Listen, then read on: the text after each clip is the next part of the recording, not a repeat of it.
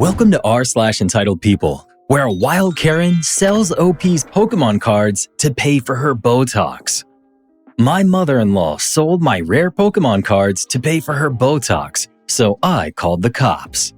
I'm a 29-year-old male and a lifelong collector. I don't have a massive room full of plastic, but I've got one specific binder that I've kept since I was 10 years old.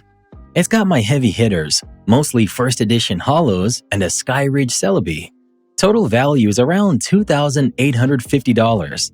It's not $1 million, but it's my childhood, and it was my break glass in case of emergency fund. I kept the binder in a shoebox on the top shelf of the closet in our guest room. My mother-in-law is 58, and she's been staying with us for the last 2 weeks while her apartment gets treated for mold. It was supposed to be a week, but she keeps finding reasons to stay, mostly because she likes that we live closer to her favorite shopping mall and her esthetician. A few days ago, mother-in-law came home looking different. Her forehead was glass smooth, and her eyebrows were practically in her hairline.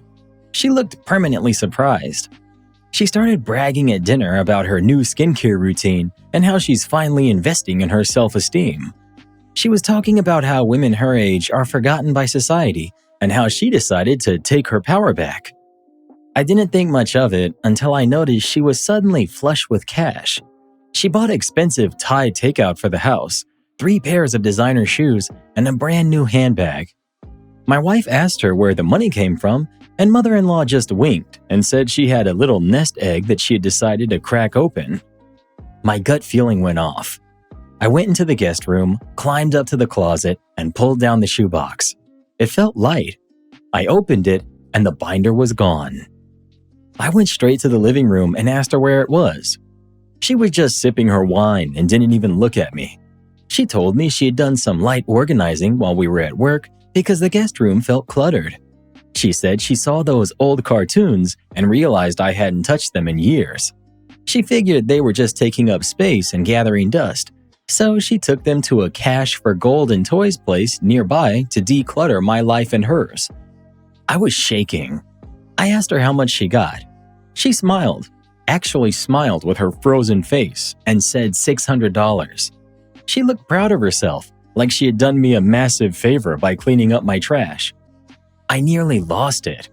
I told her that those cards were worth nearly $3,000 and that she had no right to touch my private property.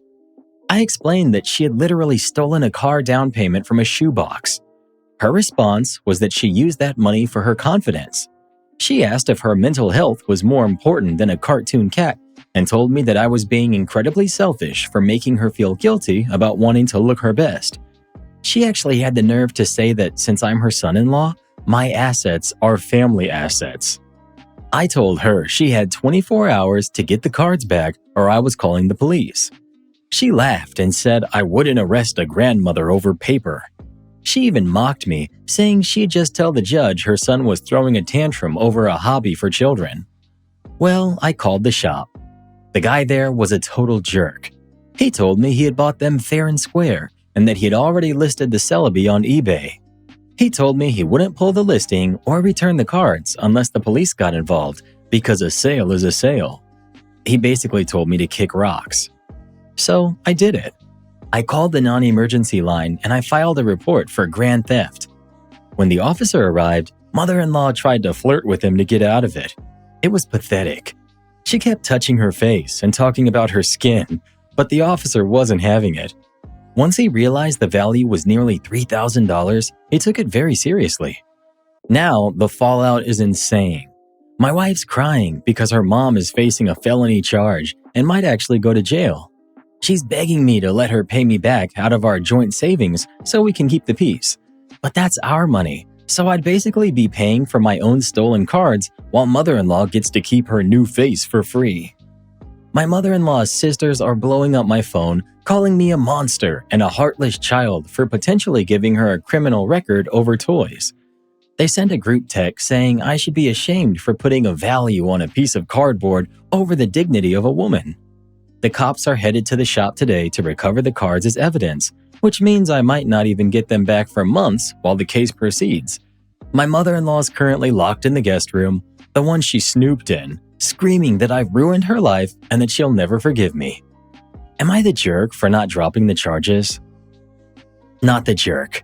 Your mother-in-law didn't just declutter some old toys. She literally robbed you to fund a vanity project and then had the audacity to gaslight you about her mental health.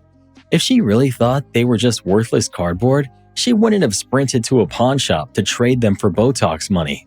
The fact that she's now hiding in the very room she violated while her family enables her behavior is peak entitlement. Let her explain it to a judge why her forehead wrinkles were worth a $3,000 theft. Don't let your wife use your joint savings account to bail her out, because you shouldn't have to pay for the privilege of being stolen from. Not the jerk. It's insane that she's playing the mental health card to justify literal grand larceny. If she wanted a smooth forehead so badly, she should have saved her own money instead of raiding your guest room like a common thief. The moment she took your property to a pawn shop for $600, she stopped being a guest and started being a liability. Don't let the flying monkeys in your family guilt you into paying for your own stolen property out of your joint savings. She chose Botox over her relationship with you, and now she gets to deal with the very real consequences of her actions. Update 1 week later. Things have gone from bad to worse, and I'm currently staying at a hotel because the house has become a war zone. The police actually made it to the hobby shop, but it didn't go as smoothly as I'd hoped it would. The shop owner was incredibly hostile and claimed that he had already sold the Skyridge Celebi to a walk-in customer for cash, so there's no paper trail for that specific card anymore. He's refusing to cooperate further without a subpoena, but the cops did manage to seize the rest of the binder as evidence of stolen property. Since the value is over the felony threshold, they've officially opened a case for grand theft. When the officers left our house after taking mother-in-law's statement, she didn't apologize. Instead, she had a complete meltdown. She started throwing my wife's childhood photos on the floor, screaming that if I'm going to take away her future with a criminal record, she'll take away our memories. My wife was hysterical trying to calm her down, and that's when the real betrayal happened. My wife admitted she had already sent her mom $1,500 from our joint emergency fund behind my back to hire a defense attorney. I was floored. We had agreed not to touch that money until we talked, and she just handed it over to the person who robbed me. My wife's argument is that she can't just watch her mother go to prison, but I feel like I'm being robbed twice by the two people I'm supposed to trust the most. The family pressure has reached a breaking point. My mother-in-law's sisters have started a GoFundMe for her legal fees, and the description basically paints me as some sort of a monster who's using children's toys to control and humiliate an elderly woman. They've even shared my social media profiles in their family group chats, and I've been getting dozens of messages from strangers telling me to rot. I told my wife that if she doesn't get that money back and support my decision to press charges, I'm filing for legal separation. She thinks I'm being dramatic, but this isn't about the cards anymore.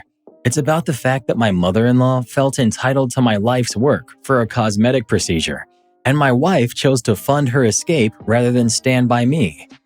Mother-in-law is still in our guest room, and she's refusing to leave until the mold remediation at her place is finished, which she's now claiming will take another month. I'm literally paying for the roof over the head of a woman who's trying to ruin me. I don't know where to go from here, but I'm not dropping the charges.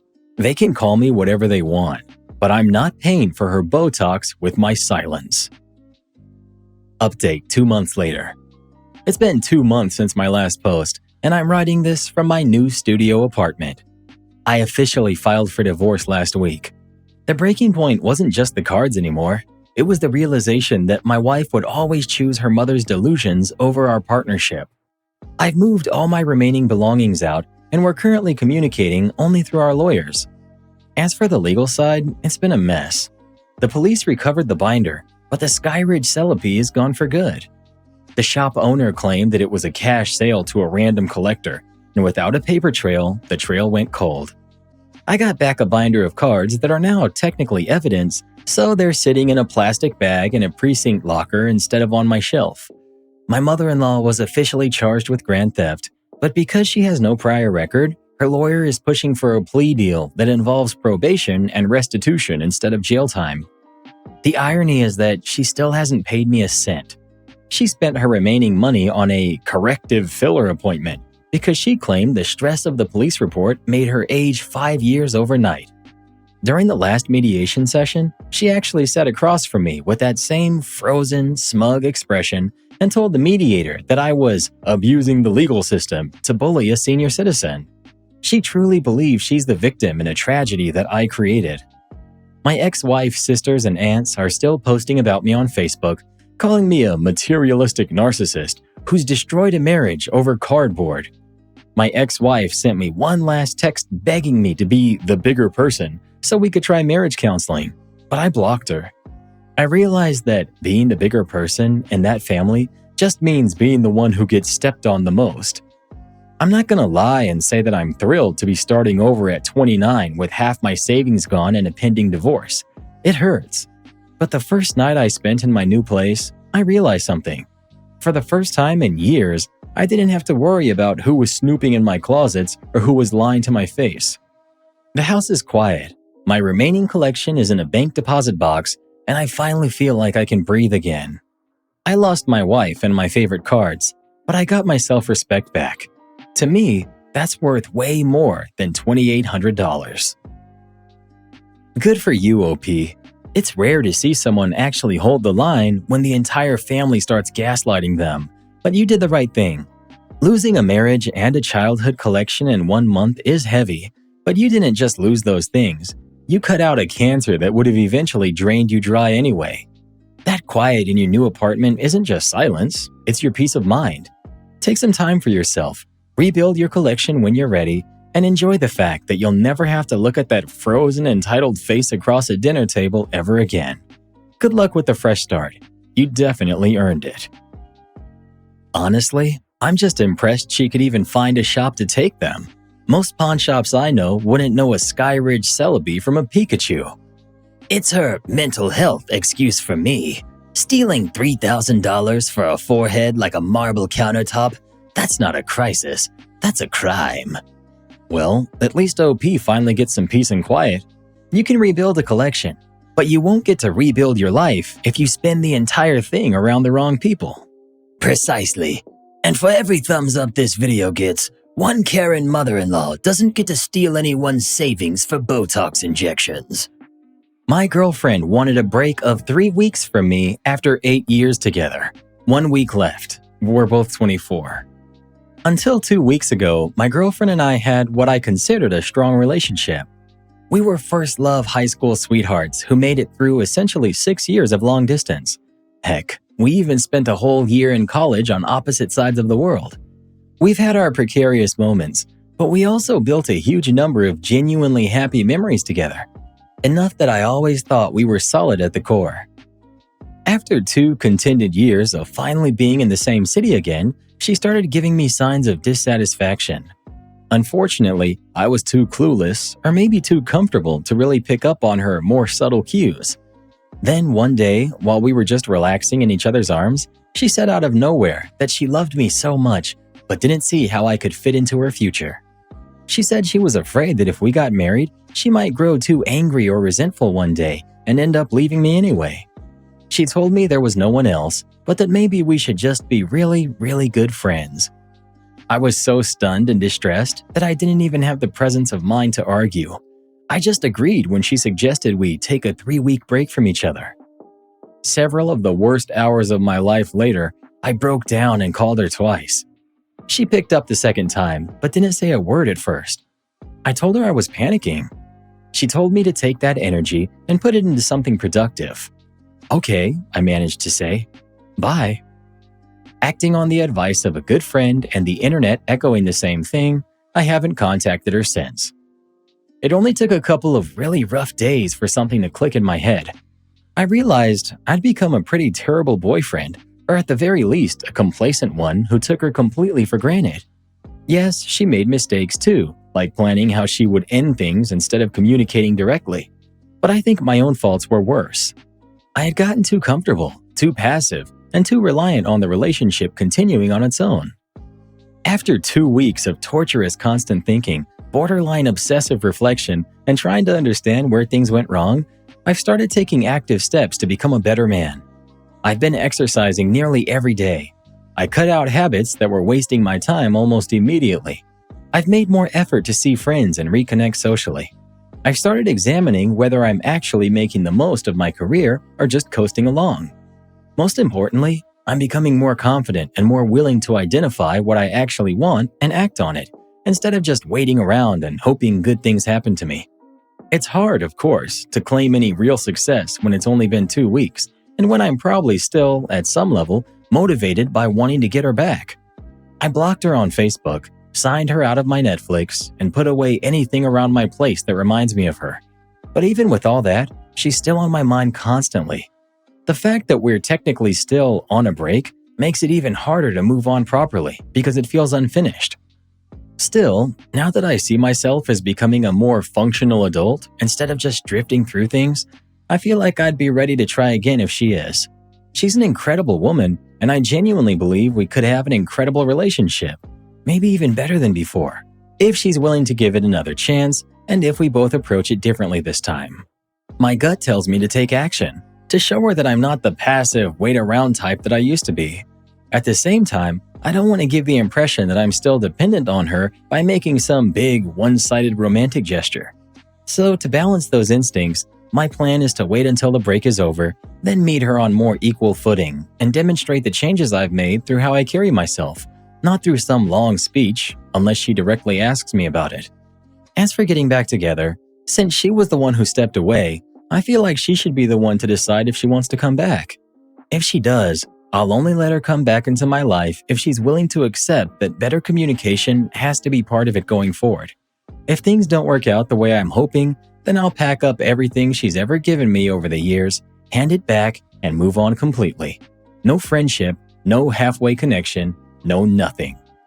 Feel free to comment on my approach and what you think of how I've handled things so far. I basically agree that since she wanted the break, she should reach out. I would conduct my life as if the relationship was over. Either she will use this break as a means of fading away or ask to meet in order to formally break up. I agree with the people saying you should just continue your life as if the relationship is already over. A break like this often feels like a way to keep you on standby while she figures out what she really wants. And right now, it sounds like she's already leaning away from the relationship. Focus on yourself, seriously. If she comes back, then great, you'll be in a better place. If she doesn't, you won't be starting from zero. Either way, you win by moving forward. I hate to say this, but I've been on the other side of this, and it sounds really familiar. When someone asks for space after that long together, it's usually not about fixing things. It's about slowly letting go. It doesn't always come from selfishness either. Sometimes it's confusion, guilt, and not wanting to hurt the other person more than necessary. You should take this time seriously and step away from the relationship, not just wait around. If you improve, do it for yourself, not with the goal of getting her back. Because if she's already emotionally checked out, there's not much you can do to change that. Update 2 weeks later. So, my final week of the break came and went, as these things do. I wrapped it up with a weekend trip out of town to visit family and run a 10K. That helped more than I expected, but the uncertainty was still hanging over me like a personal cloud that wouldn't go away. When will she text me? What if she doesn't? Am I actually ready to talk to her? And about 1,000 other questions running in circles in my head. She ended up wasting no time and texted me on the morning of the first workday of the week. Something along the lines of, "Hi, I hope you had a great weekend. Want to meet on Saturday?" The smiley face at the end and the promptness, it got me excited at first. But then I caught myself and realized that tone could mean one of two things. One, she was genuinely excited to get back together. That seemed unlikely. Two, she was excited to move into this new friendship phase of our lives. That felt much more likely. I replied with a time and place, and she agreed with that same upbeat tone, which honestly just made me even more suspicious. Now, I had definitely been a bit of a sap while we were dating, but over the last few weeks, I've done enough reading and reflecting to understand that staying friends with an ex is rarely a good idea unless both people are truly over each other. That's especially true for the one who didn't initiate the breakup. So I went in with a basic plan. No to friendship. A qualified yes to trying again if it made sense. I thought through different directions the conversation might go, but I didn't script anything specific. I know I'm prone to stop listening if I feel like I have a witticism to insert. The day came. I made sure I looked sharp, new clothes, properly groomed, even got a workout in beforehand so I could walk in with some confidence. When we met, seeing her smile hit me harder than I expected. For a brief moment, it felt like the weight I'd been carrying just lifted off my chest. She said it was great to see me again. The elation didn't last long, though. We talked casually about what we'd been doing over the past 3 weeks, and there was this strange realization that I'd been completely absent from her life during that time. That stung more than I thought it would. Suddenly, she was into EDM, which is my favorite genre, and was making plans to go to concerts and festivals, when before she had mostly wanted to go to ballets and classical events. I stayed composed, no breakdowns this time. Once we sat down to actually talk about what came next, the first thing she did was ask me what I thought. I may have made a mistake here by going straight into the past. I asked her when she had started thinking about ending things and whether she had tried to tell me directly what was wrong. I felt like those were important questions, especially since communication had clearly been an issue. But she was already close to tears as she explained that she had been thinking about it for months, that she had been waiting for a time when I seemed more put together, and that this was just how she handled big decisions. She would think about them quietly and then act when she felt ready.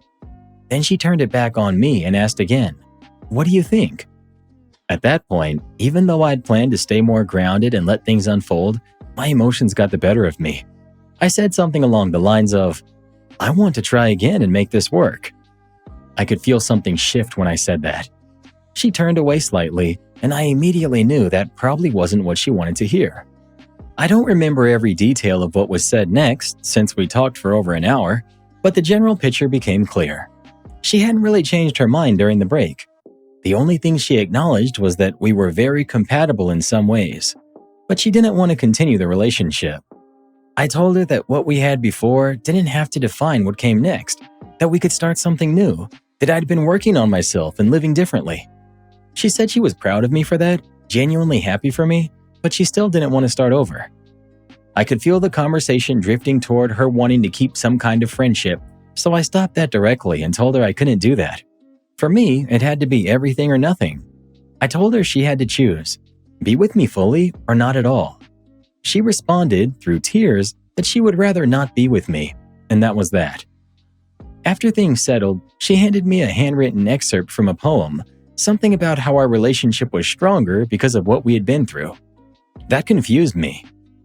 When we parted shortly after, I walked away without looking back, but my mind kept circling that moment. Was she expecting me to fight harder? To chase her? To say something dramatic? To prove something? I knew chasing her went against everything I had been learning, but at the same time, I felt like I had nothing left to lose, and I didn't want to live with the question of what might have happened if I had tried. So I called her, asked where she was, and went back to find her. Those movie moments really get into your head. I found her and told her I loved her, and I tried to kiss her. Yes, it was exactly as awkward as it sounds, so please cringe. She didn't suddenly change her mind. Instead, she calmly told me she was going to have to explain everything again. But in a way, that second conversation helped more than the first because she was very clear. Not cruel, just clear. She said she wasn't ready for a relationship right now with anyone. She said she would rather risk never speaking to me again than start something she wasn't fully committed to. And even though I pushed back a little, she left it up to me whether I ever wanted to see her again. I even told her that chasing her like that had been a mistake. She said she appreciated it, and part of me couldn't help but think that being reassured she still had that kind of hold over me probably felt good on some level. Still, she was clearly hurting too. I've never seen her that unhappy. We said goodbye again, and this time it felt final. Looking back now, I can see that I wasn't fully ready for that conversation. Yes, I'd made some lifestyle improvements, but I was still being driven by fear, especially the fear of being alone. Even so, I think it was better to face it directly and get clarity rather than just dragging things out. And I don't even much regret going back to her that second time because it forced everything into the open. It made it clear that she had already stopped loving me romantically before we even officially broke up, even though she still cared about me as a person. Over the last few days, I've also started seeing the relationship more clearly. I'd been focusing almost entirely on her good qualities, and she has a lot of them. She's attractive, successful, intelligent, comes from wealth, and gave a lot to the relationship. She planned trips, wrote long letters when we were apart, made big gestures that showed how much she cared, and I didn't match that energy nearly enough. I probably gave back a fraction of what she did, and I didn't even realize it at the time because it was all I had ever known. But there were issues too. She struggled socially in ways that made it hard for her to connect with people in my life, which slowly pulled me away from my own social circle. She has class, but is terrible at establishing rapport. I'd introduce her to my friends and she'd clam right up, mute and distant as the Statue of Liberty. She kept our relationship hidden from parts of her life, which made me feel like I never fully knew her world. And looking at it now, the relationship was not as balanced as I thought. There was a dependency there that I didn't question at the time. At one point, around year 4, when the cracks in our relationship were starting to show, I asked her why she loved me. She responded simply with the children's book Corduroy, in which a lovingly naive teddy bear is purchased and sewn up by a little girl. If only I had also been handled the cautionary tale of what happens to Corduroy when the girl grows up. Even if she didn't consciously intend to, I feel like my ex used me as an emotional crutch to get through college. She admitted she started planning the breakup right after her master's graduation, plying me with gifts to keep me around until the time arose to find actual marriage material. And so, while I struggle a bit to keep my head above water in a sea of regrets about how I could have fixed the relationship, it still feels like I was so close to reigniting the spark. I see friends getting married who have known each other for far less time than my ex and I did, and among all those thoughts, one regret stands out. I wish I had been the one to end things sooner. I was so afraid of losing what I thought was the best thing in my life that I refused to step back and look at what was actually doing to me. If I had, I might have realized that I was being pulled into a one-sided dependency that was always going to end badly, one way or another. Even with all that said, I still find myself wondering if it's possible for us to come back together someday, under new and different terms. The problems we had might have been fixable with better communication, and the main reason she gave for not trying again was that she simply wasn't ready for a relationship. Or maybe the damage runs deeper than that, and our shared history has become more of a weight than a foundation. It's probably too early to know for sure. On the harder days, I keep myself going by reminding myself that the only way to have any chance of getting her back is to let go and move on. On the better days, though, it still feels like anything is possible. Right now, my focus is simple. Get my life in order. My apartment is still a mess, so that's step 1. Spend time with people who are moving forward in their own lives.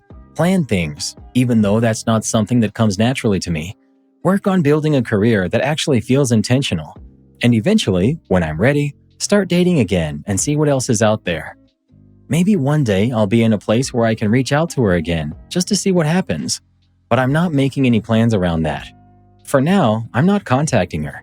And if she reaches out, I'll keep things short and neutral until I'm in a better place. One last thing. She asked me not to return the things she's given me over the years.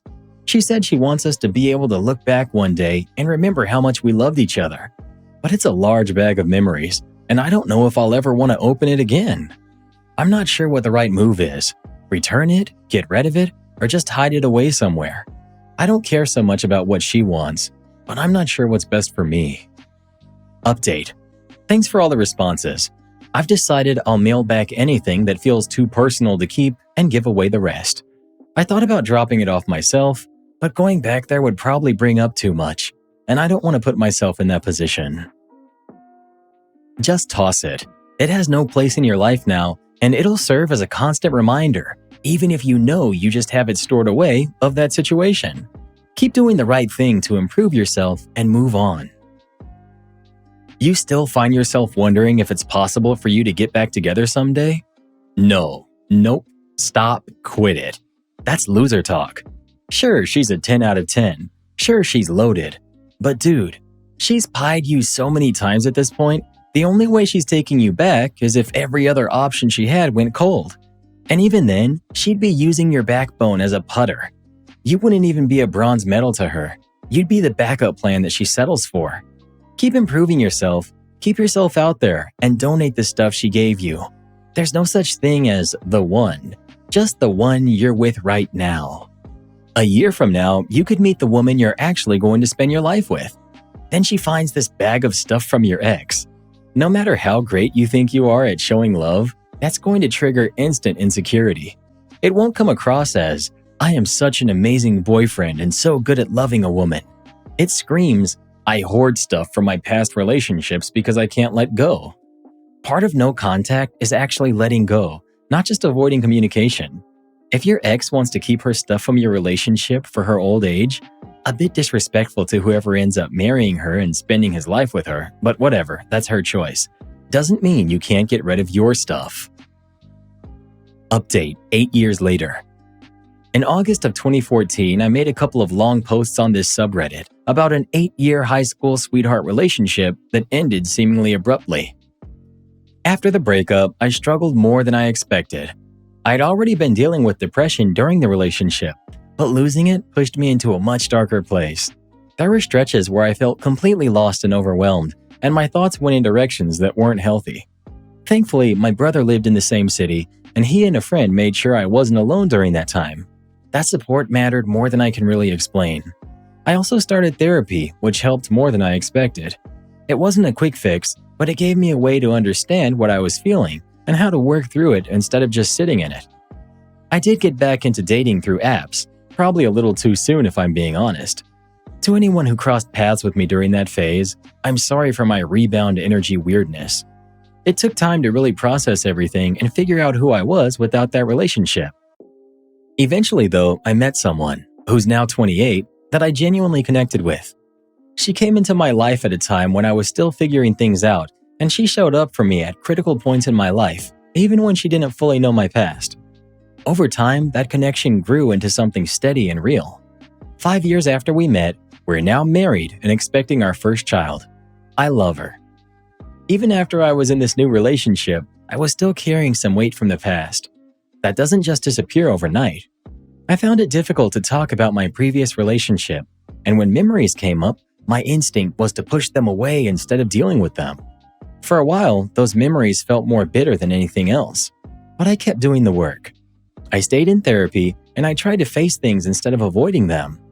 At some point, I finally got rid of that last box of mementos from that old relationship. That ended up helping more than I expected. As time went on, those memories started to lose their intensity. Now, when I think about that period, it's not filled with resentment or regret. It feels more like a reminder of how far I've come and how important it is to invest fully in the life that I have now. Did I ever think about reaching out to my ex again? Of course I did. There were moments where I got very close to sending a message just to see if we could reconnect in some way, even just as friends.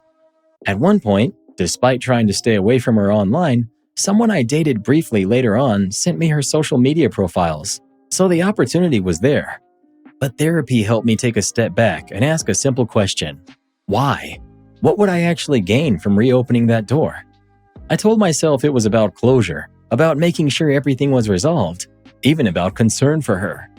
But when I looked at it honestly, I realized it was about holding on to something that no longer existed. I'd already started building a new life, and there was nothing to gain from going back. So that's where things are now. It took time, it took work. It wasn't clean or easy, but I moved forward. I don't regret what happened anymore because all of it led me to where I am now. And for the most part, I can say that I'm happy. If I had to sum it up simply, it would be this. For better or worse, for the things you love and the things you don't, everything passes eventually. Not gonna lie, parts of your original posts were a bit hard to get through. I didn't care for your old writing style. It read like someone trying way too hard to sound deep while completely missing the point. And the "I stop listening when I think of a witticism" part, yeah, we could tell. Though reading this update, it feels like you've grown out of that. It's a lot more grounded and more self-aware. I'm genuinely happy for you. Sounds like you put in the work even when it wasn't easy and ended up building something that will finally last. I like that you didn't try to sell this as some overnight transformation. Back then, you said you changed your life, and it had only been 2 weeks. We all know that doesn't really stick. What you're describing here now sounds more realistic, and the fact that you didn't go back and reopen things with your ex, even when you had the chance, probably says more about your growth than anything else. Congrats on the wedding and the baby. 8 years together, and she asked for a break? Yeah, that wasn't a break. That was a scheduled shutdown with a 3-week countdown. And this man literally did 2 weeks of push-ups and said, "New personality unlocked. Let's reboot this relationship." Then he hit her with the, "Let's start fresh," as if she hadn't already emotionally uninstalled him months ago. "And still wondering if they might get back together. Honey, the only thing you should be getting back together is your life, not that relationship." I really love the ending though. I'm just glad he has a great life now with a wife and a baby on the way. There's always a light at the end of the tunnel, Reddit boy.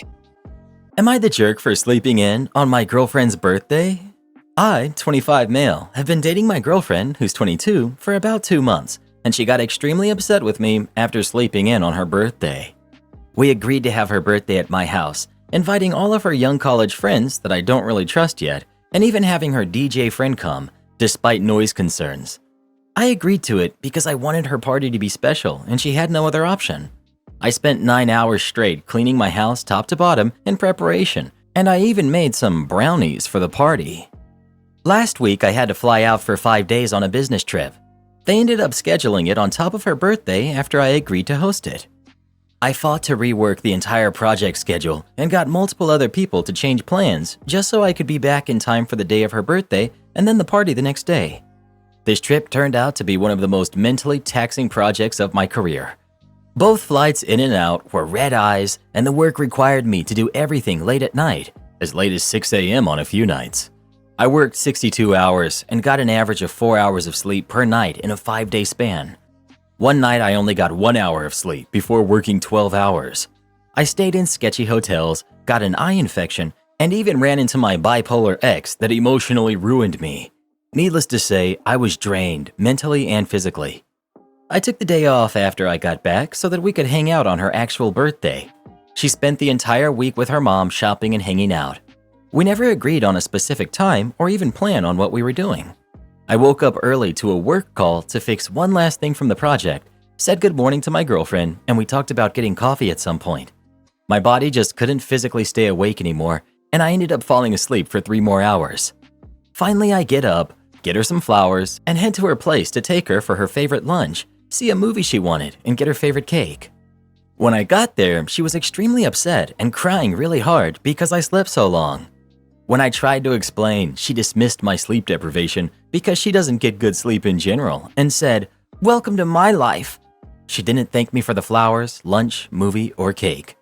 I felt like I've been giving 110% to everyone and everything, and yet I'm still getting yelled at. It brought back feelings of never being good enough and walking on eggshells that my ex gave me. She even told me later that negative reinforcement works better. This is a very obvious case of break up ASAP. You don't need this in your life. If she is like this after 2 months, she will make your life a nightmare. Find a nice, well-adjusted girl. Not the jerk.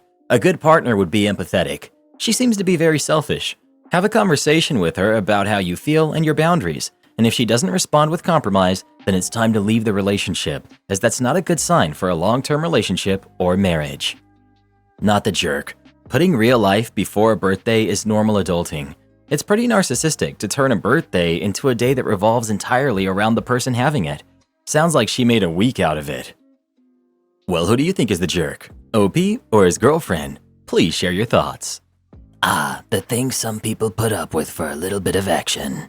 Am I the jerk for agreeing with what my sister accused our mom of? When my sister and I were about 10, me, and 12, her, our mom went back to work. She met this guy named Mark, and the two of them became very close. After a couple of years, we started to question if mom was having an affair. Our dad suspected that she might be. It was a big conflict in our parents' marriage.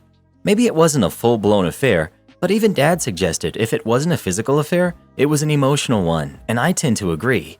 Mom and Mark would get very flirty with each other, and she invited him to everything as a family friend. My dad and Mark did not get along, and Mark used to tease Dad that he was so uptight and possessive to be so bothered by harmless flirting. Mom would fight to have Mark included in stuff because Dad didn't want him around. Our parents' marriage was never the same. They even separated for a while, but they got back together. When I was 19, my dad passed from a brain aneurysm. Mark was at the house right after it happened, and Mom even had him sit with us during the funeral. She told us he was her best friend, despite the fact her other best friend, someone we all loved, was not even asked to sit with us. This was my mom's lifelong friend, Abby. Abby claimed that Mom saw Mark as a brother. 2 years later, Mom announced that she and Mark were a couple. It didn't come as a surprise, but my sister and I didn't really like or truly support the relationship. We said nothing, but Mom picked up on it. She noticed it more apparently when they got married 18 months later. Now they've been married for almost 3 years, and the whole thing became heated debate because my sister is getting married and really hasn't included Mom in anything wedding related and has made it very clear when asked that Mark has no role in her wedding at all. This led Mom to confront my sister about the change in relationship, and my sister told her she just sees her relationship with Mark as proof that they were never just friends with a sibling bond.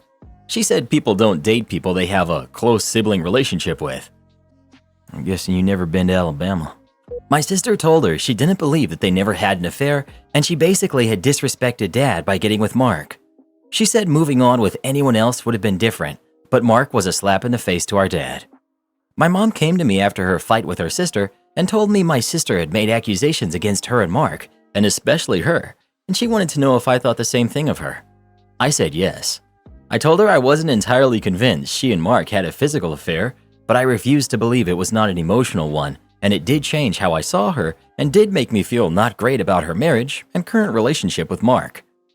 My mom said it was an awful thing to accuse her of, and how could both of us have such a low opinion of her when she was a great wife to Dad and a good mom to us?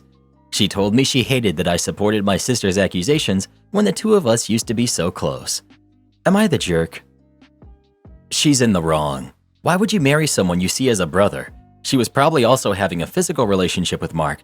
I'd put money on it because she's so defensive. She couldn't have been so oblivious to how it looked to everyone else all those years to you and your sister.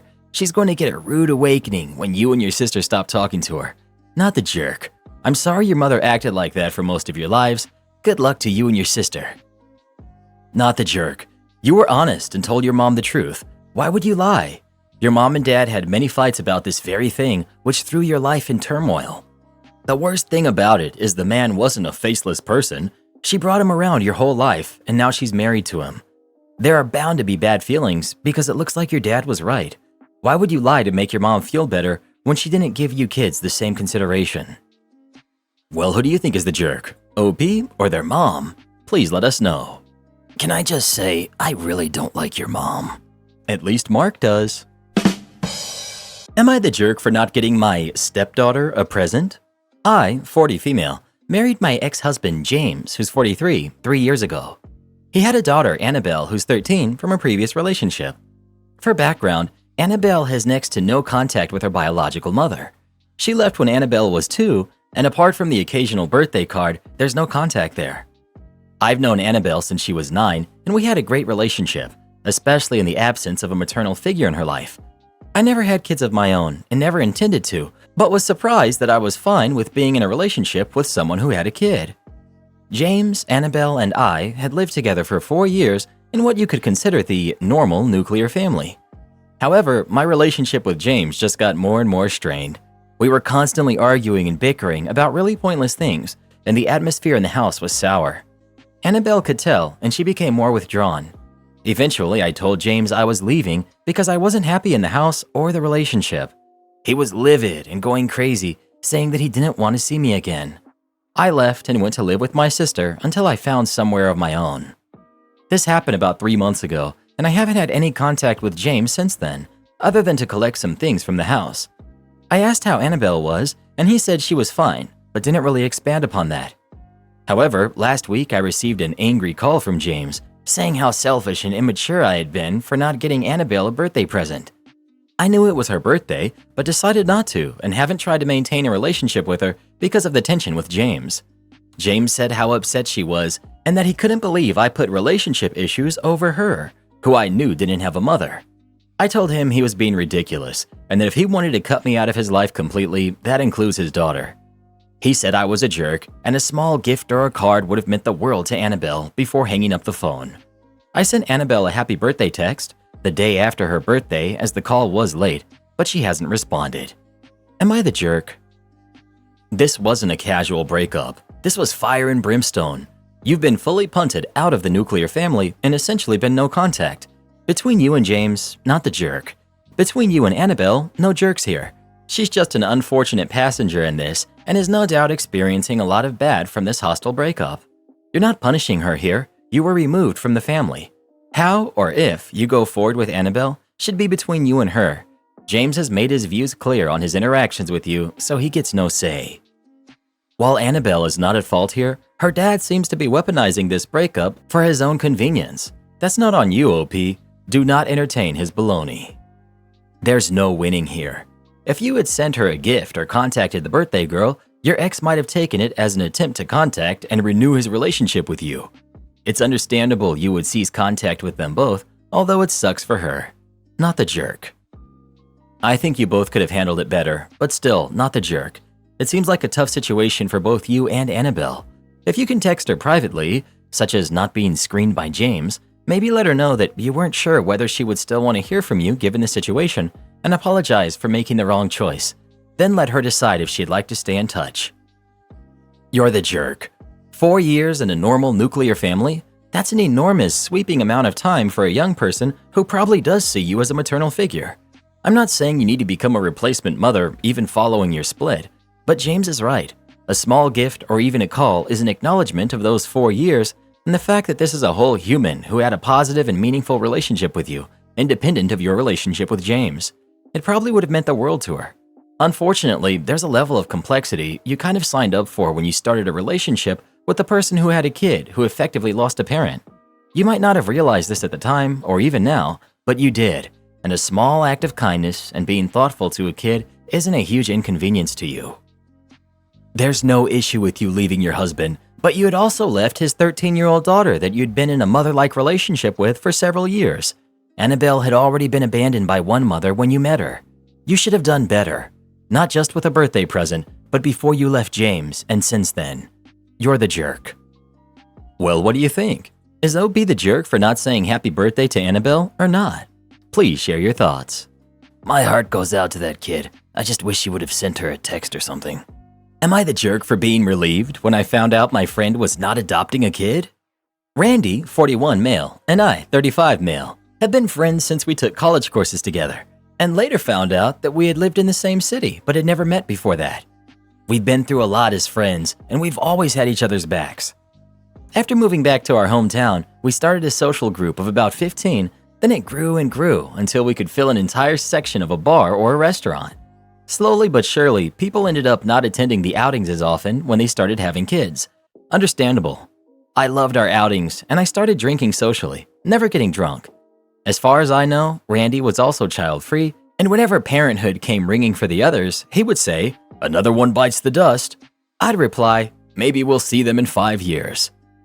2 months ago, I saw a post on Randy's Facebook saying he was adopting a 1.5-year-old. It threw me for a loop because he had never talked about wanting to be a father or a burning desire.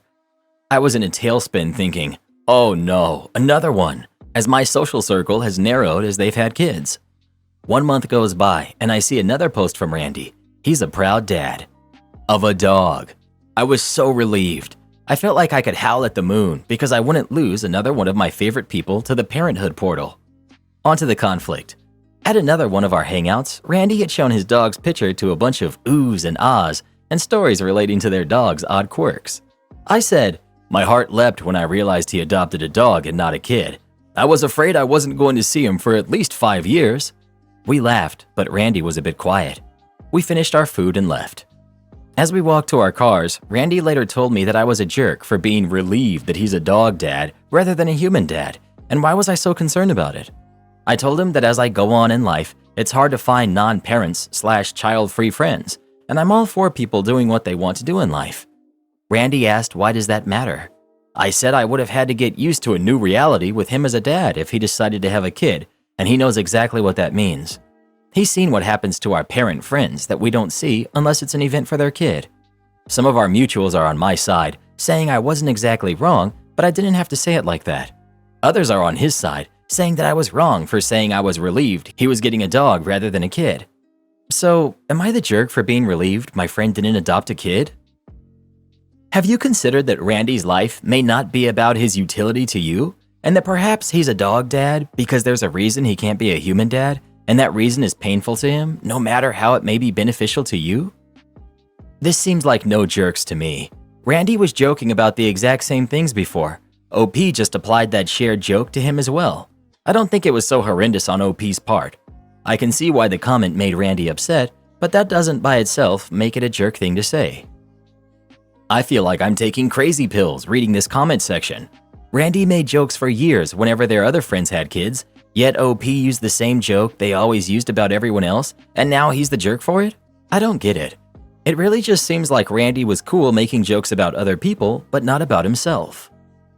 Not the jerk for feeling relieved for your own reasons, but you're the jerk for saying it like that. Randy may want to be a father to a human kid. Perhaps he can't have biological kids, hasn't met the right person to share that experience with, or there may be one of many other things going on. It sounds like your comment struck a chord with Randy. Announcing your relief publicly made it about you, and may mean that Randy won't share what that's actually about with you.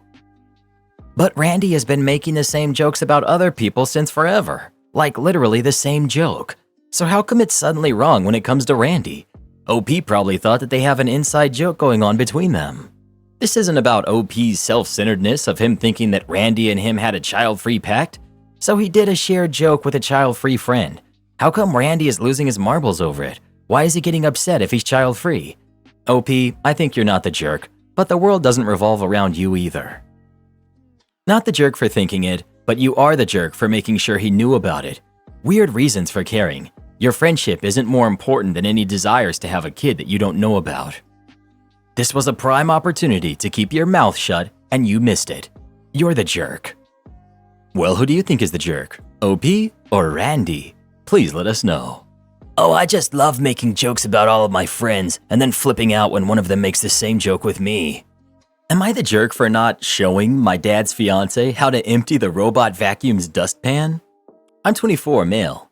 My dad, his fiance, and her son are all going out of town this weekend for a cruise and will be back the following weekend. She, my dad's fiance, has anxiety about being away for a week and has asked me to do many various tasks around the house, which I have agreed to do, including making sure my immature brother, who's 27, stays out of trouble.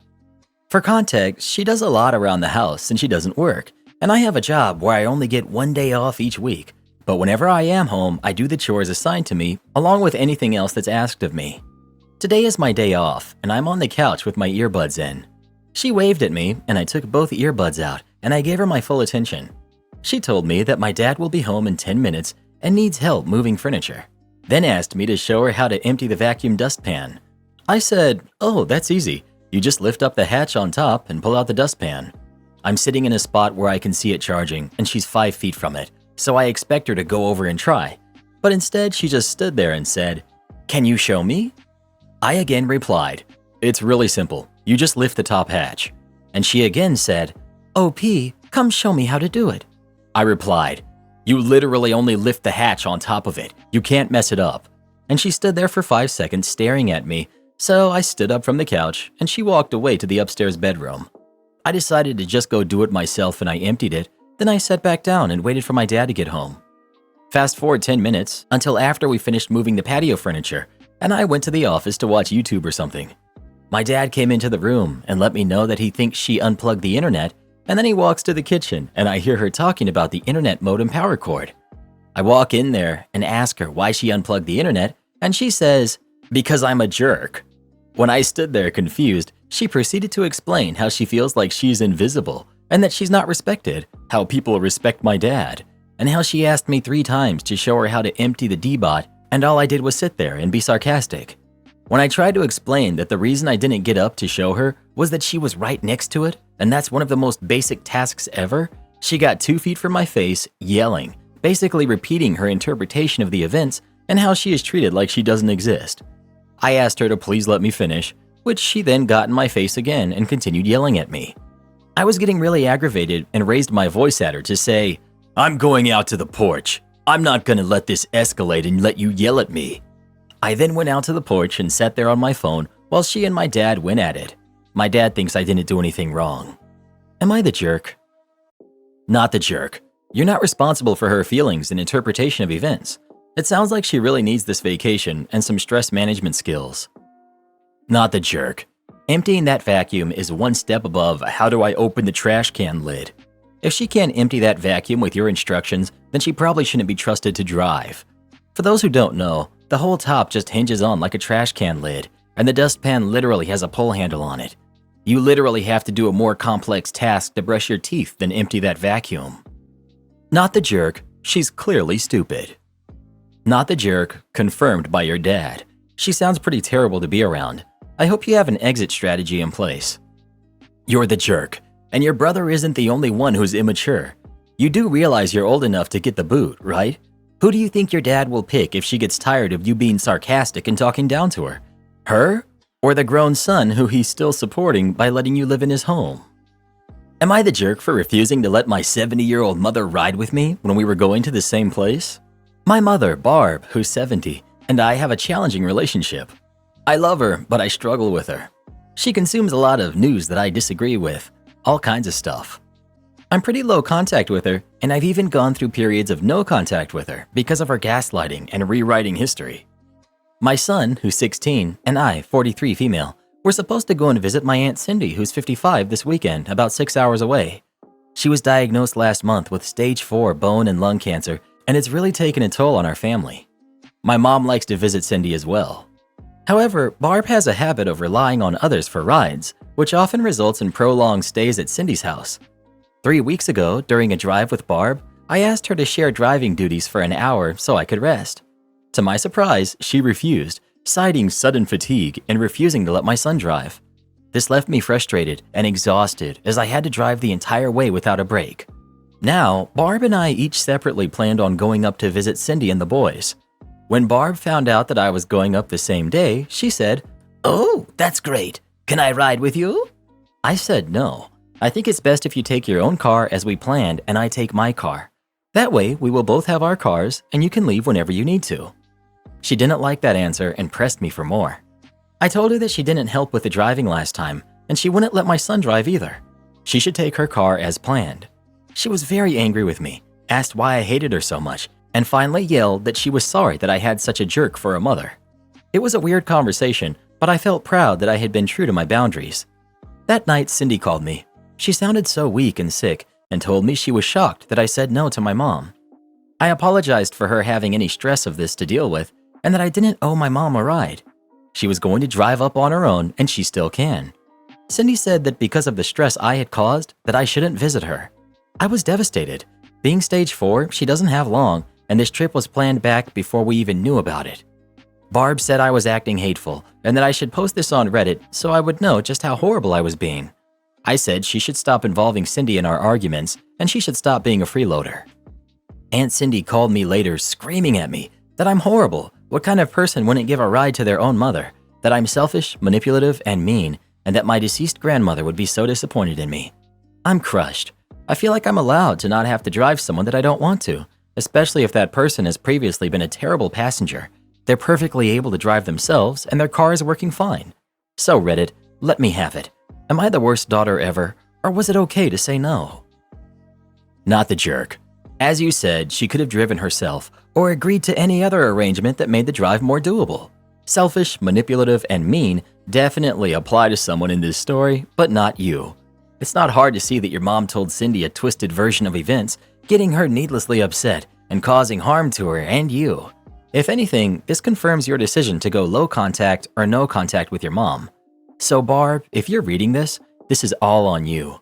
You did this to your daughter and your sister because you refused to take the wheel, instead turning a minor disagreement into something hateful and painful, causing stress and upset to someone who's not in good shape right now, and to paint yourself as the victim. You're a jerk. Not the jerk. I'm so glad you stuck to your boundaries here. Spending 12 hours in a car with someone is hard enough, let alone someone as frustrating as your mother. I can understand why Barb would want a carpool, as that is a long drive. However, if she isn't going to help drive or let your son drive, then it's perfectly reasonable to ask that she make her own way there. It really is horrible to hear how she dragged Cindy into this, and it sounds like Barb has twisted the story. Take care of yourself. Karen uses me for food and housing. I've had enough. When I was in high school, I was friends with a popular girl, Madison. I am not a nice guy, and we were honestly friends. She was out of my league, and I never had any thoughts about a relationship with her. We remained friends when I went away to university, and I was happy for her when she got married. I work for a tech company now. Not one of the FANG companies, but they still provide some really cool stuff for their employees. Our cafeteria is free and open 24 hours a day.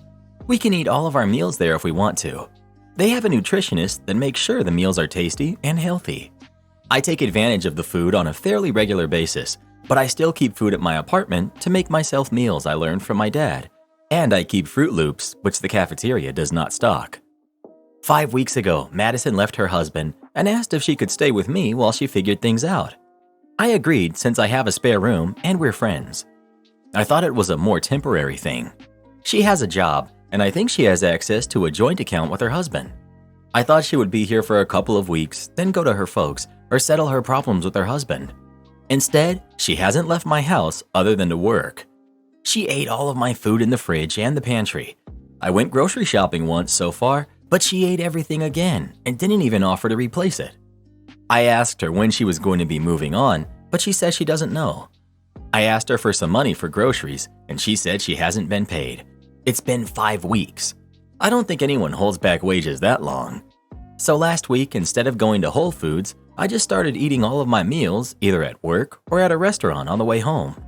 She asked me when I was going shopping, but I said I was too busy with work.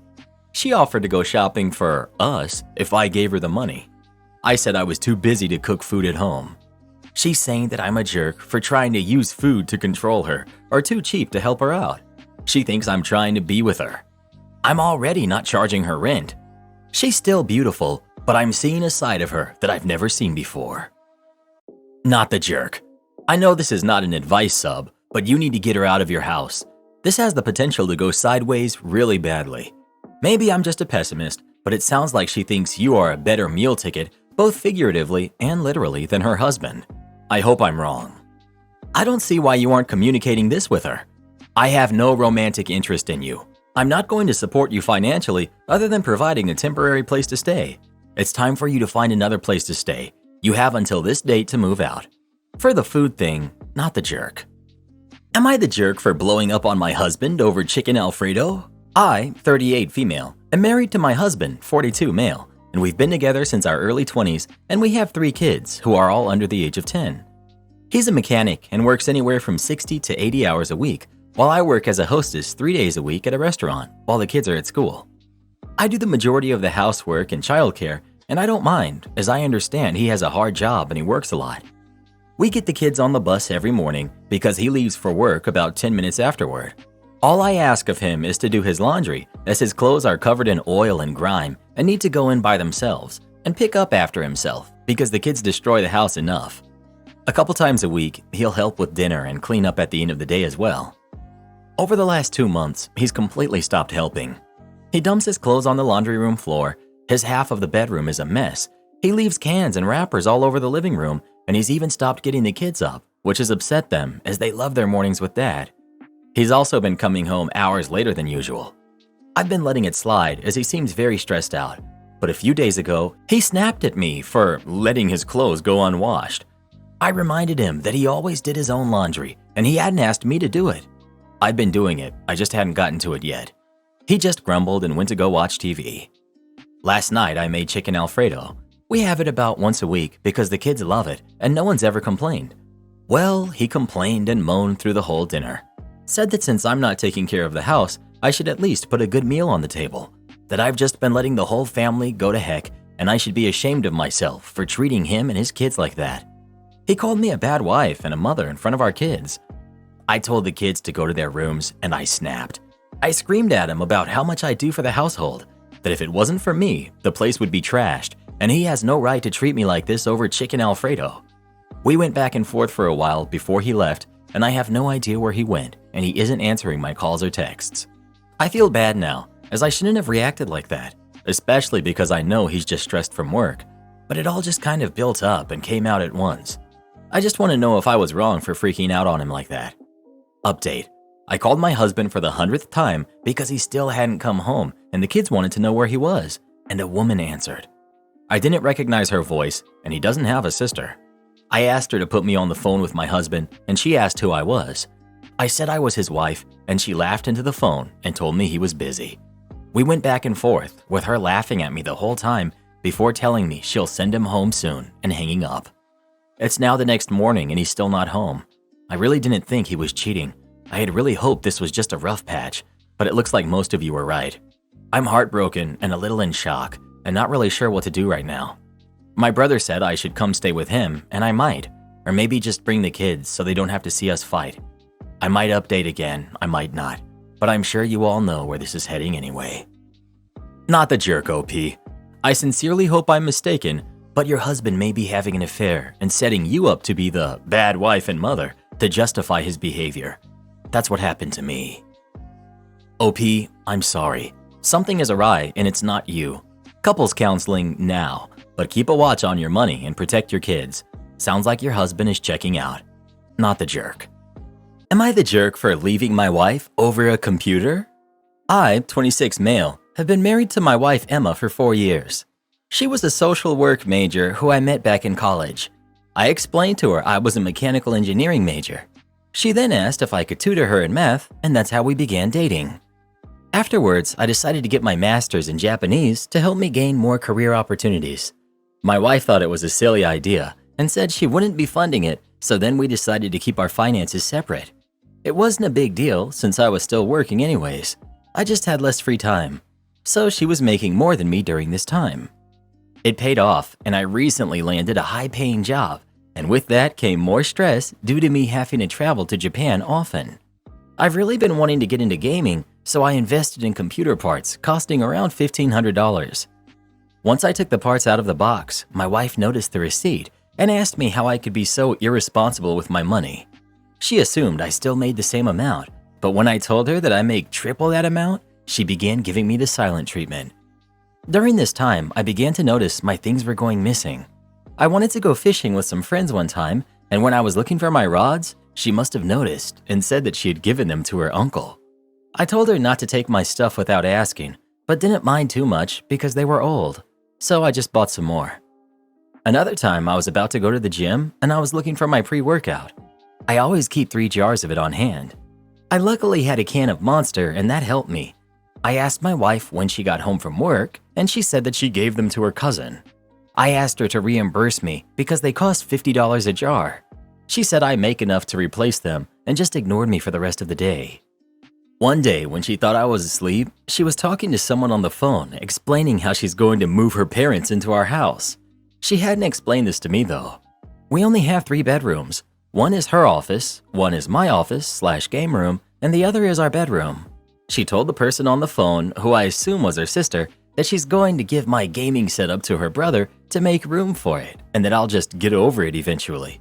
So today I left work early to catch her in the middle of her plans, and when I walked into our apartment, her and her brother were then placing everything into a box. I asked what was going on, and my wife, whose face was pale, said that she was cleaning when her brother came by. I asked him did he plan on taking my computer, which of course he denied.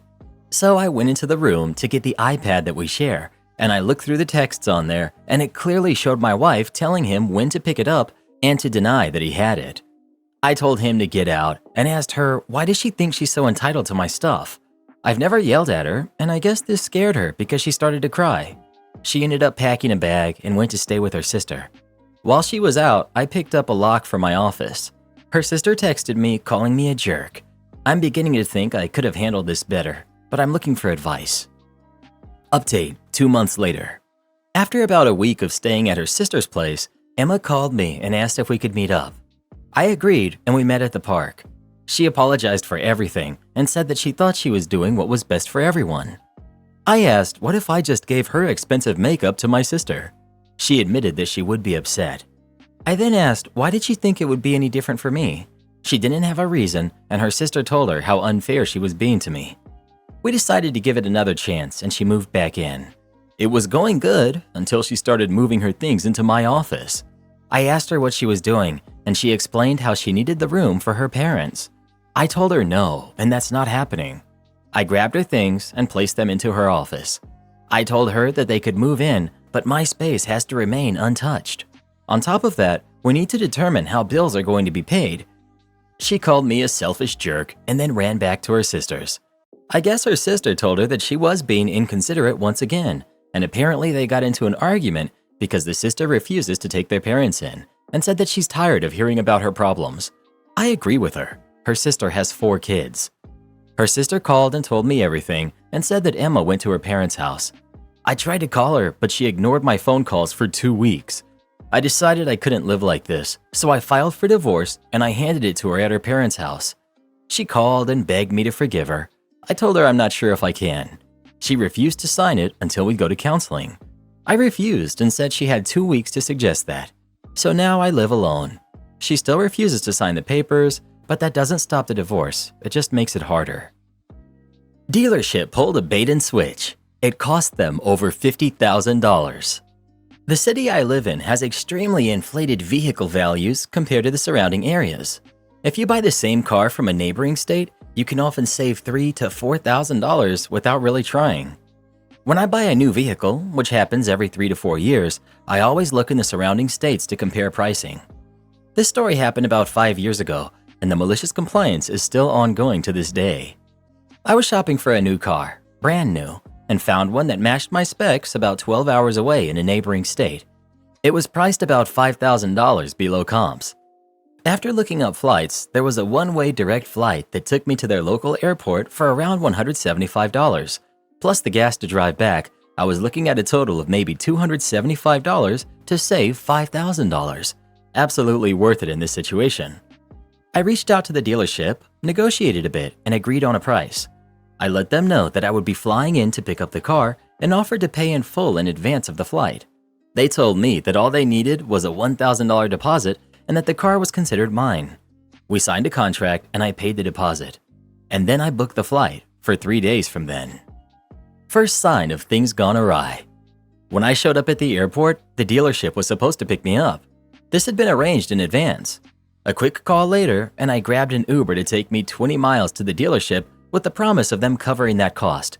No big deal either way. Second sign of things gone awry. When I showed up at the dealership, the salesman I had been speaking with asked me if I wanted to walk the lot with him to look at a few cars. Yes, cars, plural. Questioning what he meant by that, we walked into the lot to see these cars that he was talking about. Were these some special type of gold inlaid, full self-flying amaze-mobiles? No, they were not. When I point blank asked to see the car that I was buying, the one that I had already signed a contract for and put a deposit on, I was told it was no longer available. The salesman offered to show me similar cars, which would have been fine were we able to come to similar terms on pricing. But all of these cars were outrageously priced. Think $2,000 over MSRP instead of $5,000 under the MSRP. Important note for later, there was never a mention or any paperwork, signage, etc. of any incentives for giving 5-star reviews. Fast forward 2 to 3 hours. I'm now convinced this dealership never had this specific car on the lot and that this was 100% a bait and switch gone wrong. The dealership was unwilling to sell me a similar vehicle at a similar price to our negotiated one. We were over $5,000 apart and were unwilling to pay the flight costs for this bait and switch scenario. A heated discussion ensued between myself and the GM, where he told me to go ahead and leave a bad review, but that I wasn't getting any free money from him. I took an Uber to a nearby hotel and booked a flight back home for the next day. Total cost around $750. Cue malicious compliance. This dealership had an average Google rating of right around 4.5 stars and around 400 total reviews. Pretty solid for a dealership. That night, while I was sitting in the hotel room, I had some time to burn. I spent a couple of hours creating new email accounts just so that I could leave multiple 1-star reviews for this dealership. All said and done, I had left around 20 1-star reviews over the course of that night, and then sort of stopped caring about the reviews. At this point, my focus shifted to recovering my lost travel expenses. A few days after getting back, I sent the dealership a demand letter for $750, which they promptly ignored. Since we had done the original contract, with the deposit, in both states, I was allowed to file a small claim suit in my state, which I did. The dealership never showed up to court, and I received a default judgment for $750. I did collect that, by the way. It took a few certified letters, a few phone calls, and about a year, but I did get a check for $750. As you can imagine, I was still not a happy camper. What they had done was wrong on so many levels. All my friends knew the story of how I was bait and switched, and the fact that I flew to the dealership on a one-way ticket only made it that much worse. They had all left a bad review or two, but nothing more than a normal mad customer. Long-term malicious compliance. I don't know how it started or how it ended up lasting as long as it has, but at some point, I had some time on my hands and left a bad review for this dealership. Just one. Not two, not three, one.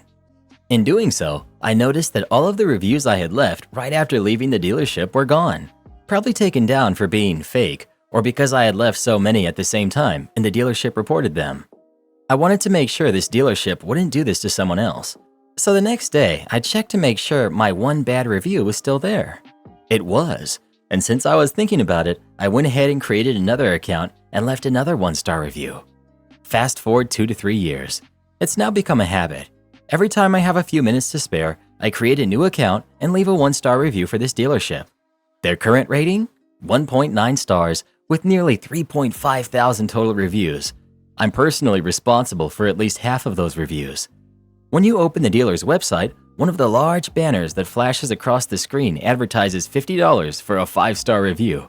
Something about showing the review to your salesman to get a $50 Visa gift card. It's been this way since about a year after the bait and switch occurred, right around the time the one-star reviews began to accumulate. Assuming I'm responsible for half of their reviews, and the fact that the dealership only has 3.5 thousand total reviews, they have paid $50 per review for at least 1,000 reviews, likely more than that. Meaning they have implemented a policy to pay for reviews, have spent $50,000 doing so, and have still seen their average rating drop consistently since telling me to go ahead and leave a bad review. You could probably report them to Google. I think paying for 5-star reviews is against their terms of service. Am I the jerk for proving to my boyfriend the nerds never cared about the popular kids in high school? My boyfriend and I are both 25, and we went to the same high school. My boyfriend was talking about high school days. He thought high school me would have been thrilled to date the popular guy because I was a nerd. Mind you, we're 25, and it's 2024 now. I played along for a bit until I realized he wasn't joking. He literally thought that. I told him that I didn't even know he existed. He was surprised and said that he was a popular kid. He played football and was in the popular crowd. He said that I must have been lying. I told him that the nerds never cared about the popular kids in high school because we were fiercely competing amongst ourselves for college admissions. For a backstory on our town, my boyfriend was born and raised there, but I only moved there when I was 13, along with a bunch of other high-achieving kids. That's because an engineering company opened up a branch near that town and brought in a ton of engineers and their families. So it was a sleepy town with a big high school that suddenly got a ton of competitive kids, and I mean insanely competitive. Nobody had time to think about popular kids or really anything but college admissions. I was only getting 4 or 5 hours of sleep a night regularly. Sports like football or cheerleading, which required 5 days a week of training at school, were out of the question. And I saw the same people regularly because we were all in the same classes, so all of the drama was contained within that group of 50 to 100 or so students. It paid off for me. I got into a top college and I had no student loans. It was literally cheaper than the state school. My boyfriend said I'm lying, and I don't like being called a liar. So I literally reached out to all of my high school nerd friends, and yep, they didn't know the popular group and the ins and outs of the dynamics like my boyfriend thought.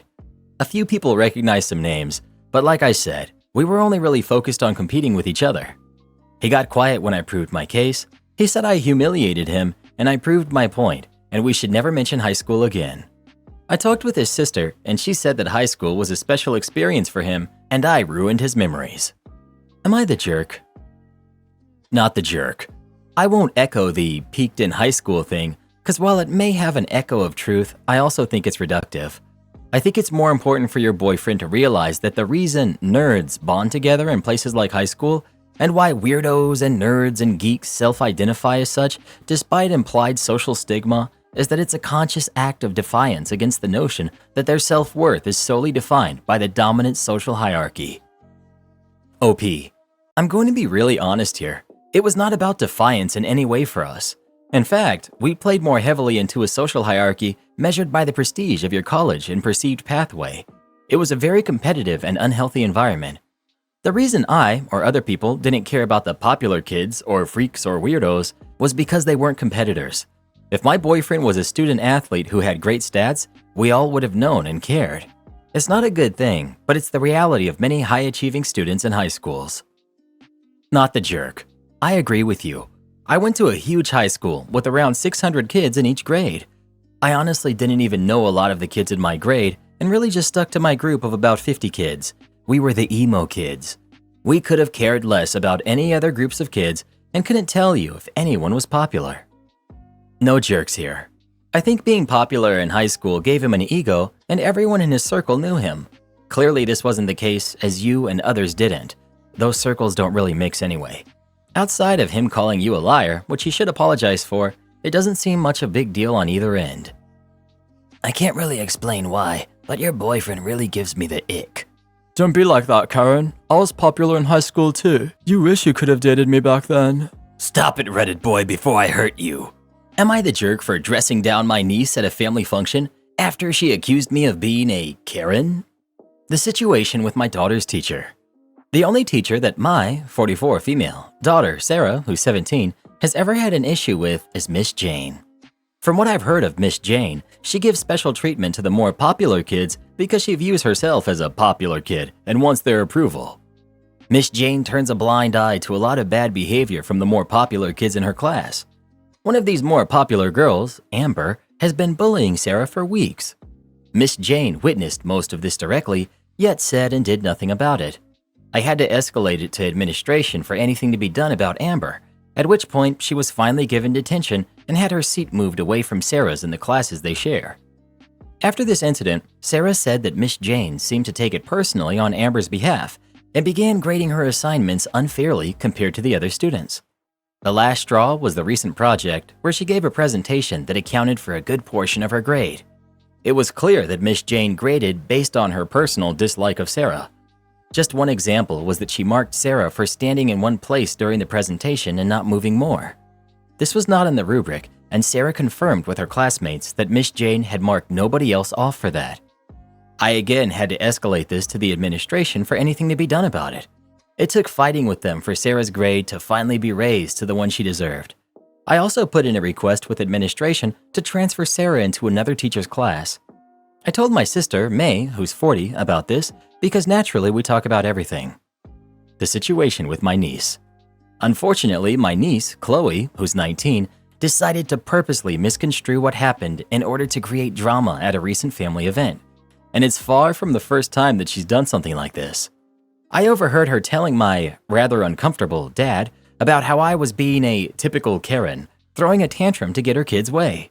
She was saying rude things about Sarah too, accusing her of only passing because I whined to the school, which is not even remotely true. Sarah is on the honor roll because she's highly intelligent and works hard. I pulled Chloe aside for a word, and I did dress her down for the things she had been saying, both that day and at family functions before then. I told her that I get it if she's bored or insecure about herself, but that's not an excuse to make up drama all the time, and I'm done with it. I'd bitten my tongue before, but I wanted to say that to Chloe for a while now. Chloe apologized and was silent for the rest of the event. May later called me to say that I was wrong for how I handled Chloe. May agreed I was okay with being frustrated, but our relatives all know Chloe tends to dramatize things because it's just what people her age do, and there was no need to embarrass her the way I did. Am I the jerk? If someone had dressed down my cousin as a teen, maybe she wouldn't be a drama queen, self-victimizing mid-30s adult. Not the jerk. The only way for Chloe to learn to be a functional adult is through tough lessons. Her mother is doing more harm than good. If she dramatizes things because that's what people her age do, then you shut it down because that's what people your age do. Not the jerk in the least bit. Am I the jerk for tearing my friend apart in front of people, for saying that her boyfriend shouldn't cry? I was having a girls' night/dinner with a few friends last week, and the conversation came around to relationships. My friend has been dating this guy for 2 years, and he's really sweet. They've been having issues for a little while. I love my friend, but this is her first serious relationship, and she doesn't seem to understand that relationships can be complex and that things aren't always going to be perfect. She often complains about the fact that he always wants to spend time with her, isn't manly enough, can be clingy, and doesn't go out as much as she would like him to. Her points are fair. These things come down to personal preference. The issue is that she is always dragging him down in front of us. She doesn't ever seem to have anything nice to say about him and generally doesn't treat him that well. He's madly in love with her, so he often doesn't stand up for himself. I feel bad for him, but I also try to empathize with my friend since she doesn't have much experience with dating. Last week, she was going on another rant about him, but this time it was completely ridiculous. He had just lost his job and went over to her house to spend some time with her. Halfway through their hangout, he started tearing up because he didn't know what he was going to do and still has student loans to pay off. She started saying how frustrating it was to deal with him that day and that he was too sensitive and men shouldn't cry like that. She went on to say how much of a turnoff it was and that she couldn't look at him the same anymore. I told her that she was being extremely unreasonable and that everyone should be allowed to express their emotions, especially after a bad day. I told her that it's people like her who have created the mental health epidemic in men and that if she wanted a real man, she could go find some jerk on Tinder instead. My other friends were dead silent. She was extremely frustrated with me. She was passive with me the whole night and didn't even hug me when we said bye. None of my friends have brought it up and she hasn't spoken to me since last week. Am I the jerk for telling her off in front of our friends? Not the jerk. Are you sure you want to keep being friends with this woman? Not the jerk. You did the right thing. When she's crying about how she can't find a good man, feel free to remind her. Not the jerk. You're absolutely right about guys aren't allowed to be vulnerable, especially in front of our partners. Also, regardless of gender, you do not badmouth your partner to other people. If she has problems with her boyfriend, she can tell you in a respectful way with the intent of using your feedback to make the relationship better. Well, who do you think is the jerk? OP or her friend? Please let us know. Am I the jerk for giving away my sister's cat? My sister, who's 26, adopted a cat last year. However, she has low-key neglected that cat and she doesn't play with him, despite him being very hyper and playful, and she gets annoyed at him sometimes. The cat was basically only there for her to snap cute pics of him for social media, so I started taking care of him almost as if he was my own cat. However, despite my sister not wanting to take care of him and giving him basic needs, she still was annoyed with the fact that I bought him stuff and would tell me to take off the collar I bought him because she doesn't like the color, and told me to call him by the name she gave him rather than the nickname I gave him. 3 months ago, he got sick, very sick. He would not move, would not eat, he was constantly vomiting and he had diarrhea. So I told my sister, and she said she's busy with work and that I should take him to the vet, which I did. He had to stay there because it was so bad. When it came time for payment, I asked my sister to pay, considering I don't have a job. Minors are not allowed to work where I'm from, and the legal age is 21. And my allowance wouldn't cover the price, and my parents refused to pay because it's not their responsibility. It took a while, but my sister finally accepted to pay, but said she'll pay next month because she doesn't have money right now. So I told the vet, and he was understanding, but I had to give him my personal ID to prove to him that I wasn't lying. Another month goes by, and my sister gets paid, so I ask her to pay for the vet so we can finally get the cat back, and she says no, and that she has more important things to pay for, which is BS, because her salary is more than enough to pay for important stuff and still have a lot left over for whatever she wants to pay for. Not to mention, she doesn't have any debts because college in my country is free and she lives in my parents' house. It was the most humiliating thing to ever happen to me, but I told the vet the truth and he said he's willing to overlook this and let me go, but on one condition, which was to put the cat up for adoption, because obviously we're not qualified to take care of it. I agreed. When I told my sister about it, she called me selfish and a jerk and all kinds of names, and I was scolded by my parents for making a decision that I don't have the right to make. My sister is still giving me the silent treatment, even though my parents are okay with me now. Am I the jerk for giving up a cat that she wasn't even willing to take care of? Well, what do you think? Was it okay to give up their sister's cat since she wouldn't pay? Or were they wrong to do that? Please let us know. I like cats. They're even easier to steal from people than dogs are. Am I the jerk for saying no when my parents demand I take full responsibility for my autistic brother? So, some background info. I, 30, female, have an older brother, Jay, 34-year-old male, who is autistic. 10 years ago, our parents divorced, and my dad, who's a 60-year-old, got remarried a year later to my stepmother, who's 49, and got full guardianship of Jay and moved him in with them and stepmom's 2 kids. They decided to move to Florida to be closer to stepmom's family a few years ago. A few years go by, and I go down to visit a few times, and Jay seems happy. And then about a year ago, I started hearing that there were problems, mainly that he's running away when he gets angry. They then say if Jay does so again, they are done. I honestly thought they were just saying it in the heat of the moment and that they didn't mean it. Now, Dad gets frustrated easily with Jay because he just doesn't understand him. And stepmom, she's the kind of person who's always right, even when wrong. Everything has to be her way or she gets upset and storms off to pout and stew. I know because I lived with them for a bit before they moved. So last year, I started a new job and make a lot more money than when I worked in retail. I was finally able to start looking for my own place, and in May of this year, closing on July 20th, I found a beautiful house that is small, but a perfect starter home for me. I was so happy to finally stand on my own feet. On to the story. 2 days ago, while at work, I get a call from them. Right away, I was worried. They never call me at work. The first thing they say to me when I answer is that Jay has run away again, and they are completely done with him. Yes, in those words. I was shocked. When I asked why, they told me he was making too much noise while washing dishes and they were trying to watch a movie, so stepmom yelled at him. They made it sound like it was nothing, but it was bad enough that he ran away without his shoes. They then tell me that they are glad that I'm getting my place because they want him to move in with me ASAP. They had to hang up after that. Police arrived to talk to them. I don't know how to feel right now. I've known that at some point I was going to have to take care of my brother, but I was expecting it to be in my 40s when I was more settled. I'm scared to take on this responsibility. I just don't feel ready at this point in my life. I feel guilty for not wanting this yet, and like I'm being a bad sister for wanting to say so. I feel like if I move him in, my life will be over, and it's killing me. Dad and stepmom are in perfect health. They own a home in a nice area and make more than enough money to get by. They also refuse to talk to our biological mom about what's going on and demand that I not tell her either. She knows because I told her and is unwilling to talk to them. I just want to tell them to talk to each other like parents. Am I the jerk for wanting to say no? What would you do if you were in this situation? Do you think it's right for the parents to try to put this responsibility onto her? Please let us know. Responsibility?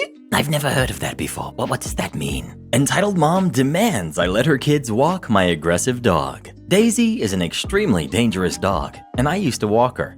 Perfectly behaved with her family and on her property, but take her off and she was a wild animal. She hates everything, mainly kids and other dogs. So we're doing our thing, walking her by a dog park.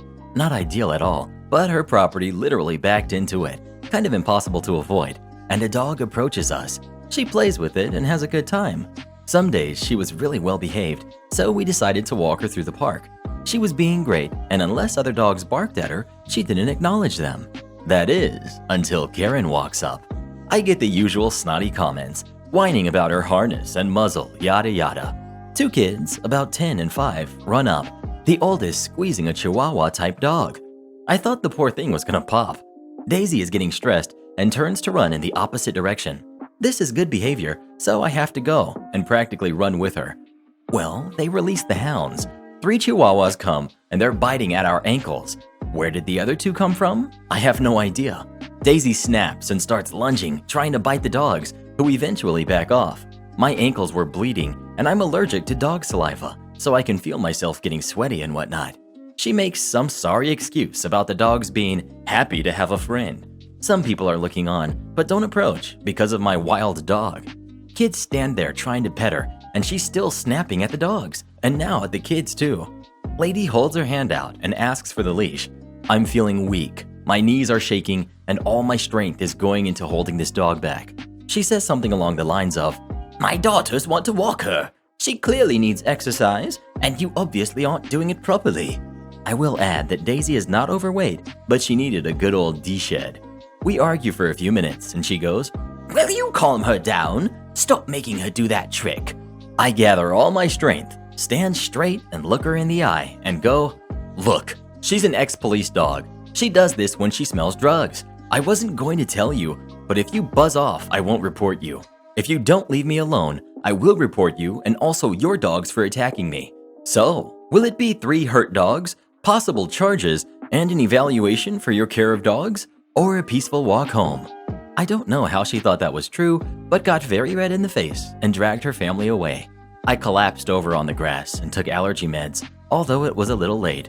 This isn't as good as my other one, but it's another day in the life of Sebastian and Daisy.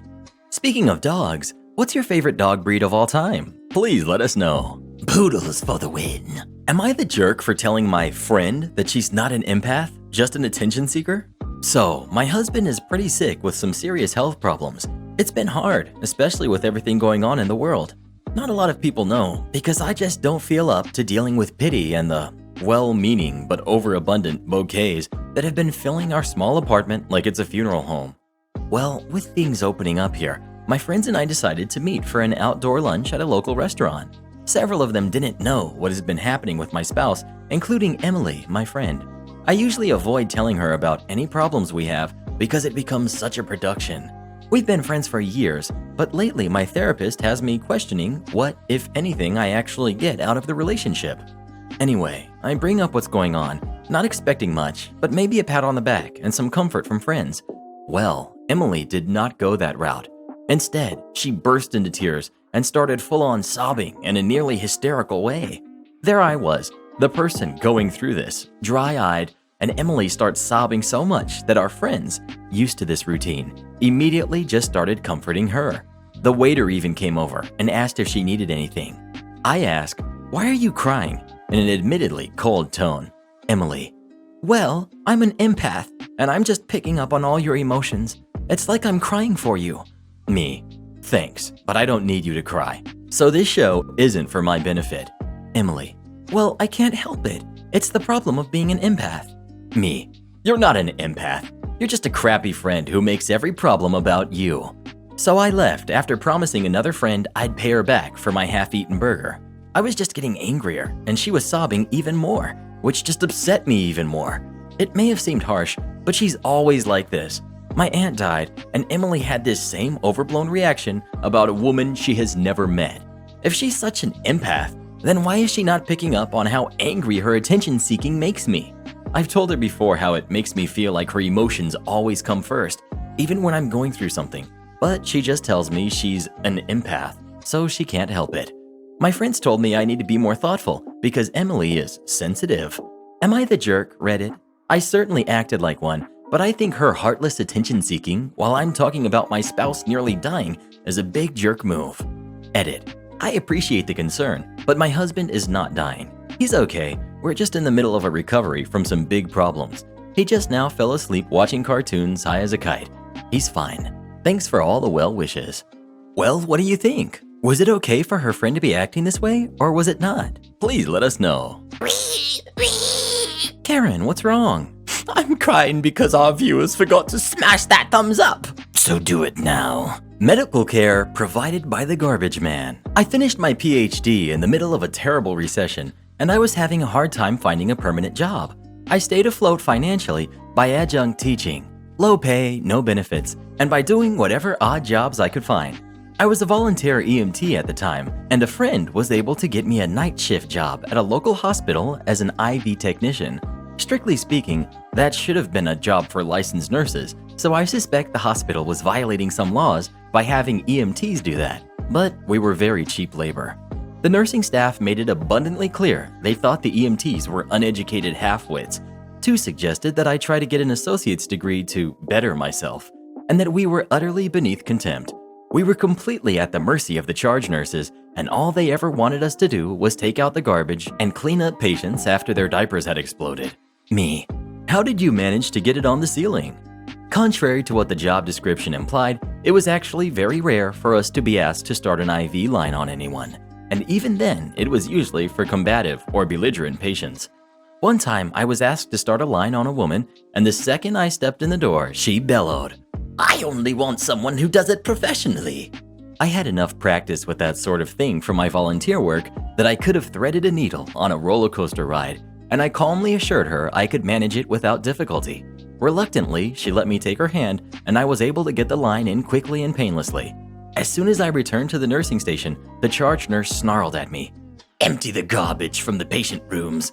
I asked if I could at least wait until the patients were asleep, so the patient I just started the line on wouldn't erupt. But she wouldn't let me get a word in edgewise, so I did exactly as I was asked. Predictably, the woman I had just started the line on saw me with the trash bin, and she started screaming, "They had the garbage man start my IV? What kind of a hospital is this?" P.S.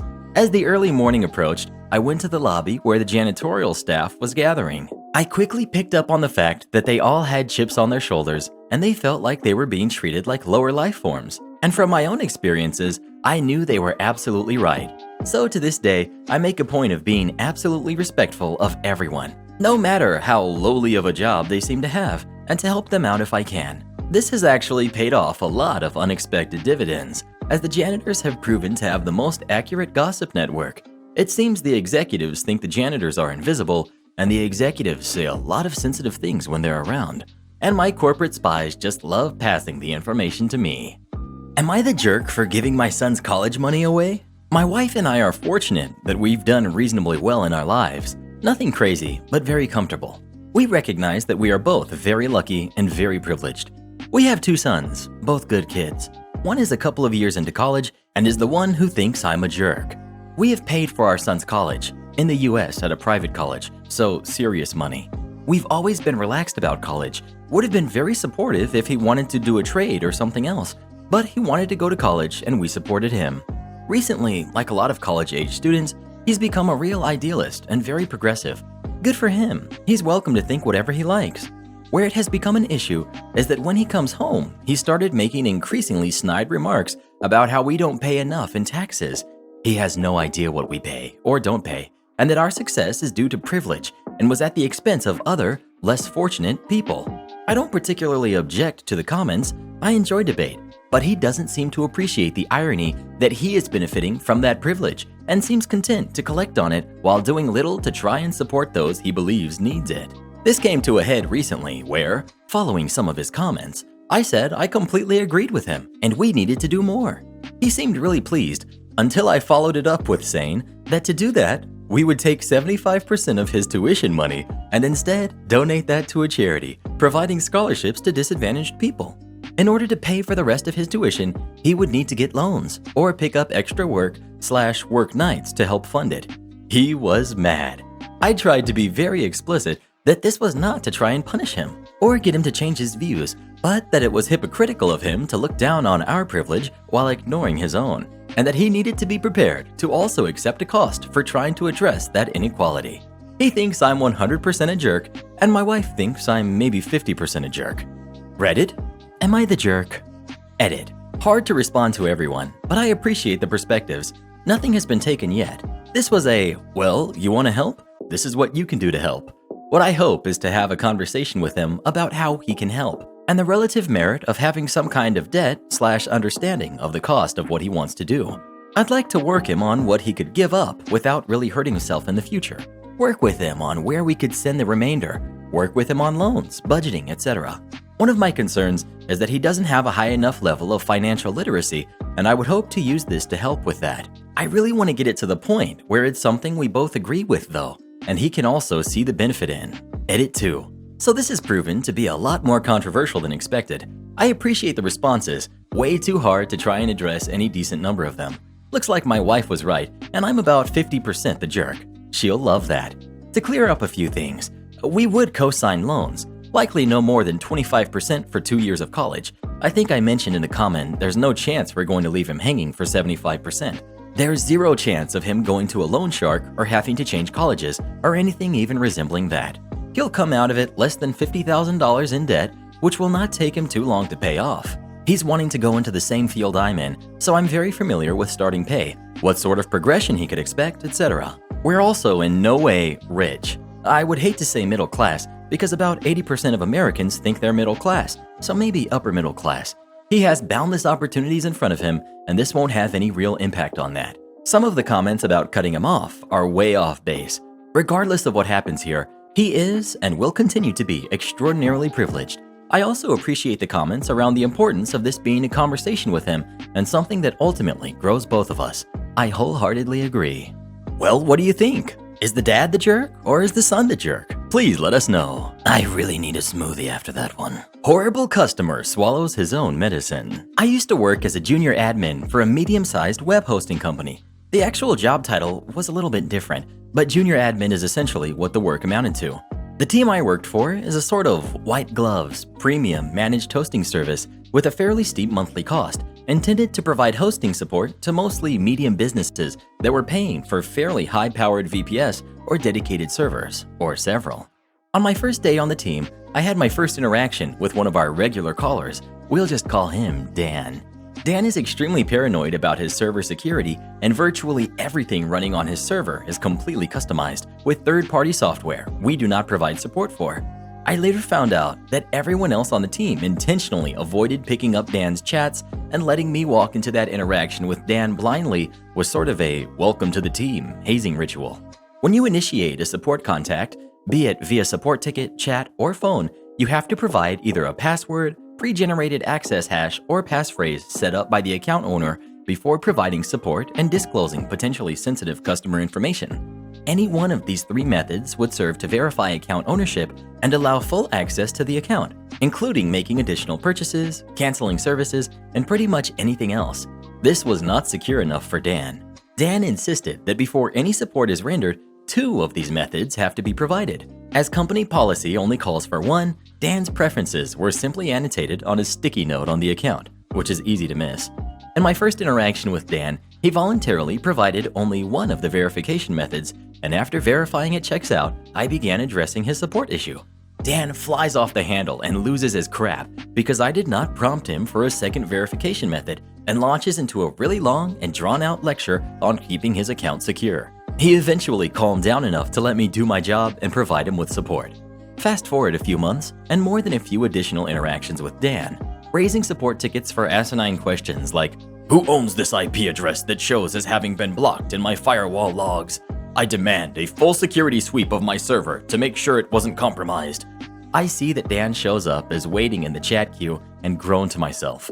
The only other admin that worked that night was on lunch, and I was scheduled to go on lunch right as he gets back. Not only is interacting with Dan a complete nightmare, he also takes forever to get to the point, and it looked like lunch wasn't going to happen anytime soon. I accept the chat. The user provides the first verification method, and dutifully, I ask for a second verification method, not about to be yelled at a second time by Dan. The second verification method checks out too. I ask how I can help, and the person on the other end goes, "This isn't Dan. I'm his developer. Dan hasn't paid me for my work, so I want you to delete everything on the server." Working in this industry, I've come in contact with more than a few attempts of social engineering and was completely taken aback by this guy's candor. He clearly knew our company policies, and he knew that as long as the caller was able to verify the account and provide the necessary credentials, we would be forced to comply with their request. I quickly performed an external backup of all of Dan's files. The person on chat did not ask me to delete backups, nor did he ask me not to take any, and deleted all of the site files, effectively taking down Dan's website. I will admit that this felt extremely satisfying, and taking a backup of Dan's stuff was a courtesy that I did not have to perform, given the circumstances, but knew my life would not be made easier if I hadn't done so. 20 minutes go by, and I'm keeping my eye on the queue, entirely forgetting about lunch at this point. I knew Dan would call any minute now, and that I would not be able to dodge his calls at this point. Sure enough, Dan's call, no chat this time, comes in. From the moment I pick up the phone, Dan is screaming in my ear about getting hacked and how insecure our infrastructure was. It takes another 10 minutes for him to calm down enough to provide both methods of verification. Before verification, I was not able to provide any account information as per policy. Once he was verified, he demanded to know what happened to his website, and with a calm I didn't really feel, I told him, "That was me. I deleted your site, Dan. Your developer started a chat and was able to provide both of the verification methods on your account, confirming account ownership. As per policy, this provides him with full access rights, and we are obligated to comply with the requests. This is not the kind of access a security-minded individual such as yourself should have given out to a developer you stiffed on his bill." I told him that I slightly bent the rules for him and took a completely random courtesy backup of his files right before the request to delete the site files came in. A few minutes later, I've got Dan's site back up and running. No idea if he ever ended up paying his developer, but we changed his access credentials and passphrase at the end of the call, and Dan became a lot easier to work with from that day forth. I really wish he had not backed up Dan's files. Oh, leave Dan alone. He sounds like my kind of man. Well, what would you have done? Would you have backed up Dan's files? I know I wouldn't have. Please let us know. Am I the jerk for kicking out/banning a customer from our restaurant? Today, a family came into my family's restaurant and ordered over $200 of food and drink. Since it is summer, there are bugs everywhere, and even if the doors are closed, they still get in. The customers get their food, and when they are halfway done, they come up and complain that there is a fly in one of their meals. I politely said that I can refund that one meal since it has a fly in it. Then he said he isn't paying for any of the food. Then I go explain to my mom what is happening because she doesn't really speak English and she basically says the same thing, that we will refund only his meal. He gets aggressive, saying he won't pay for anything and is yelling at my mom. She tells my dad and he politely says the same thing. Then my dad tells me to translate that they can leave but to not come back to the restaurant. The guy doesn't like that and starts puffing up his chest, yelling at us and causing a commotion at the restaurant. They eventually leave, saying they are going to call the health department and shut us down. Also, some background on this family. This was the second time they've done this. They owned a few restaurants that went bankrupt and had to shut down due to people getting sick from their food. They have quite a bit of money, and people around town say they are jerks. Some customers say we were in the wrong for saying they are not allowed in our restaurant anymore, but others say we were right and should have called the cops. I agree that we should have called the cops, but my dad said no because he didn't want to cause a bigger problem. So, are we the jerks for kicking them out?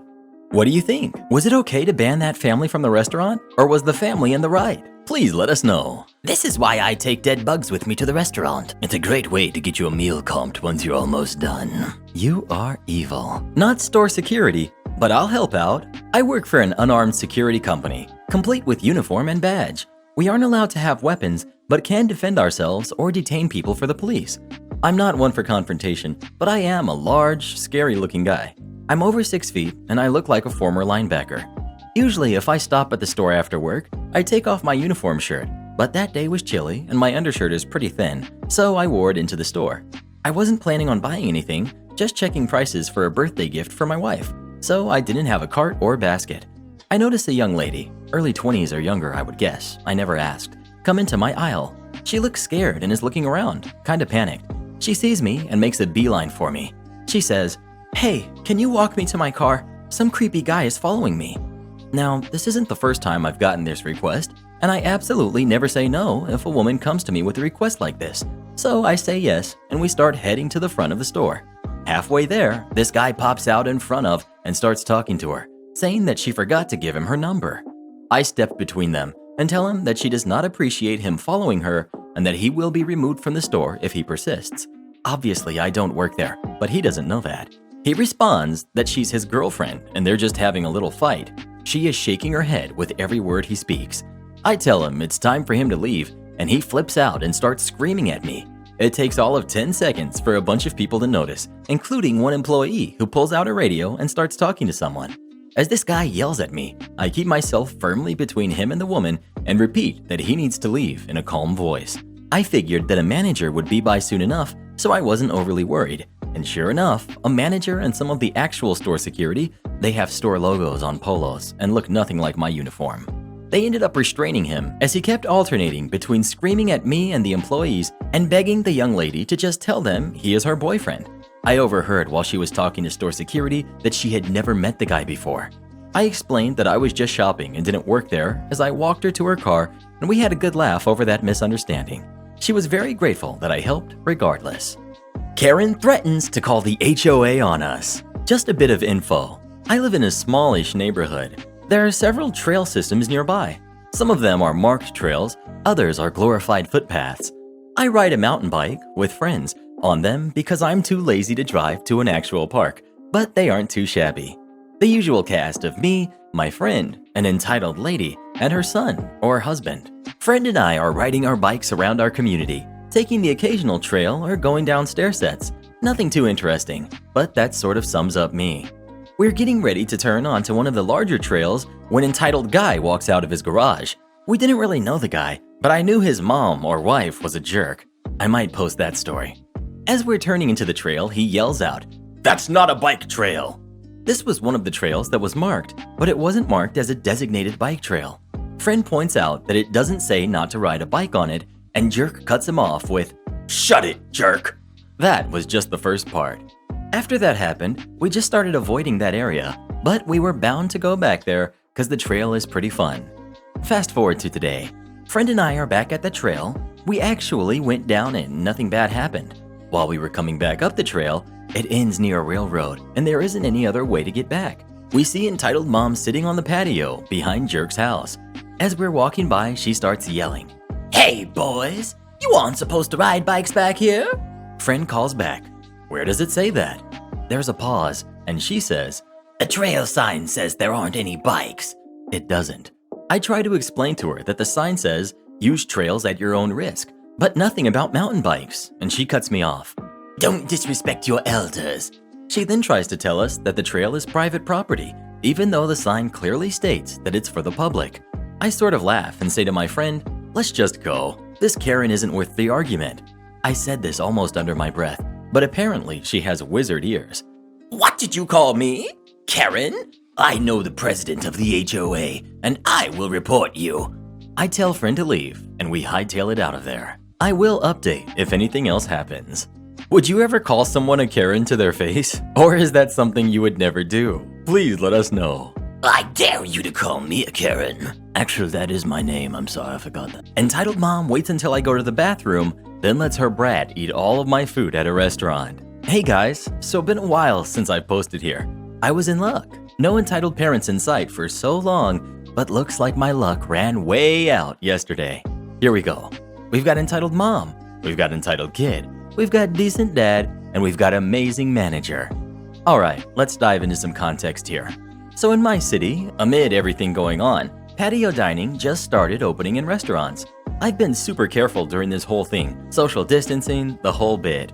Yesterday, I finally decided I wanted to go eat at a restaurant for the first time since March, and this one great restaurant near my house was doing patio dining. I show up and grab a table and place my order. Shortly after, my food comes. Entitled mom and entitled kid take a seat at the table nearest to me. I really needed to pee, and I had a whole bunch of stuff with me. I'd been running some errands. So I turned to entitled mom and asked if she would mind watching my stuff from her seat while I went to the bathroom. She was super sweet. "Oh, sure, honey, go ahead." And then I went on my way. But then, oh Lord. When I came back, I didn't even know what I was looking at. Her spawn was sitting in my seat, with his bare hands shoveling my food into his mouth. All of my bags were rummaged through and full of food from his dirty hands, and entitled mom was just sitting at her table, scrolling through her phone. Me. "Whoa, what the heck happened here?" Entitled mom. "Oh, hey sweetie. Looks like he took a real liking to your food. He just couldn't keep his paws off." Me. "Ma'am, with everything going on right now, and you don't know where I've been, and I don't know where your kid has been, yet you thought we could just share food? He's eaten almost all of it. And what about my stuff?" "Excuse me, you mangy tween." I'm 19, by the way.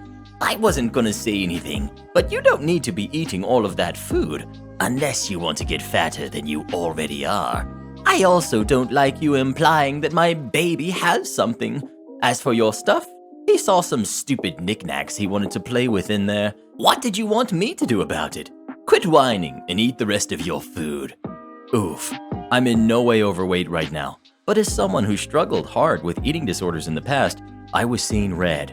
Oh, and those stupid knickknacks she mentioned, 90% of it were birthday presents for my mom, whose birthday is coming up next weekend. Oh, and all the while as we're arguing, entitled kid is still eating. Entitled mom and I start raising our voices when the amazing manager finally comes out. Entitled mom. "Thank God you're here. This mangy child is trying to take our food and our stuff right over here. I'd like you to call the police." He looked at entitled mom, and then back at me, and then back at entitled mom. Manager. "Ma'am, I'm not sure if you're maybe not in the right mindset. You seem maybe a little unhinged, but I was actually here when this young lady came in and ordered. I actually brought her food out since we're understaffed. I mean, I surely could have mistaken you two if you weren't a hag, but unfortunately for you," shrugs. At this point, a man arrives, our decent dad. I don't actually know for sure, but I'm assuming he showed up late to join the entitled mom and entitled kid for lunch after work because he was on a call still. He noticed the commotion, and with a "here we go again" look, he hung up and came over. I explained the whole situation to him, and the entitled mom gave her twisted side of the story, and he immediately believed me, which makes me think that she's definitely pulled some crap like this before. Decent dad. "Honey, let's just leave, please. Come on." Manager. "Yeah, you guys are definitely leaving. But you still have this young lady's meal to pay for, and whatever reimbursement is needed for these items you ruined, unless you'd like the police to be involved. Entitled Mom. Ha! In your dreams. I'm not giving you or this child a penny. Let's go. Grabs the kid and starts leaving and motions for Decent Dad to follow her. Decent Dad really silently came up to me and Awesome Manager and started apologizing profusely and taking out money from his wallet to give to me. Decent Dad. Here, please take this. I'm so sorry. Genuinely, I'm looking into a divorce currently with my lawyer, but she can't know about it just yet. Here, I'm really sorry about your stuff and your food. Please replace everything on me. I'm so sorry. He closed his wallet and left while still apologizing. I felt so bad for that guy. Jeez. I hope he gets out of this situation ASAP. Anyway, I think I find some comfort knowing that Entitled Mom has a surprise divorce fastball heading her way. That's gonna be a fun time for Decent Dad and pure amusement for little old me. Speaking of restaurants, where are you gonna go once all of this craziness is over? Please let us know. I've been longing for some Golden Corral. That carrot cake though, yes. Am I the jerk for not wanting to feature my fiance's former significant other who passed away in our wedding? My fiance was engaged for about a month to his high school sweetheart when she passed away. For personal reasons, I won't get into how it happened, but it was no one's fault. This was maybe 6 years ago. Just for the purpose of the post, I'll call her Mandy. My fiance has been very open about this loss and how it has affected him throughout our relationship. I know he misses her, and the memories he has with her are important and special. I don't want to take away anything or demean the relationship, and I've always been there for him on hard days and supported him when he needed it. We got engaged last year. The date is to be determined still for obvious reasons. It was very emotional for both of us, and we've been really happy. But since planning the wedding, I've been feeling like I'm not only planning it for myself, but for Mandy as well. It started as comments from his family, a lot of, "Oh, Mandy would have loved this" type things. I brushed it off at first and just thought it was a way of them processing grief. I have a great relationship with his family, but I know they loved Mandy too. When I went dress shopping, his mom and sister came. They kept talking about what dress Mandy would have worn, what they could see her in, etc. It might seem like nothing, but it really overtook the conversation. So much that another bridesmaid told me later that she felt uncomfortable for me too. It turned from harmless comments into focusing what should be a special event for me into reminiscing over Mandy. My latest project has been compiling old photos of me and my fiance for a slideshow at the reception, or a rehearsal dinner, we haven't decided. He told me there's something he's been wanting to ask me. He really wants to include some kind of "in memory of Mandy" into our wedding, and thinks the slideshow would be a perfect place. At this point, I was, and still am, fed up with the Mandy comments taking over our wedding. I sternly told him that no, I don't think that would be appropriate, as this is our wedding and should focus on us. We are having a table with pictures of loved ones who passed, and she will be featured there. He told me that he doesn't think that's enough to honor her memory. He wants to incorporate her in a bigger way, as she never got her dream wedding. He also thinks it would be a sweet surprise for Mandy's parents, who are invited since he is still really close to them. I did lose my cool, I will admit. I told him honestly how I felt about the Mandy situation taking over our wedding, and how I'm uncomfortable with it. I also asked him if he could ask his family to limit the Mandy comments at our wedding, since now I'm afraid the whole wedding will be focused on her. I told him that I need time away to think and have been staying at my parents' house, but we've still been talking. Am I the jerk? Am I overreacting? Well, what do you think? Is OP overreacting, or do you completely agree with her? Please let us know. I feel something strange in my heart for this young lady. It's almost as if I wish she wasn't in this situation. What is this feeling and how do I get rid of it? Entitled Dad wants my granny-in-law's wheelchair. So, several months ago, my granny-in-law was in an accident. This was not her fault. This resulted in both her fake leg and her real leg getting broken, among other injuries. Granny is just full of rage. She's 80 years of rage, people. She had fought hard for decades over wanting to be independent and never be put in a home or become someone's burden. She wanted to live in her own home, take care of herself, and die in her own bed. Sadly, the accident made that impossible now. She'll never be able to walk under her own power again, and she's hurting herself using a walker or whatever you called those wheeled things. She wants to live at home. However, she knew she would need someone there constantly and hired a day nurse and a night nurse to come take care of her. She refuses to move into any home, relatives or otherwise. Well, in an effort to get her out of the house, my wifey and I would take her out. Yes, we were being very careful about where we were taking her and going all out on masks and antibacterial everything. We tried to take her places that weren't too crowded, but also wheelchair accessible. Well, a mall that was about an hour out of town had reopened. It's a sad, sad place because many of the stores were closed and possibly would never get any new business. It was a dying building, but the food court still had excellent food. We went there today. The kids were off playing with some friends, so it was just me, wifey, my granny, and myself, taking laps around the mall, taking turns on who pushes Granny. Now, Granny was wearing a long skirt, but didn't have her fake leg on. You couldn't really see that she had one leg unless you were looking very closely. So I can kind of understand why this entitled dad thought my granny had two legs. See, we got hungry and went to the food court to get healthy food to eat. We pulled up to a table and started to chow down. Then entitled dad appeared. I don't even need to transcribe this part. It's a dime a dozen story about an entitled parent that wants the wheelchair that someone is currently using. We say no, she says no and cannot walk, and the entitled dad demands it for his son. He was sitting at another table looking like he was out cold. He was that tired looking. Granny finally had enough and looked at him right in the eye and said, Young man, this is my chair, which I need to move about. I don't care how tired your kid is. He cannot have it. I would not be able to walk at all. Entitled dad obviously replies, You may be old, but you don't need it at all. You can walk, you old crone. Granny got red in the face. Old crone? Looky here, little boy. I may be old, but I can still kick your butt, even if my only leg is in a bad shape. Entitled dad scoffs at her. I bet you're only faking about having one leg. Granny looked like she was about to yell again, except she just grinned. She turned her chair to him and showed him that she was indeed missing a leg. Think I'm faking here, kid? She goes in a snide tone. Think this is a fake stump? Entitled dad looked embarrassed and tried to talk. Granny wouldn't let him. She actually lifted up her stump a bit. Why don't you touch my stump? Come on, it might be a real stump, might be fake. Touch it and see. Touch my stump. If it's a fake stump, the chair's yours. The guy backed off and started for his table. Except Granny started to wheel after him, yelling at him. Come on, touch my stump. You know you want to. Touch it. Me and wifey were cracking up at this, so I had to be the one to grab her chair and bring her back. The entitled dad picked up his son and carried him out of there quickly. Granny was grumbling about how rude that man was, but she looked so proud of herself. A few people there within hearing range were also laughing, although 2 people looked disgusted at my granny-in-law. Forget them. At least that got some anger out of her system. The situation calmed her down a great deal and cheered her up. Speaking of malls, when was the last time you went to a mall? Some of you probably don't even know what a mall is. Oh, how I miss hitting the malls with my girls. Now we just buy everything off Amazon and post pictures of them on Facebook. Am I the jerk for cheating my coworker out of a free meal?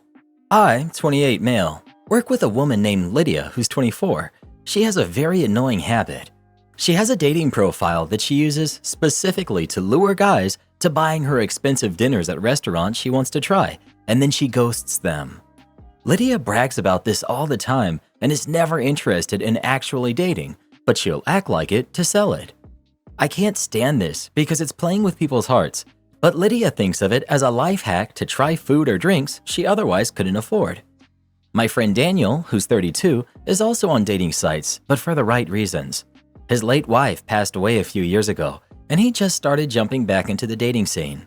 Daniel's a very sweet guy, and I really want him to find a great lady for him. A few days ago, he texted me asking if I knew Lydia. They matched up and got to talking about work, which is how he found out that we worked at the same place. I told him all about Lydia's BS with the restaurant thing, and I made it very clear to him that he would do best to drop things with her early on. Daniel said that he would probably still do the date, but ask for separate checks. Well, they went out this past weekend, and on Monday, Lydia came into work very upset. I asked her how her date with Daniel went, and she ripped into me, asking if I was the one who told him not to pay for her dinner. Apparently, she had Daniel take her to a high-end steakhouse, and she ended up splurging. She got a drink, a full entree, and a side with dessert, where Daniel just ordered a sandwich and a salad. Her bill alone came to $70, and she was almost in tears at work as she didn't expect to pay for it, and now her car was low on gas. I got a little upset too, as she tried to use my friend as a literal meal ticket, but somehow she doesn't see it that way. Daniel told me later the date was going kind of well until he asked for separate checks, and then Lydia just got weirdly cold. So now Lydia's mad at me because I told someone about her little tactic and it backfired on her. I don't feel like I did anything wrong since it was a grieving friend that I was protecting, but other people at my work are saying that I should have stayed out of it because it was none of my business. Not the jerk. Her luck finally ran out. I question why Daniel still went ahead with the date after you clued him in, unless it was to show her up, in which case, fair play. It's my kind of petty. OP. He still went on the date because it's been a while since he dated, and he wants to get more comfortable with dating again after his wife passed. I tried to talk him out of it altogether, but he said a first date would be good for him regardless. Not the jerk. She did this to herself. You didn't cheat her out of anything. Her shameful ruse didn't work. If she can't afford the food, then she shouldn't go to the restaurant.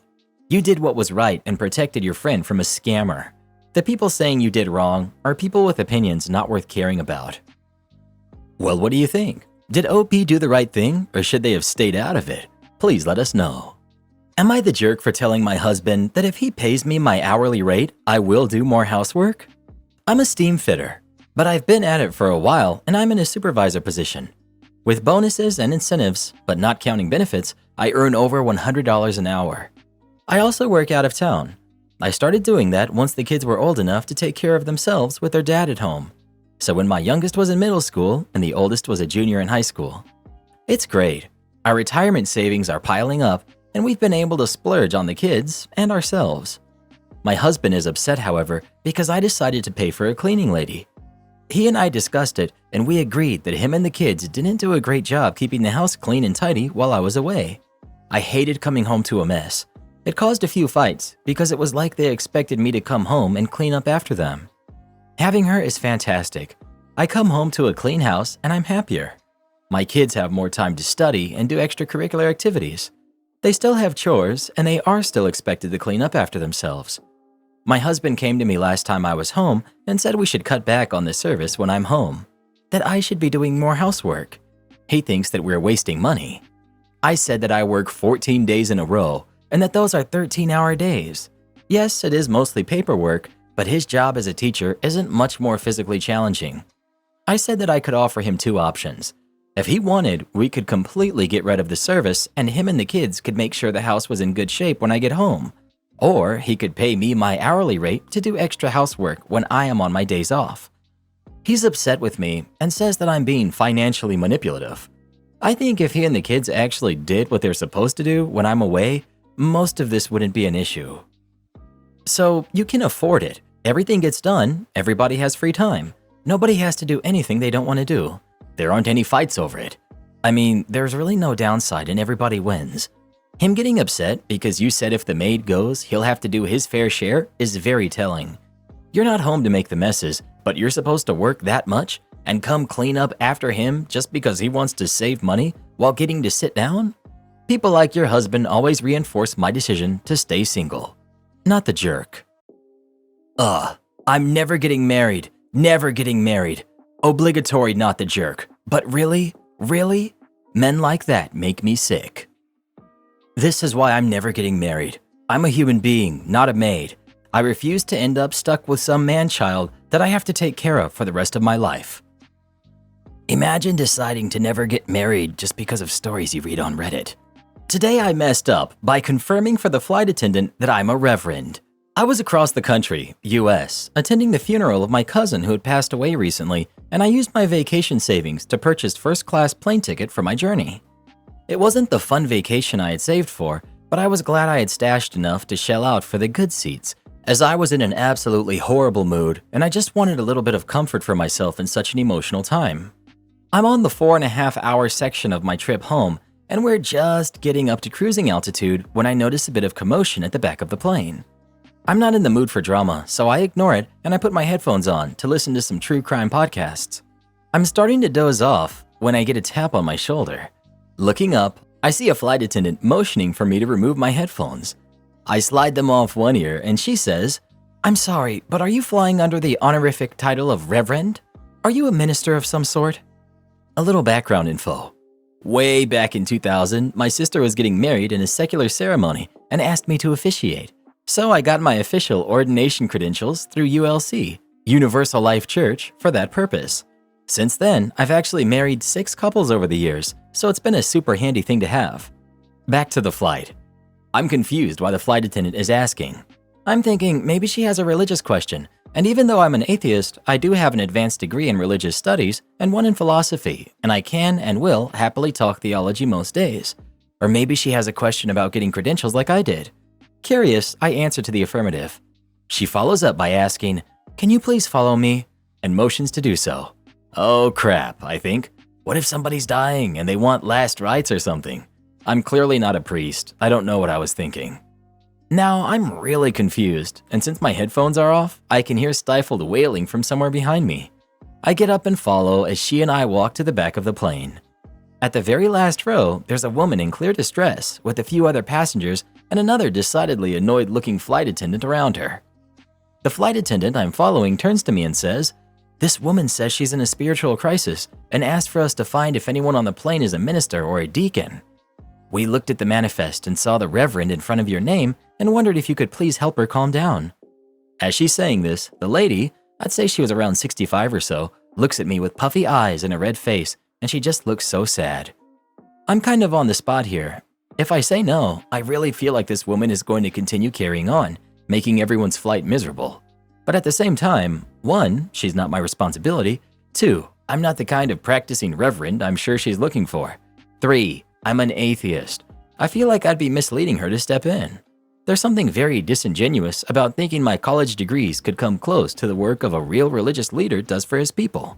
4, I don't want to get involved in this level of potential crazy that's the public crisis on an airplane, of all places.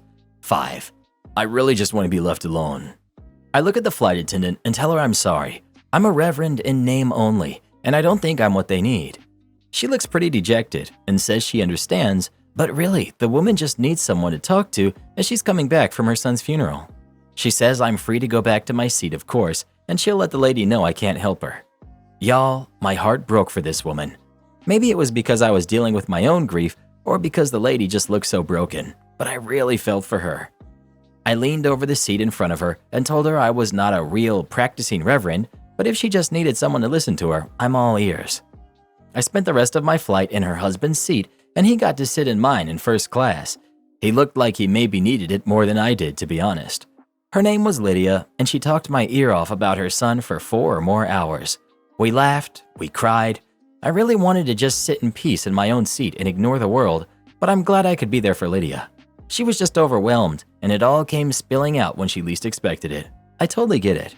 Anyway, had the flight attendant told me what was going on before taking me down the plane to Miseryville, I would have immediately let her know I couldn't help. I wonder if it had been someone with doctor in front of their name and a medical emergency was happening, if the flight attendant would have sprung someone in cardiac arrest on a physicist or a classical history professor. Sounds like a Monty Python sketch. Clarification. Was I annoyed that I got roped into helping this woman? A little at first, I'm not going to lie. I felt a little ambushed and I was in a pretty dark place trying to hold it together myself. But I think you're confusing mild annoyance with malice, and maybe that's because I have a dark sense of humor, which is reflected in how I write. Ultimately, I chose to sit with her. I thought my sympathy for her was clear in the post. I had an out. I could have gone back to my seat and put my headphones on. It didn't seem right to do that though. Here was this poor grieving woman, and my own emotions were so raw because I too was traveling back from putting a loved one in the ground. Her husband was there, yes. I don't know why she didn't find solace in him, but everyone grieves differently, and he too was going through it, I'm sure. Am I the jerk for ruining a family dinner because of my golden child sister? I'm 17 female, have a younger sister, Emily, who's 16. Even though they don't say it explicitly, Emily is clearly my parents' favorite kid. I can understand why they're proud of Emily. She's a straight A student, has the lead roles in student theater, swims competitively, is popular at school, and is very good looking. I, on the other hand, am probably more plain. I work hard at school, but I'm not as outgoing or as intelligent as Emily, and I don't excel at any extracurriculars like she does. My parents always celebrate Emily. We have certificates of her work on the fridge, always have outings and meals to commemorate her achievements, and attend all of her swim events and plays. I know my parents love me, but I don't get close to the level of attention, even when I work hard. The other night, we went out with my parents, uncle, aunt, and cousins. We had just been to one of Emily's shows, and she recently got accepted into a summer scheme she was wanting to complete. The whole meal revolved around discussing Emily and how proud everyone was of her achievements. I don't think I was mentioned even once. I'm usually more reserved or just bite my tongue, but midway through the meal, I shouted out, Maybe if you paid more attention to me and not just your golden child, you'd have more things to celebrate. Everyone just went silent, and my mom said that we had discussed this when we got home and not to ruin the meal. Emily looked shocked and close to crying. To say the rest of the meal was awkward would be putting it lightly. Yeah, I bet. When we got home, my parents shouted at me for embarrassing them and said that Emily deserves to be celebrated and that if I did something that merited celebration, I would receive the same treatment. I said how unfair this was and nothing I do gets recognized regardless. Emily joined in and said she works hard and deserves to be recognized for that, and as the older sister, I should grow up and actually work for once if I want her success. I haven't spoken to Emily since then, and my parents are still annoyed at me for ruining the meal. Am I the jerk? I feel for you, because I once blew up because I didn't get a big graduation party like my sister, who everyone loves, and even flew internationally to attend. But it was after I said I didn't want a big party because I'm really uncomfortable being in the spotlight. So yeah, I understand the conflict in one's mind. But you have to be realistic. It is not your sister's fault that she is accomplished. If you both achieved the same thing and they celebrated her and not you, then yeah, that would be crappy parenting. But ignoring her achievements just because you didn't achieve similarly, that would also be crappy parenting.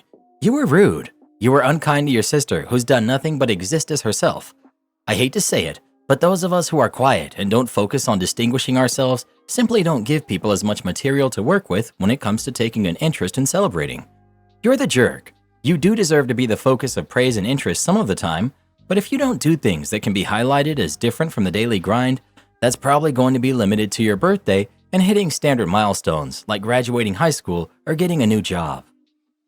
You're the jerk. Your sister just had a show and it was to celebrate a good show. So of course Emily's going to be the main focus. You're jealous of your sister, which happens when you have an overachieving sibling.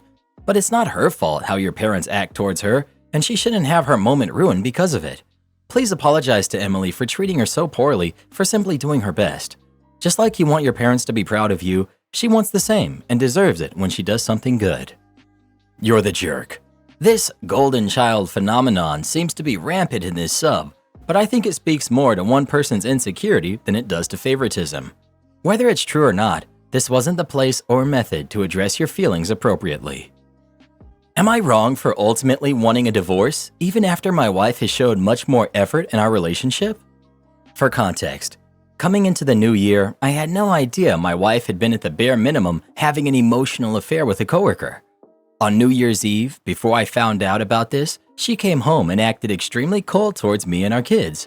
She was angry.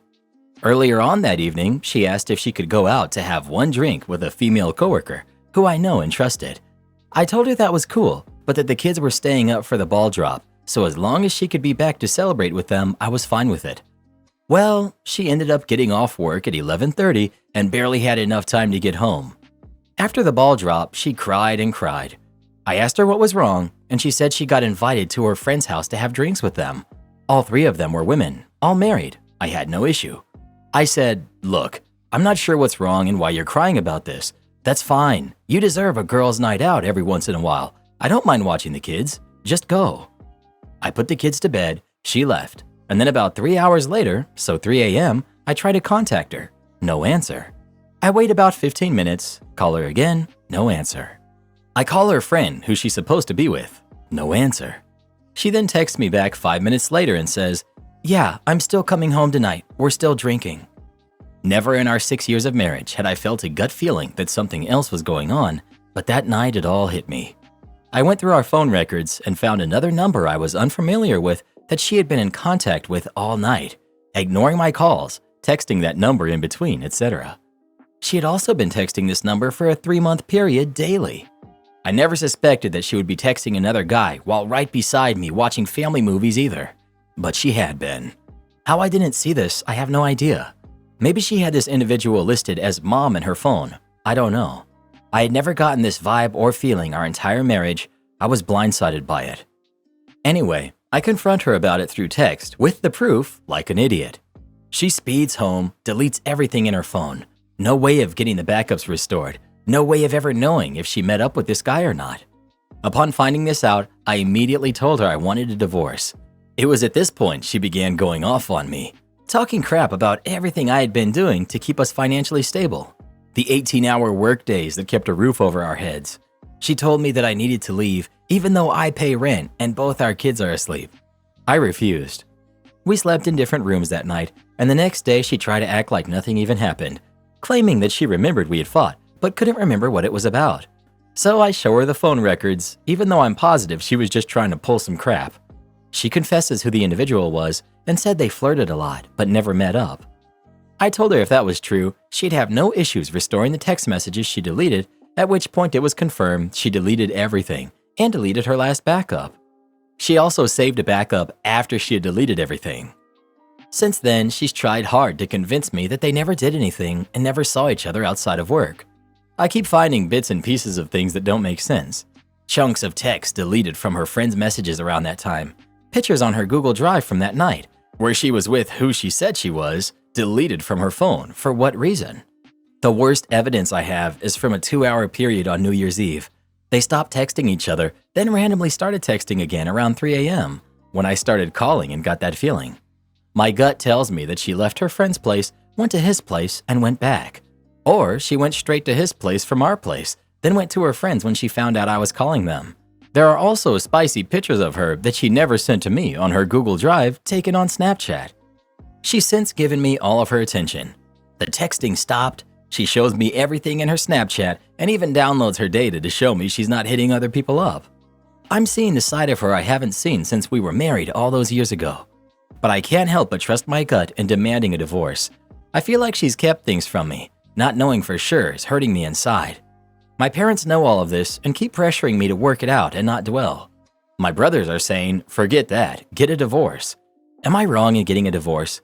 Keep in mind the dates. It's now been over 4 months since this occurred. I'm positive she cut the individual completely out, but I still can't get over that not 100% knowing, and my gut is telling me that she's still lying. Edit. This individual in question is an employee she manages, as in she's his direct supervisor.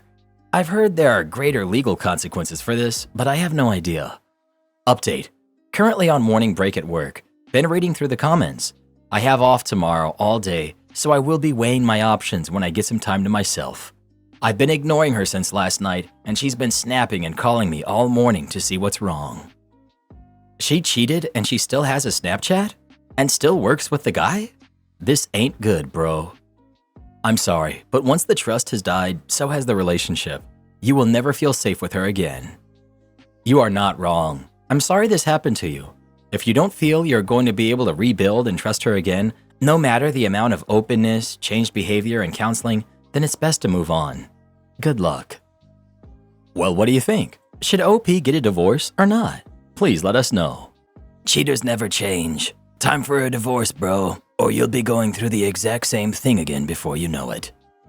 Am I the jerk for ordering food when my kids go to sleep so I don't have to share? Occasionally, when my 4 kids go to bed, I'll order myself a little something from Uber Eats or DoorDash after a hard day so I don't have to share with the kiddos. Usually, since I'm always the first one to wake up, I'll put the packing beside the indoor trash can and take it out to the outdoor trash can in the morning. My kids ended up waking up first that morning, and they saw the takeout food packaging and ended up waking me up, asking me what I ate and if they could have some of it. I told them there was none left and I ate it all last night.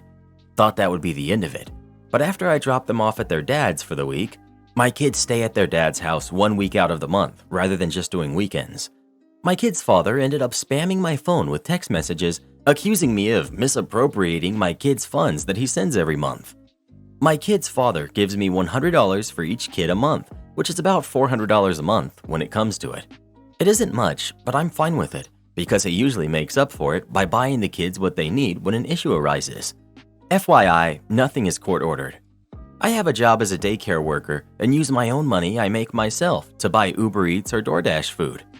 He also accused me of being a bad mother because I'd rather order food for just myself without thinking of my kids who were with me at the time, and that I should have just waited until they were with him for the night. I had a really bad day that day, and I just wanted to do something to cheer myself up, and sometimes food does the trick for me. If I were to order something for everyone, it would have cost a whole lot of money that I wasn't interested in spending. And if I were to share, by the time my food got back to me, it would have just been the food wrapper. So, do y'all think I'm the jerk? Don't 100% of parents hide in their closet to eat M&Ms because they don't want to share the one selfish treat they got that week? This dude needs to shut up and pay more support. Not the jerk. Not the jerk. It's a treat you get for yourself. And $400 a month for 4 kids is nothing. Amen. I got $400 per month for 1 kid starting in 2004 when we divorced. The kid was 6, and I got a cost of living increase each year. $400 per month for 4 kids is insanely low.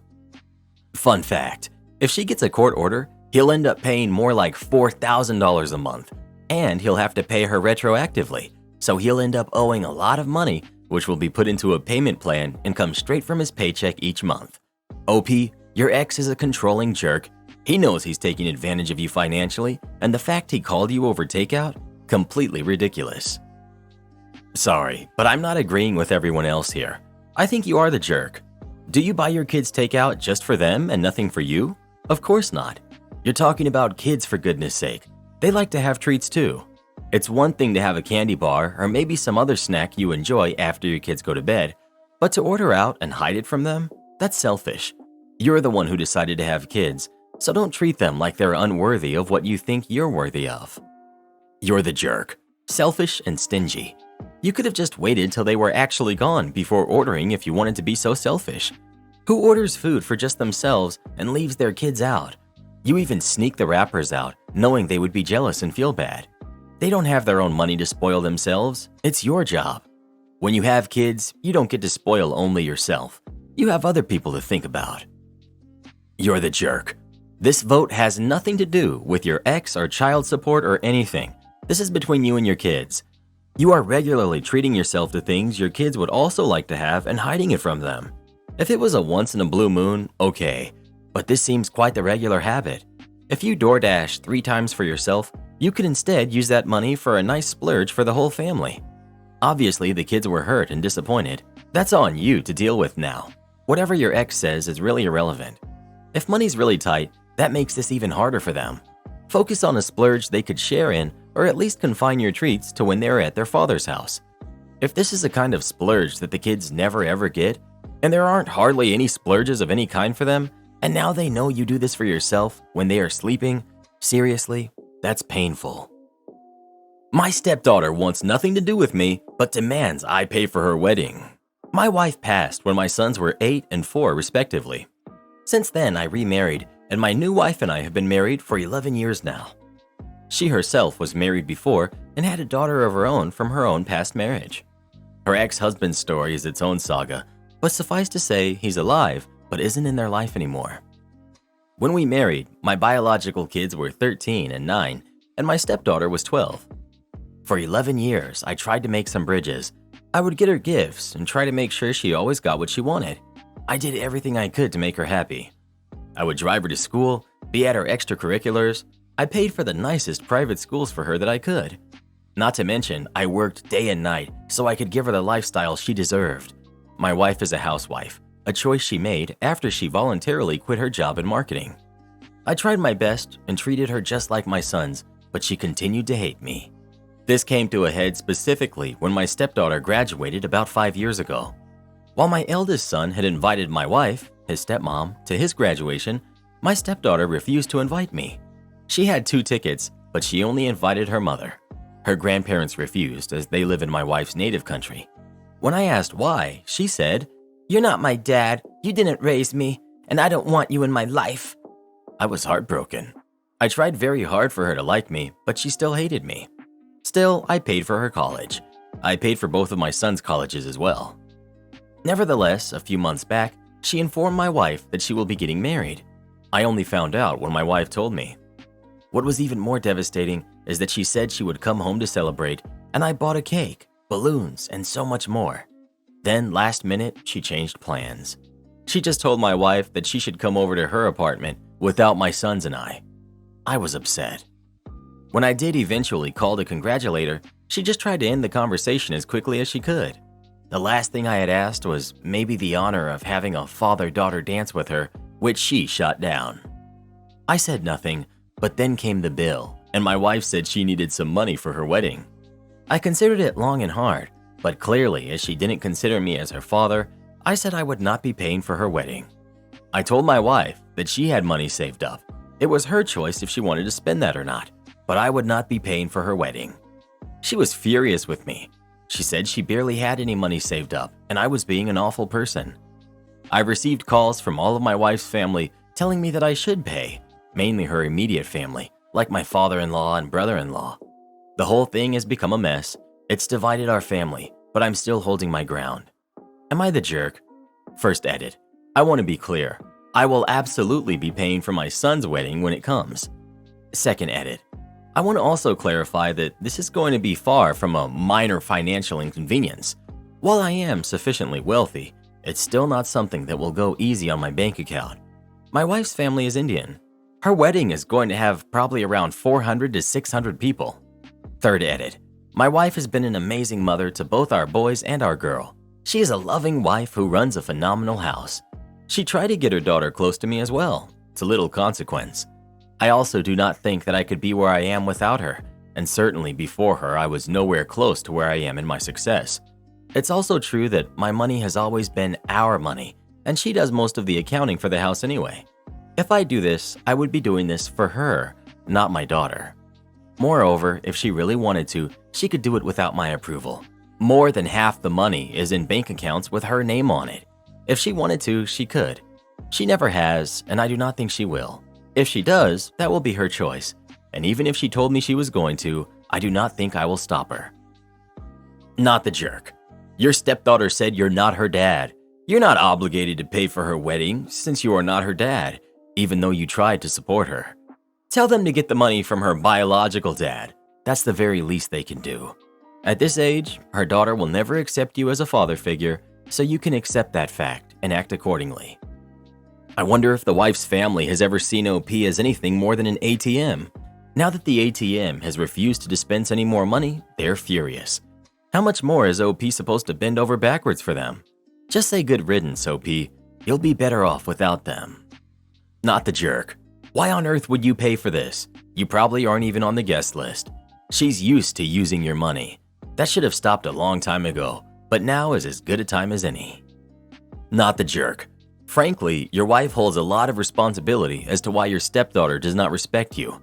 It would appear you're paying for private school and paying for her college is not a good enough reason for your wife to have some very strong conversations with your daughter about respect and what family actually means. Not the jerk. But I need to ask, why did you ask for a father-daughter dance when you know she doesn't feel that way about your relationship? I understand and respect that you tried to treat her as your own and you treated her above and beyond when maybe she didn't deserve it. But do you feel that maybe you overstepped throughout her life and it made her so uncomfortable that she doesn't want a relationship with you? I'm sorry, but you don't owe her money for her wedding when based on past events, you and your sons might not even be invited. Or you'll just be invited as your wife's +1. My girlfriend demands I get a tattoo of her name. My girlfriend, who's 21, wants me, 22 male, to get a tattoo of her name. She doesn't care where I get it, arms, legs, back, neck, she just wants me to get it. Her reasoning is that I have a tattoo of my sister's name on my left chest, and I should now have a tattoo of her name too. I've told her that my sister has a similar tattoo of my name, and we both got it to signify a sibling bond, and that's the only tattoo we'll ever get in our lives. She's been throwing hissy fits lately. Is this valid grounds for breaking up? We've been in a relationship for a few years, and we love each other. This would be such a stupid reason to break up. Update. I just broke up with my girlfriend. My girlfriend had a major red flag which I missed because I was naive and super in love, but one of the comments opened my eyes. The red flag being that she might have been jealous of my relationship with my sister. That was just insane, and I never even considered that scenario. I don't know why, I just couldn't stand my girlfriend anymore after reading that. This shocked her, obviously, and she apologized and said she'd never asked me to get a tattoo and that she was insecure, and she said a bunch of other things while she was crying. She said she would go to a professional to work through her issues and asked me to reconsider throwing away all of the years we spent together. Well, I didn't care anymore, and I told her to pack her stuff and leave. She left a few minutes ago, and I blocked her on everything. I don't feel anything, no sadness, no regret, because I'm no longer in love with her. I want to thank Reddit for opening my eyes. Good for you. Way too often we see people make endless excuses for someone only to drag out the inevitable.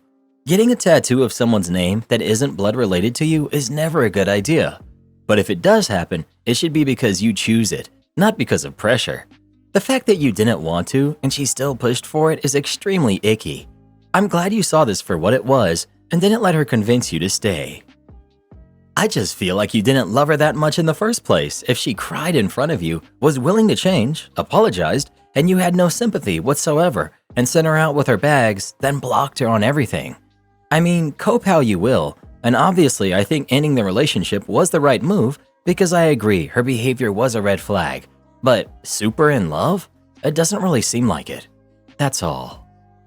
I think she dodged a bullet too. I would never ask a partner to get my name tattooed on them, but I would be weirded out if my boyfriend had his sister's name tattooed on his chest. Why? Some people have close relationships with their siblings. I assume you're an only child, yeah? Nope. I have two sisters who I love to death. They're my best friends, and I would do anything for them. I actually have a tattoo that represents the three of us. But if a guy I was dating had his sister's name on his chest over his heart, it would be weird to me. I didn't say having it somewhere else or having something else to represent their bond would be weird, but the placement definitely throws me off a bit. Well, who do you think is the jerk? OP or his ex-girlfriend? Please let us know. I have my brother's name tattooed on my heart. He's also the background on my phone, and my ringtone is Sweet Home Alabama. Am I the jerk for thinking there's a hidden affair between my husband and best friend? I, 31 female, have a deep suspicion that there's something going on between my husband, who's 33, and my best friend, Maria, who's 30. My husband feels I'm just seeing things and is mad at me that I don't trust him enough. Please tell me if what's going on is just in my head or if you also find the situation from last weekend suspicious. Maria and I have been friends since college. She's always been very outgoing, while I'm more of an introvert. Maria has had lots of hookups and loves drama. She had a lot of boyfriends in college. She's also very beautiful, and I always felt invisible when I was around her. I have weight issues. I always felt overshadowed by her. I was always very shy, and my husband was the first person I ever dated. Maria always teased me that I had only been with one guy in my life. As we have grown older, Maria has still never been in a real long-term relationship. I feel that things have reversed now, and she keeps on telling me how lucky I am to have such an ambitious and reliable husband by my side. Around 6 months ago, my husband came to me and told me that he felt Maria was trying to flirt with him. He does not like Maria but tolerates her for me. During one of the dinner parties, Maria was acting very flirty around my husband. She was just laughing extra loudly at all his jokes, complimenting his fitness, and she kept touching him on the shoulder and arms. My husband told me that he felt uncomfortable with her behavior and asked me to talk to her. I was ticked off and I talked to her. She got angry at me and said that she had known my husband for over a decade. He's like a brother to her. She felt my husband was trying to destroy our friendship because he doesn't like her. I felt she was genuine and I let it go. Maria soon joined our gym because she wanted to take yoga classes with me.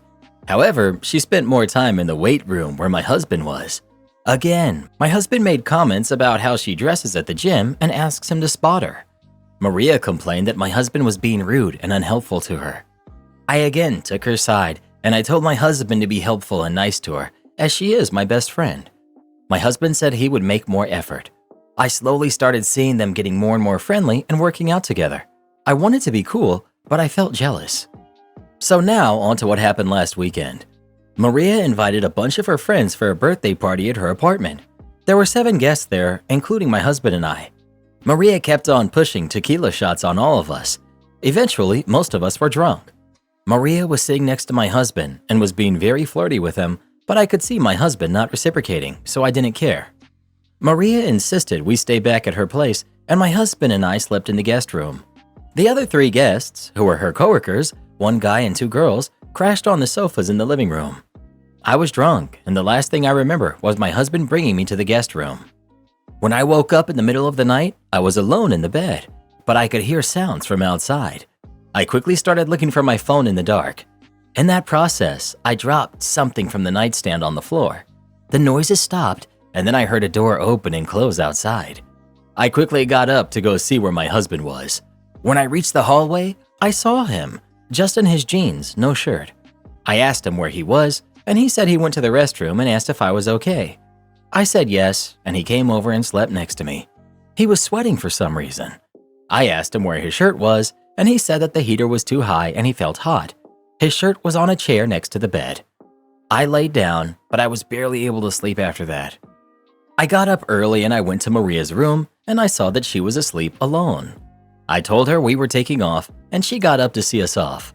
I kept this all to myself, and when we reached home and my husband went to take a shower, I immediately checked his phone. I couldn't find any messages between him and Maria. I spent the whole day thinking about it and finally confronted my husband regarding it that night. He was pretty angry at me and told me that he hates Maria, and the only reason he tolerates her is because of me. I told him about the noises I had heard, and he said he also heard the same thing when he went to the restroom, but thought that they were coming from the living room. He's still angry at me that I can accuse him of something so horrible, and he's told me that if I'm really that insecure, I should cut off my friendship with Maria. He also told me that he was never going to be in the same room as Maria ever again. I have no idea what to do. On one hand, I know my husband would never cheat on me, but it's just impossible to get the doubts out of my head. I keep on picturing my husband and Maria together. Am I the jerk to confront my husband and accuse him of cheating just because of what I saw and not having any real proof? How do I know what happened? If I confront Maria and accuse her, she's also going to be equally mad at me. I don't know her coworker friends well enough to trust what they say. I just feel stupid for trying to push my friendship between my husband and Maria. Please help. Update: they are texting via Facebook Messenger. Maria isn't your best friend. I say that sincerely as someone else who has had best friends my whole life who were similar to Maria. I had a best friend like this who was prettier, funnier, more outgoing, better with men, everything in college. My boyfriend also didn't like her. She also tried to flirt with him. I also worried about this. I was wrong. My boyfriend didn't cheat on me, and it's unlikely your husband cheated on you if he dislikes her so much. Much more likely his story is correct that he was hot and took his shirt off. Drinking makes you feel hot on top of having a heater on and sleeping. Listen, as someone who's been through this, put some distance between yourself and Maria. You don't have to cut her out 100%, but maybe take her down to about 20%. But we've been through so much together. Yeah, I know, but what's even better than that is having friends who you aren't worried want to steal your husband. Judgment: Maria is a jerk, husband is not the jerk. You are to be determined. Take this as a chance to apologize and move on. If you don't, you would be the jerk. OP: thanks. Needless to say, I will increase our distance from Maria. I feel threatened by her, especially since I see her flirting with my husband and I'm not okay with it. She does the same thing with most other men, and hence I always chalked her behavior to this is how she is. I hope what you're saying is true about my husband. I feel the fact that I just can't get it out of my head, and it's been almost 5 days since the incident, makes me very anxious. I have apologized to my husband, and he says that it's okay, but I can see he's still angry with me. Update: a lot has happened during the last month, and my mental health is at its lowest due to the betrayals. However, I think I now know what happened that night. So the day after my husband and I stayed at Maria's house for her birthday, I was unable to shake the feeling that something had happened between them. I'm not proud, but I checked my husband's phone and I saw all of his messaging apps. I only found a brief chat between my husband and Maria on Facebook Messenger. Maria thanked my husband for coming to her birthday party and for such a great night. She sent him a photo of them hugging at the end of the night, after I was asleep. My husband told Maria that I suspected that something happened between them and asked her to talk to me. Maria told him that she would talk to me. Maria called me the next day and told me that I was crazy and she would never think of doing such a thing to me. She sounded convincing, but I just couldn't shake the gut feeling that something happened. I told her why I suspected them, and she called me crazy and that my head was making up stuff that didn't exist. I also mentioned that I saw her photo with my husband after I was asleep, and she should have kept her distance from him. I decided to distance myself from her as I no longer trusted her as a friend. We also changed the times we went to the gym so that we don't run into her. After a week or so, she messaged my husband on Facebook Messenger that they should tell me the whole truth. My husband kept on asking her what she was talking about, but she kept on telling him that she felt guilty. My husband came to me and told me that Maria is sending messages to him and he's not sure what she's inferring. He kept on assuring me that nothing happened between them that night. I told him that I read their secret chats on Facebook Messenger.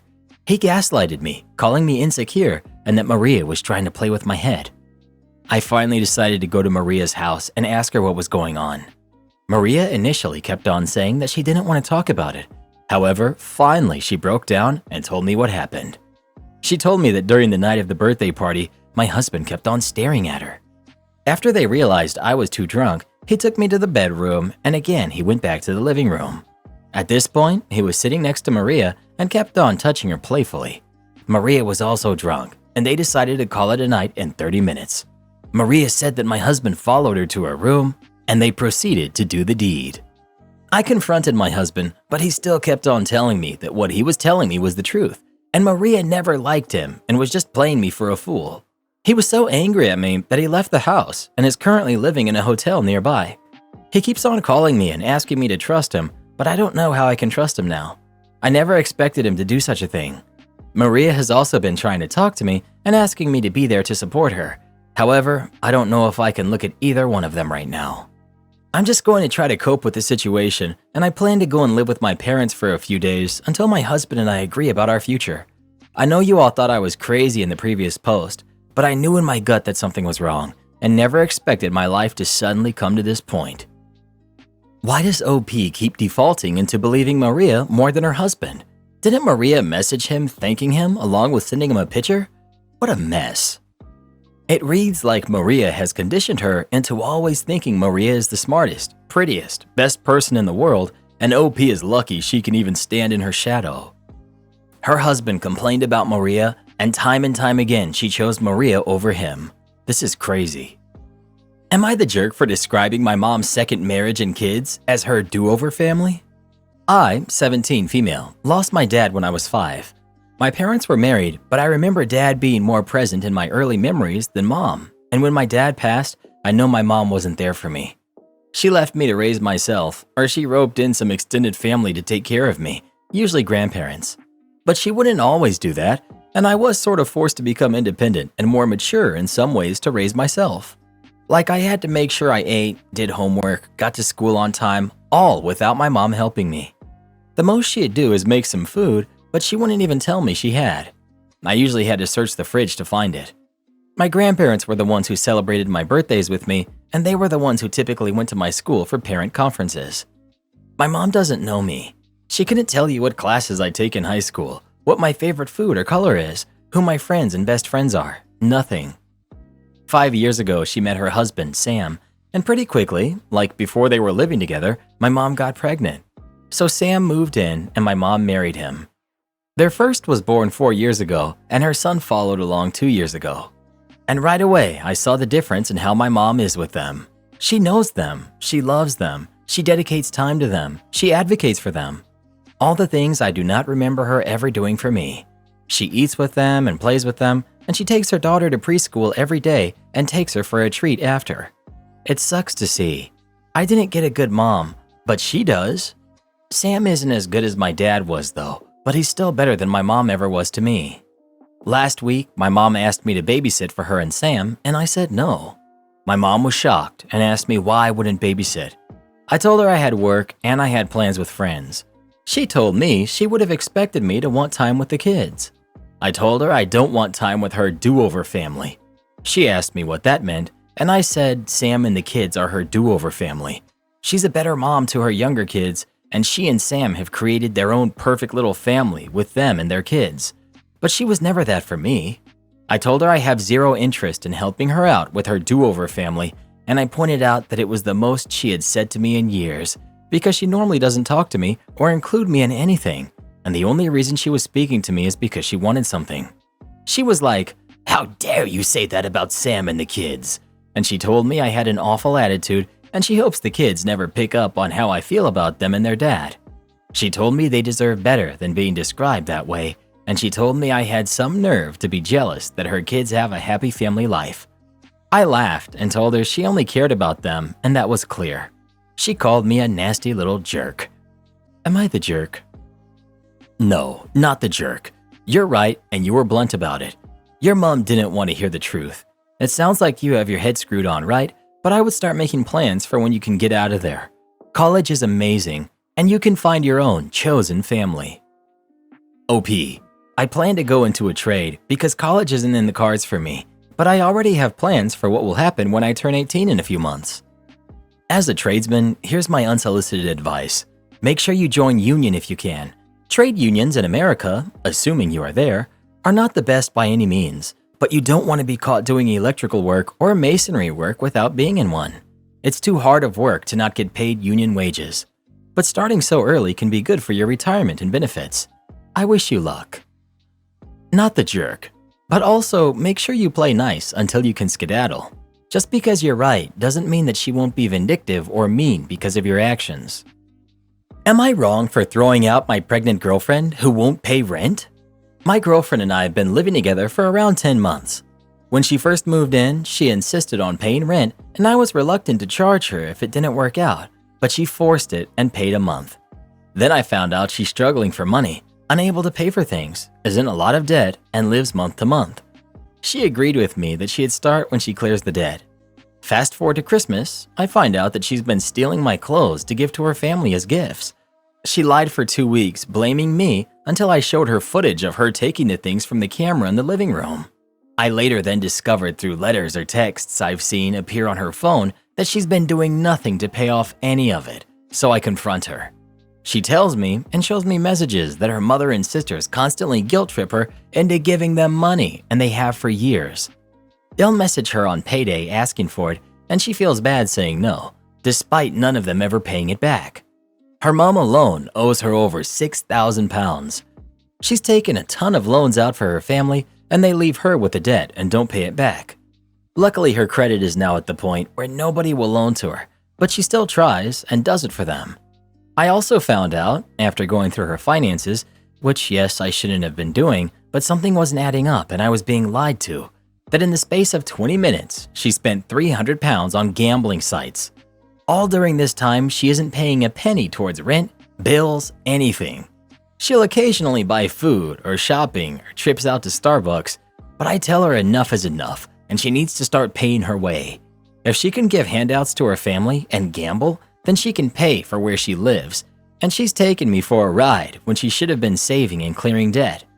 I make roughly 5 times what she does, but I've been fair in that the bills are split proportionally to income.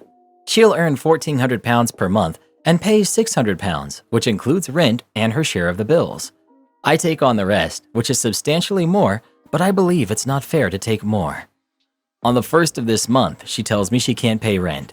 She says she's paid out too much on our trips to Starbucks, food shopping, and I'll get it when I get it, but she doesn't understand why I need it this month when she's lived for free the past 9 months anyway.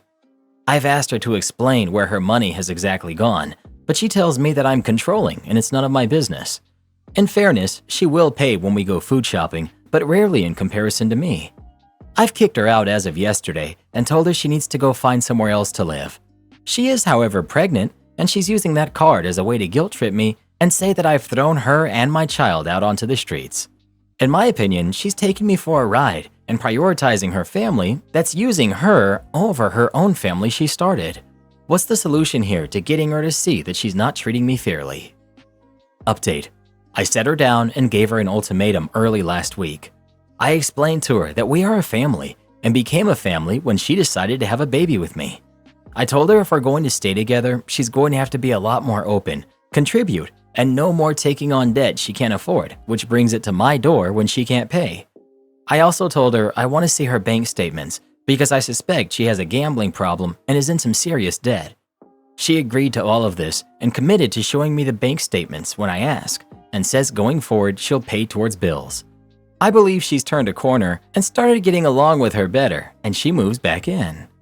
As I was sat next to her phone last night when she went to grab a drink, her phone lit up with a text that said, Loan accepted by ex-lender. Click here to accept.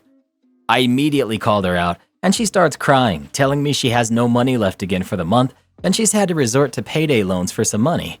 I tell her she should have come to me, and I tell her I explicitly said no more loans. She also tells me she won't be able to afford to pay towards bills again. She works full-time and brings home around $1,400 to $1,200 a month, dependent on hours, but a lot of the time she phones sick, so gets sick pay, which is a lot less. I asked to see her bank statements, and she refuses, telling me I'm being controlling by asking when she's told me and I don't need to see them. That's the last straw for me. I'm almost certain she's been giving it away at this point again or gambling. I give her a scenario. Your baby needs food and there's none in the house. What are you going to do? She replies, you'll have to pay. That's fine. I'll happily support my son, I tell her, because the mother is clearly a deadbeat. So I asked to see her Facebook Messenger to see if her family has been hitting her up for free money again. And conveniently, all of the family members that borrow money from her have the chats cleared. She says she deletes them to be tidy, yet mine are still there. I told her this isn't going to work, and she tells me I'm being a controlling freak basically, and she agrees, and I've not heard from her since. Moral of the story is, she's too damaged from her upbringing, I'm guessing, and some people you just can't change. She still messages me asking how I am, but I'm just ignoring her, except for anything baby-related. I need to move on. I know a lot of people question whether she's pregnant, how stupid I was to get her pregnant. I agree, and if it's mine. I've been to every scan, so I know she's pregnant. As for if it's mine, I've never suspected cheating, but she is a serial liar, so I'll be forcing a DNA test through the courts. I posted on a couple of different subs to make sure I wasn't getting biased opinions. My focus is now getting as far away as possible from her for my own sake. Never stay in a relationship with someone like this. These kinds of people are not capable of changing. Fire me for not cheating your customers? Go bankrupt and lose your bar. This happened about 5 or 6 years ago when I worked as an assistant bar manager for the worst bosses ever, who we will call Scum Boss and Less Scum. Backstory. These are two bankers who had too much money and decided to buy a bar whilst not having any hospitality experience between the two of them. When they employed me, I was only a bar assistant, but because of their scumminess and micromanaging habits, it made the bar manager and assistant bar manager quit, and I rose to the position. I was good at my job and have always been in hospitality, so I was qualified to be promoted. Our bar is open from 10 a.m. till 2 a.m., so when I became the manager, I didn't have anyone to do split shifts with, as it took them so long to hire someone else. I'd be working from 8 a.m. till 3 a.m. 6 days a week without any complaints. I liked my staff, but I hated my bosses. I was able to form good relationships with customers, so we had loads of regulars coming in when we were open. The sin. So Scum Boss and Less Scum had no idea how to serve tables, let alone run a bar. But they refused to listen to any of our suggestions and still wanted massive profits. One way to keep tabs on big party reservations, when the customers in these parties were drunk beyond belief, they wanted us to add items in their orders that they didn't order and manually increase the prices for any liquor that they bought by the bottle so that their bill would be higher. The previous staff were compliant in following their orders, but I had my morals, so I refused to cheat customers. Scum Boss wasn't happy that I wouldn't listen to him, so he made sure to make it known that he didn't fancy me. He'd constantly berate me in front of new staff or his guests. He'd constantly bring his coworkers in the bar to show off that he was some kind of a big shot in the bar. So finally, Scum Boss decided it was time to get rid of me so that they could replace me with a yes man that wouldn't question them, so they decided to sack me and accuse me of stealing tips, giving away free drinks to my regulars, and mistreating the staff.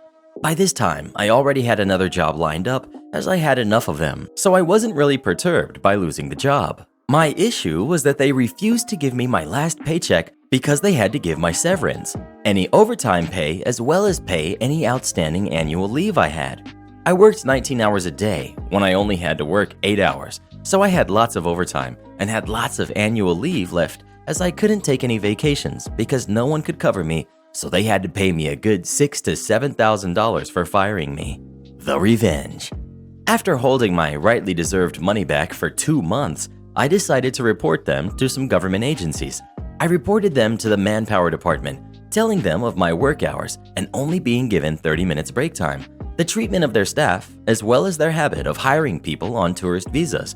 If you're on a tourist visa, you're not allowed to work, otherwise you're classified as illegal. I also gave the environment agency a ring and reported the horrible environment of the bar. We had roaches, rats, and when I told the bosses, they just ignored me and said I should keep it to myself.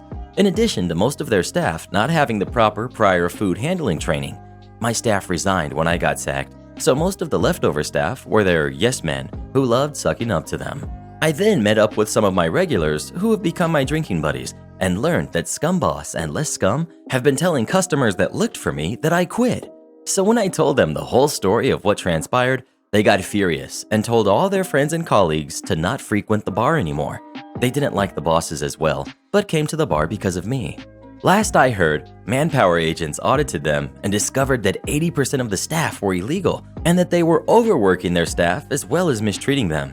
An environment agent came unannounced the following week and discovered the pest infestation, hence making the bar's cleanliness rating as D.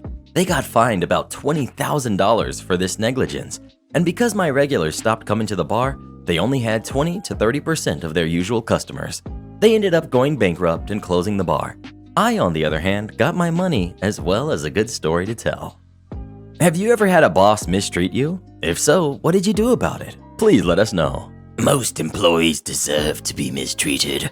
Am I the jerk for refusing to grant my father's dying wish? My father, who's 59, and I were never really close in the early stages of my childhood. He was always busy at work and had never taken proper care of me. All of that burden had fallen onto my mother, who did the best she could to put me through school. That all soon went to crap due to information about an affair with another woman, who is his current wife. I have very little memory of my father and I having actual conversations past the age of 12, and I could count on one hand the amount of times he visited me. He has never coddled me in my life and missed all of my major life events, graduations, birthdays, and my engagement. Now, my father had 2 kids with his now wife. One is 15, female, and the other is 6, male. I've met these people only a few times and have exchanged nothing but formalities. Due to prior heart complications and the years taking a toll on him, he's currently at his last moments. I was visiting him in the hospital a week prior, and he told me he wished for me to further financially support his family if they were to ever run into hot water. I'm aware that my father had a previous gambling addiction, but I wasn't aware how bad it was. I told him in no such way was I doing that, and had previously got a job opportunity out of state that I intended to take. He got angry at me and asked how I could do that without telling him, so he could have time to make arrangements. I would be able to offer them a small sum, but I have my own family now and can't bother to feed 3 more stomachs. I'm being made to be this terrible person by my father's side of the family, as his kids have no choice and that I was essentially hurting them. I've been told that I shouldn't do this out of spite and that I should forgive him in his last days. Yet, I can't help it. I want things to go back to when I would just choose to ignore him. I know I won't regret it, but I need to know if I'm in the wrong. Would I be the jerk if I refused to be a bank account to my dying father's other family? Well, what would you do if you were in this situation? Would you financially support that family or no? Please let us know. Of course he should. They deserve it. Karen thinks I must cater to her needs. She gets put in her place and kicked out of the store. This happened in Germany not too long ago. Keep in mind that there are mostly smaller retailers here and not so much big box stores like in other parts of the world, which means that most small stores don't have dedicated store security. At least I've never seen them. I'm also 21, male, 180 centimeters or 5'11". I'm also generally a quiet and respectful man, but tend to have a short fuse about some pet peeves, like strangers touching me or following me around, because I like to keep to myself. Also, I really enjoy non-physical confrontation if someone pushes for it, but I wouldn't start drama on my own. On to the story. The cast. We've got Karen. We've got me, the guy who doesn't work at the grocery store. So I was shopping in a German food store to get some groceries, snacks, and the likes when I ran into an entitled Karen. I was wearing cargo shorts and an AC/DC shirt, so I wasn't exactly looking like a store employee. Never mind that my cart was decently filled with various different items. I was minding my own business when I heard a surprisingly polite voice behind me. Karen. Hey, young man. I turn around and see the future Karen, a bit shorter than me, middle-aged, not the special haircut and a seemingly fake friendly smile. I don't know, just put me off for some reason, combined with her general, nosy, arrogant attitude. Me. Are you looking for something? Yes. Go fetch this item for me, please. At least she was friendly about it, but said it as if nothing was wrong with it. I personally have never seen an employee at a store like this play fetch for a customer. Most they do is either tell or show you where the item is and you have to go get it yourself. Me, trying to smile at her. I'm sorry, I don't work here, but you can find the item over there. I then turned around and went on about my day, but I guess we all know that's not the end of the story. After a few steps, Karen flipped a switch and decided to go crazy as I heard her stomping after me. Karen. What? Do your job, you worthless idiot. You're here to serve me. She growled and grabbed me by the shoulder. Remember, I had a short fuse about being touched, and I don't take too kindly on being berated by rude strangers either. And since Karen decided to push for unnecessary confrontation, I decided that she could get some. Me, turning around and smacking her hand away from my shoulder. First, do not touch me. Keep your hands to yourself. Karen decided to interrupt me and is getting visibly more irate. Me, shut up. I'm not finished. Also, you can buzz right off with the name calling. Do your shopping yourself. I only got louder when she tried to interrupt me because I hate it. So she didn't exactly have a chance to interrupt me. Karen, how dare you touch me? Learn some respect. You should help out a single mother. Note, there was no kid around at the time, so I don't know why she said that. It's hard enough for me, so I deserve some nice things. Me. Getting dumped by some guy doesn't exactly sound like an achievement to me, and certainly doesn't mean that I have to cater to your needs when I have other things to do. Karen gasped like a fish, mouth open and stammering. She was so red in the face, I thought she was about to explode physically. Karen. I'm still your elder. You should have respect and do as I say. Be grateful for your elders. Me. You certainly look like a mummy, but that doesn't mean I have to treat you with respect. You obviously don't deserve it, and it's ridiculous that you think I owe you anything. Yeah, it kinda went from about me being a store employee to me having to cater to her needs for whatever reasons, although I don't work neither there nor as a personal butler. And it was right then when a manager turned the corner. I was surprised Karen didn't scream for one yet. Cue the manager asking what the problem is, and Karen explaining that I should be fired for being a worthless human being. She literally told the manager I should not only be fired, but should be put down, like if I was an animal with rabies or something like that. What the heck? As you most likely know, the manager told Karen that I did not work here, but somehow Karen still believed that I should be her personal slave and butler for whatever reason, and the manager and I shared a look. After every reasoning with Karen had failed, I chimed in. Me. If you don't leave me alone right now, I will call the police. I'm going to leave now. I turned and slowly left, where I could hear manager and Karen still arguing behind me, until the manager threatened to call the police if she doesn't leave the store right now. I heard a loud crash and turned my head. Karen had flipped her shopping cart in her rage and power walked out of the store, while the manager called for some cleaning staff to help fix the mess. And that's the end right there. No police involved, to my knowledge. Could be that Karen got in trouble later over the damaged shopping goods and groceries. No false allegations and no physical violence. I didn't get a coupon or a discount, but that didn't bother me since I'm not about that. What would you do if you're in this situation? Would you help Karen or tell her to buzz off? Please let us know. All he had to do was help her find her groceries. Entitled mother steals my shopping cart. Entitled daughter gets mad. We've got me, my mom, mom, entitled daughter, and my mom's friend who works at Costco, Steve. This happened a month ago. Alright, here's some background.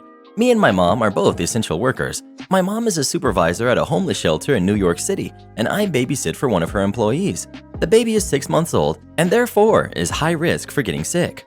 I am also in high-risk population because I have asthma. My family shops at Costco because we have a 5-person household. My mom is a single mom with 4 kids, and we buy all of our food wholesale. My mother was a germaphobe years before all of this started, so she carries around hand sanitizer and Clorox wipes everywhere she goes. So about a month ago, me and my mother set out to go to Costco as we do every week. My mother brings her own Clorox wipes to wipe down the shopping carts because the people wiping down carts at the front door don't change their wipes, and they're always visibly dirty. Not faulting Costco, they're doing their best.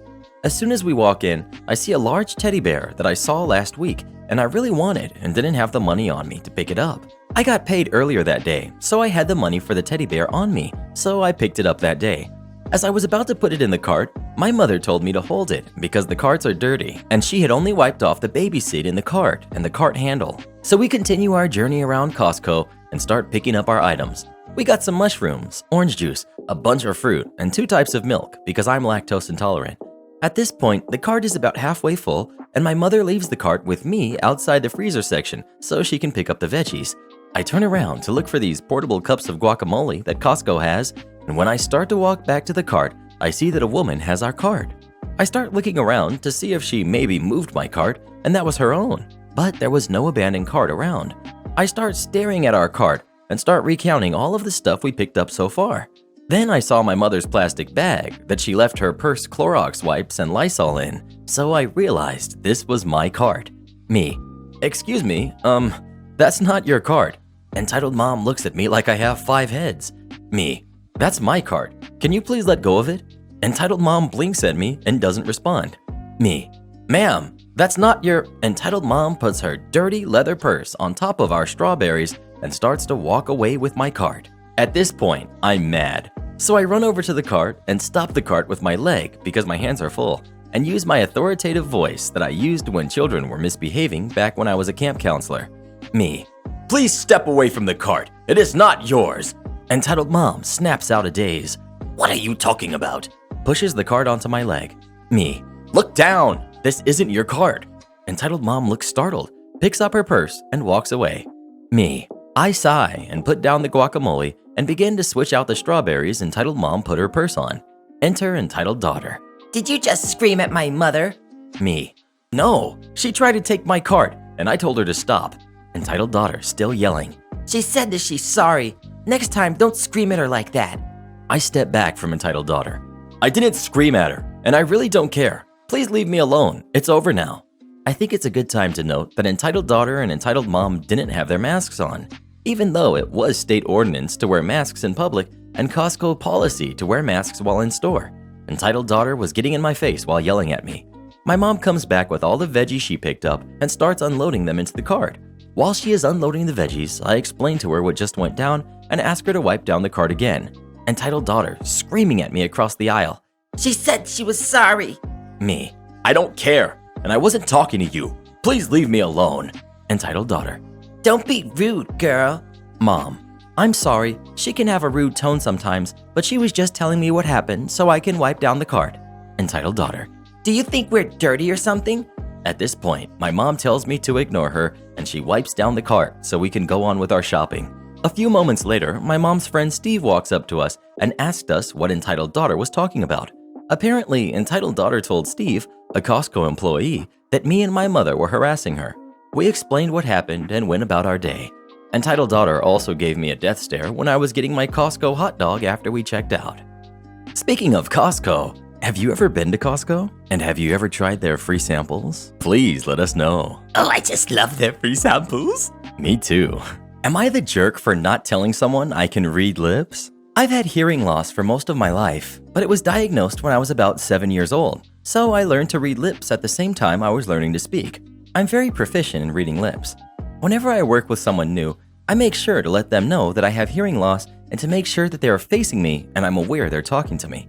I've never actually mentioned to any coworkers that I could read lips, but I'm pretty sure most of them at least suspect it strongly. A new coworker started, and I did my customary introduction and disclaimer about my hearing. I don't think she believed me because she got very offended when I ignored her. The problem being, she was trying to get my attention from behind me, and I genuinely did not hear her. Once someone got my attention, I apologized to her and pointed out that I did have hearing loss and I wasn't aware that she was talking to me. A few days later, she was venting to a mutual coworker. The only problem was she was facing me and I could read her lips perfectly. After a few minutes, I approached her and let her know that if she was going to crap talk someone, she needed to make sure they couldn't understand her and that I was reading her lips the entire time. I told her I was upset that she wouldn't just come to me and that I did tell her twice I was partially deaf and couldn't hear. She freaked out because apparently I was being rude by reading her lips when she was facing me. I think we all know who the rude one is here, and it's definitely not OP. But do you agree or disagree? How dare she read her lips? I don't work here, Mom. A little background. I've been in the culinary world for over 10 years now, going back and forth between working on the line, savory, and a bakery, pastry. I love both, and although I'm very good at what I do and love to cook and bake, I am by no means a chef. That name is usually for those who run kitchens successfully, plan menus, lead teams of cooks or bakers, and get paid pretty decently. There's a lot more to it than that, I know, but that's the basic explanation. To save me explaining it to my family and friends, I just say I'm a chef, because I understand that they aren't in this world and don't know any better. However, it's come to bite me in the butt a few times, especially with my mom.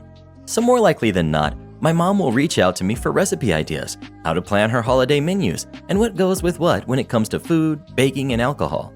I'm always happy to help and spread tips and knowledge I've picked up over the years with my family and friends because food is my passion. So here comes the story. Mom had planned a New Year's Eve dinner with me because she knew I was going to be working for the holiday. It always happens. Ah, the life of a chef. She planned a menu of prime rib with potatoes dauphine, fancy word for scalloped, cheesy, creamy potatoes, and green beans almondine, green beans sautéed with almonds and brown butter.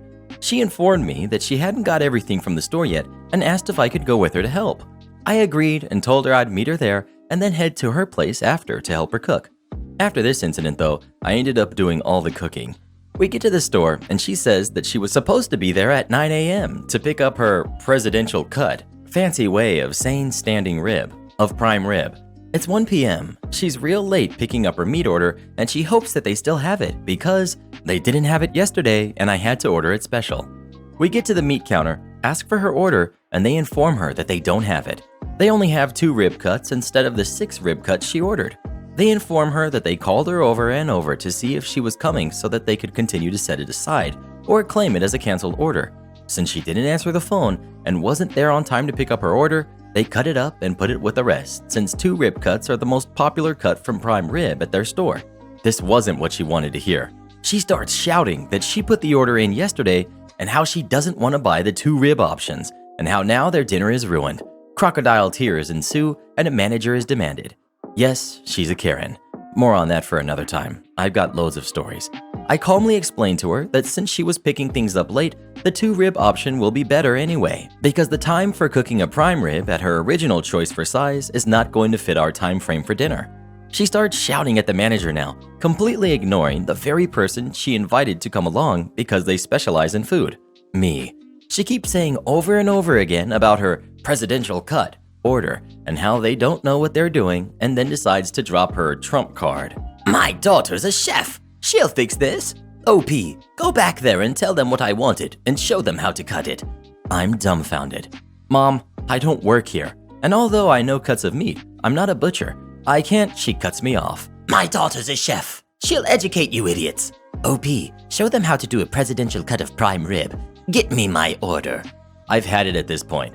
Normally my siblings and I just let mom go on her tirade to save our sanity, shoo her away, and then profusely apologize to her victim later. But this was ridiculous. Me. No, you go get the rest of your shopping list and I will handle the situation. If you're going to use my title that way, then I'll just go home and grab a burger along the way. Forget your dinner. She huffs and walks away as I turn my attention to the poor people behind the counter and the manager of the store that looks bewildered at what was going on. Me. Gents, I'll take 3 orders of 2 rib cuts. I apologize for the scene she has made. They offered to discount the meat and I refuse. No, her actions should not be rewarded. Y'all have enough on your plate and you don't need my mother making it worse for you. She's in the wrong and she knows it. After thanking and apologizing again for the 50th time, I catch back up with my mother and ask her if she's done with her meltdown. She sees the meat order and huffs again, saying, "Whatever," as she throws it in her basket. We made it out of the store alive and head home only to hear her retell her experience to my poor stepfather. I ended up cooking dinner with him that night and summoning her from her room where she went to pout when everything was ready. Everything tasted great and cooked on time. I still feel bad for those poor butchers behind the meat counter that had to endure my mother's Karenisms and hope they enjoyed their New Year's. This is a regular thing with my mom that us kids and my dad, her former husband, have had to put up with over the years. I've got loads of stories and would be happy to share. I'm just not sure which subreddit I'd share those in. Am I the jerk for leaving my sister at home when it was time to go to school? This happened a few months ago, but it's still a point of argument today. I, 16, female, have a 14-year-old sister. I have my own car, and since we both attend the same high school, I'm expected to take her to school with me. My sister, great as she is, has absolutely no sense of urgency when it comes to being on time. She'll deliberately refuse to get out of bed in the morning, takes half an hour minimum to do her hair, and spends so much time primping that she forgets to do necessary things like packing her lunch or taking her medication. I have to go out of my way to wake her up several times in the morning because she refuses to use her alarm and has broken several alarm clocks by throwing them across the room when they go off. I, on the other hand, am annoyingly punctual, and it stresses me out to no end when I'm late because of her. Every single time I've been late this year has been because of her. I'll spend several minutes sitting in my car waiting for her before she comes running out, only to remember that she forgot something and will spend more time looking. I've been late a total of 6 times and end up cutting it close almost every day. My school has a policy that 8 tardies and 1 quarter gives an automatic 3-day suspension. Despite constantly trying to talk to her about it and express that I need her to be on time, she hasn't made any effort. My parents are no help. One day I was waiting in my car for her, nervously tapping my foot and waiting while she dallied. I, looking at the clock, realized I'd have to leave right away to be able to make it on time and decided I'd had enough. I backed out of the driveway and left without her. About 20 minutes later, I got calls from both her and my parents. My mom and sister were furious that I had left her at home and that my mom had to give her a ride. My dad said that he thought it was hilarious and supported me in leaving her. I thought it was totally fair. This way, my sister had to face the consequences of her actions without dragging me down with her. However, many of my friends and family are adamant that it was a jerk move. Am I the jerk? Edit for correction. Thanks to all the positive words. Just wanted to get one thing straight. My sister does not have ADHD. She has an unrelated medical condition that leads to her taking medication in the morning. She's gone through screening for other things before, so we're positive she doesn't have it. It's simply her mindset. Well, what would you do? Would you leave without her? Or would you keep being late because of her? Please let us know. The day I gave my 4 weeks notice. I came to the store on a Wednesday morning to hand in my 4 weeks notice. But when I got there, my colleague was working the checkouts and the customer service by herself. The manager was handling the safe, so she couldn't come and help, and we had to wait for another colleague to finish the unloading of the truck. So, me being a great colleague, I helped the only customer at the customer service to make sure she didn't have to wait for at least 10 minutes to get a pack of cigarettes. And just when I closed the customer service, Karen came around the corner. The customer service does have a little checkout for people with baskets, which Karen had. However, it was closed, and since I was off the clock and I had an appointment later that morning, I was not going to open that checkout for her. Mind you, I had been chatting with the other customer for a while, and around 8 to 10 minutes had gone by at that point. And since I was in my raincoat, which is not even close to the work attire, I thought she would understand the circumstances given the huge line at the other checkout. Okay, on to the actual conversation. We've got me, we've got Karen, we've got Nice Lady, and the manager. Karen puts the close sign in the magazine rack, opens up the exit, and puts her stuff on the counter, aka opens up the checkout herself. Me. Oh, I'm sorry, miss. The register is closed since I'm off the clock. My colleague asked me to help this lady real quick, since no one else could at the time, but there should be someone here in 2 minutes max to help you out. Karen. How dare you? I am a loyal customer, and you cannot treat me like this. I am a widow, and have to do everything by myself. You are going to help me right now, and I will not take no for an answer. I have always worked for my boss without getting paid. Manager. Miss, if I may ask, what is the problem here? She won't help me. Nice lady. This nice girl just helped me get some cigarettes since your colleague asked her to help me out, so I didn't have to wait for 15 minutes. Me. That's right. The checkout was closed since I'm off the clock and only here to give you my 4 weeks notice. She knew about this. Was not a surprise. Manager. Well, miss, so sorry she couldn't help you, but I'm here now so I can help you. Karen. You need to get your workers under control. That little jerk shouldn't have treated me like this. I am a loyal customer. Nice lady. Miss, she is off the clock, and the manager is checking you out right now. Can't you be a bit nicer to this young lady? Karen. Do not mess with me, you dumb jerk. And do not get involved. I'll make your life miserable. Manager. Miss, please stop insulting my coworker and the lady right here. They did nothing wrong. If you say one more bad thing, I will not help you any further and you can leave without your groceries. The customer left without saying anything else, and the manager, nice lady, and I had a great laugh afterwards. Another fun fact, this woman has been a Karen for at least 15 years. My parents have a hedge in their back garden, which was always maintained by my granddad.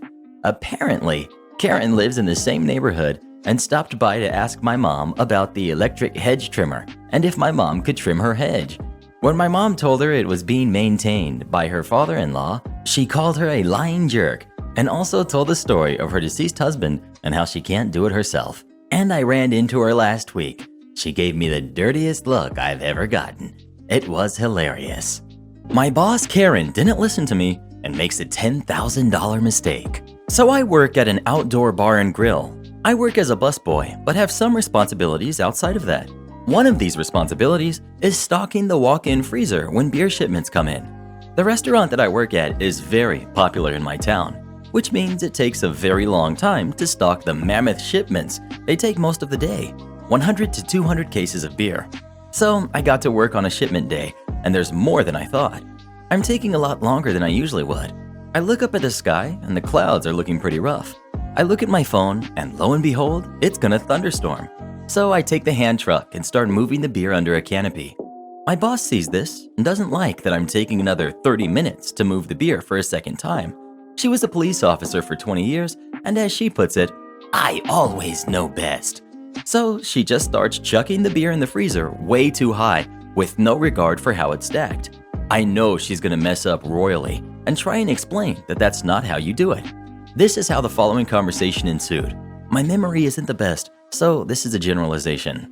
Me, that's not how you do it. You're stacking them the wrong way, and the towers are way too high. Boss, I've been in this game for 3 years. I know what I'm doing. Me, you put me here to do this job and to do it right, and I was trained properly. That's the wrong way to do it. Boss, either help me or the door's that way. Points at door. Cue malicious compliance. So I go home for the day because I know it's gonna go wrong and I don't want to be responsible.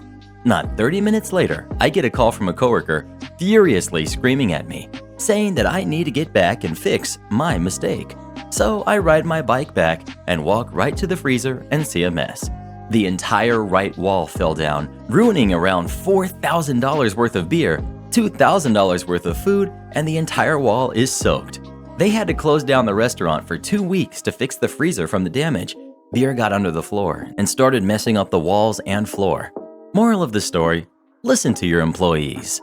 Update, my boss tried to lie to upper management to get me fired, saying that I was the one that told her how to stack the beer. Thank God my coworker Jack saw what happened and vouched for me.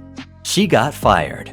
Feelsgoodman.jpg. Have you ever had a boss who didn't know what they were doing? If so, what happened as a result of that? Please let us know. I always know what I'm doing. Am I the jerk for calling out my sister's fiance when I recognized the engagement ring he proposed with was fake? This is an ongoing mess that continues to haunt me. I'm a 22-year-old female, and my 25-year-old sister Hannah is newly engaged to her boyfriend of many years, Ben, who's 25. Ben and Hannah are high school sweethearts. He's the only boyfriend she's ever had, so she tends to take his word as the gospel truth. But I've always been suspicious of Ben, as I tend to be of all people, to be fair. Hannah and I have very different worldviews. I've had quite a few boyfriends and one girlfriend. I believe in freedom and exploring yourself. Hannah only knows Ben. Anyway, we had a small gathering of family around at my sister's house for a barbecue in the garden. During the barbecue, Ben got down on one knee and proposed. At first, I was super excited for them, but then I saw the ring, and I'd seen this ring before. Call it divine intervention, but I'd seen this ring a few months back on Etsy. Hannah had hinted that her and Ben were discussing tying the knot, and we discussed rings at length. I went online to search for the type of rings she said she was interested in and happened across a very unique and pretty ring on Etsy, but it had a fake middle stone, i.e. lab-created diamond set between two tiny opal-colored stones. The band was really dainty, but kind of intertwined around in a teeny rope. So as soon as I saw the ring, I recognized it. The going rule for engagement rings, as everyone knows, is that they are supposed to last forever and be at least 3 to 4 months' pay. Ben works a good paying job, but brings in slightly less than Hannah. 4 months' wages for him would be at least $8,000 to $10,000 at an estimate. I know for a fact This particular ring is $450. I waited until the proposal was over and asked Ben and Hannah for a quiet word, but this has the opposite effect as I was overheard by other family, so I decided to just come out with it. I told Hannah that I had seen her ring online and that it wasn't a real diamond or even expensive. I accused Ben of trying to cheap out on one of the most important gifts of her entire life, and this was a huge mistake. Hannah burst into tears and informed me that she had given Ben a maximum budget of $400 and that she didn't want a real diamond. I was completely shocked that she would request this and was pretty certain she was just covering for Ben, but she doubled down and said that she has, so far, lost every single piece of jewelry she's bought and that she wanted to buy something that won't be a devastating loss if she loses it. She also claimed that they both wanted a long and expensive honeymoon instead of a big wedding. By this point, Hannah was crying loudly, and I decided I best leave. I thought I was doing my sister a sisterly duty by pointing out the fake ring, and my entire family have in turn called me a jerk. But I honestly think I was just trying to help her. Am I the jerk? Well, what do you think? Was she wrong to call out Ben like that? Or was she doing the right thing? Please let us know. Serves him right for buying such a cheap ring. $450 is nothing. We're paying them to work. Don't give them warm drinks unless they're going to reduce the fee. Another day, another entitled Karen. This is literally happening as I type. So for those who haven't seen my recent posts, I'm a veterinary nurse living near the Alps in Southeast Australia. It's winter, it's cold, and it's calving season. Myself and Boss Dude have been called out to a farm to assist with a bovine birth. It's this cow's first labor, so the farmer wanted us nearby just in case. It's just after 4 a.m. and we've been here since 11 p.m. It's also -5 degrees Celsius, 23 degrees Fahrenheit. I have thermals on under my scrubs and several other layers, but I'm still very cold. Adding to my situation, I'm also in the second trimester of pregnancy, so prolonged cold really isn't something I want to be in. The farmer is one of our regulars, and he's lovely. When I started shivering, he went inside and grabbed some blankets for me to wrap myself up in while we sit and monitor this labor. A few minutes later, his phone rings, and it's his wife yelling at him. He rolls his eyes and says, "It's freezing out here. The VN is pregnant, and it's just a blanket," and hangs up. A little while later, he asks Boss Dude and I if we'd like a warm drink to keep us going, returns to the house, and comes out with a thermos for both of us. Coffee is exactly what I needed, for the warmth and for the caffeine to keep my mind alert during the awful hours. Farmer's wife comes outside and starts screaming at the farmer, then comes down to us and demands that we either give her the warm drinks we've already started drinking, or that she will expect a fee reduction for using their resources while on the job. What if we were sick? What's she gonna do if we give back the drinks that have been exposed to our saliva? Sure, Karen, we'll keep the coffees and take off the 70 cents it costs to make 2 thermoses of coffee. You're still paying for our time after hours on site. And now she's demanding a further discount to cover the cost of washing the blankets which have some hay on them. Or maybe we should just go home and not ensure the welfare of your cow and her calf. We've still got a few more hours here. Wonder how many more cents she will demand get knocked off of our fee because her husband has the audacity to be kind enough to make us comfortable while we wait in literal freezing conditions. Speaking of warm drinks, what's your favorite warm drink to have when it's cold out? Coffee, tea, hot chocolate? Please let us know. I could really go for some hot cocoa right now with marshmallows in it. Yes. Am I the jerk for telling my handyman to stop bugging my babysitter? We're doing some house renovations, and so workers are in the house. Today, 2 guys were putting up drywall in the living room while our babysitter is playing with our daughter in the family room, while I'm working in my downstairs office. I hear the drywall guy asking personal questions to my babysitter until her answers started getting shorter and her tone changes.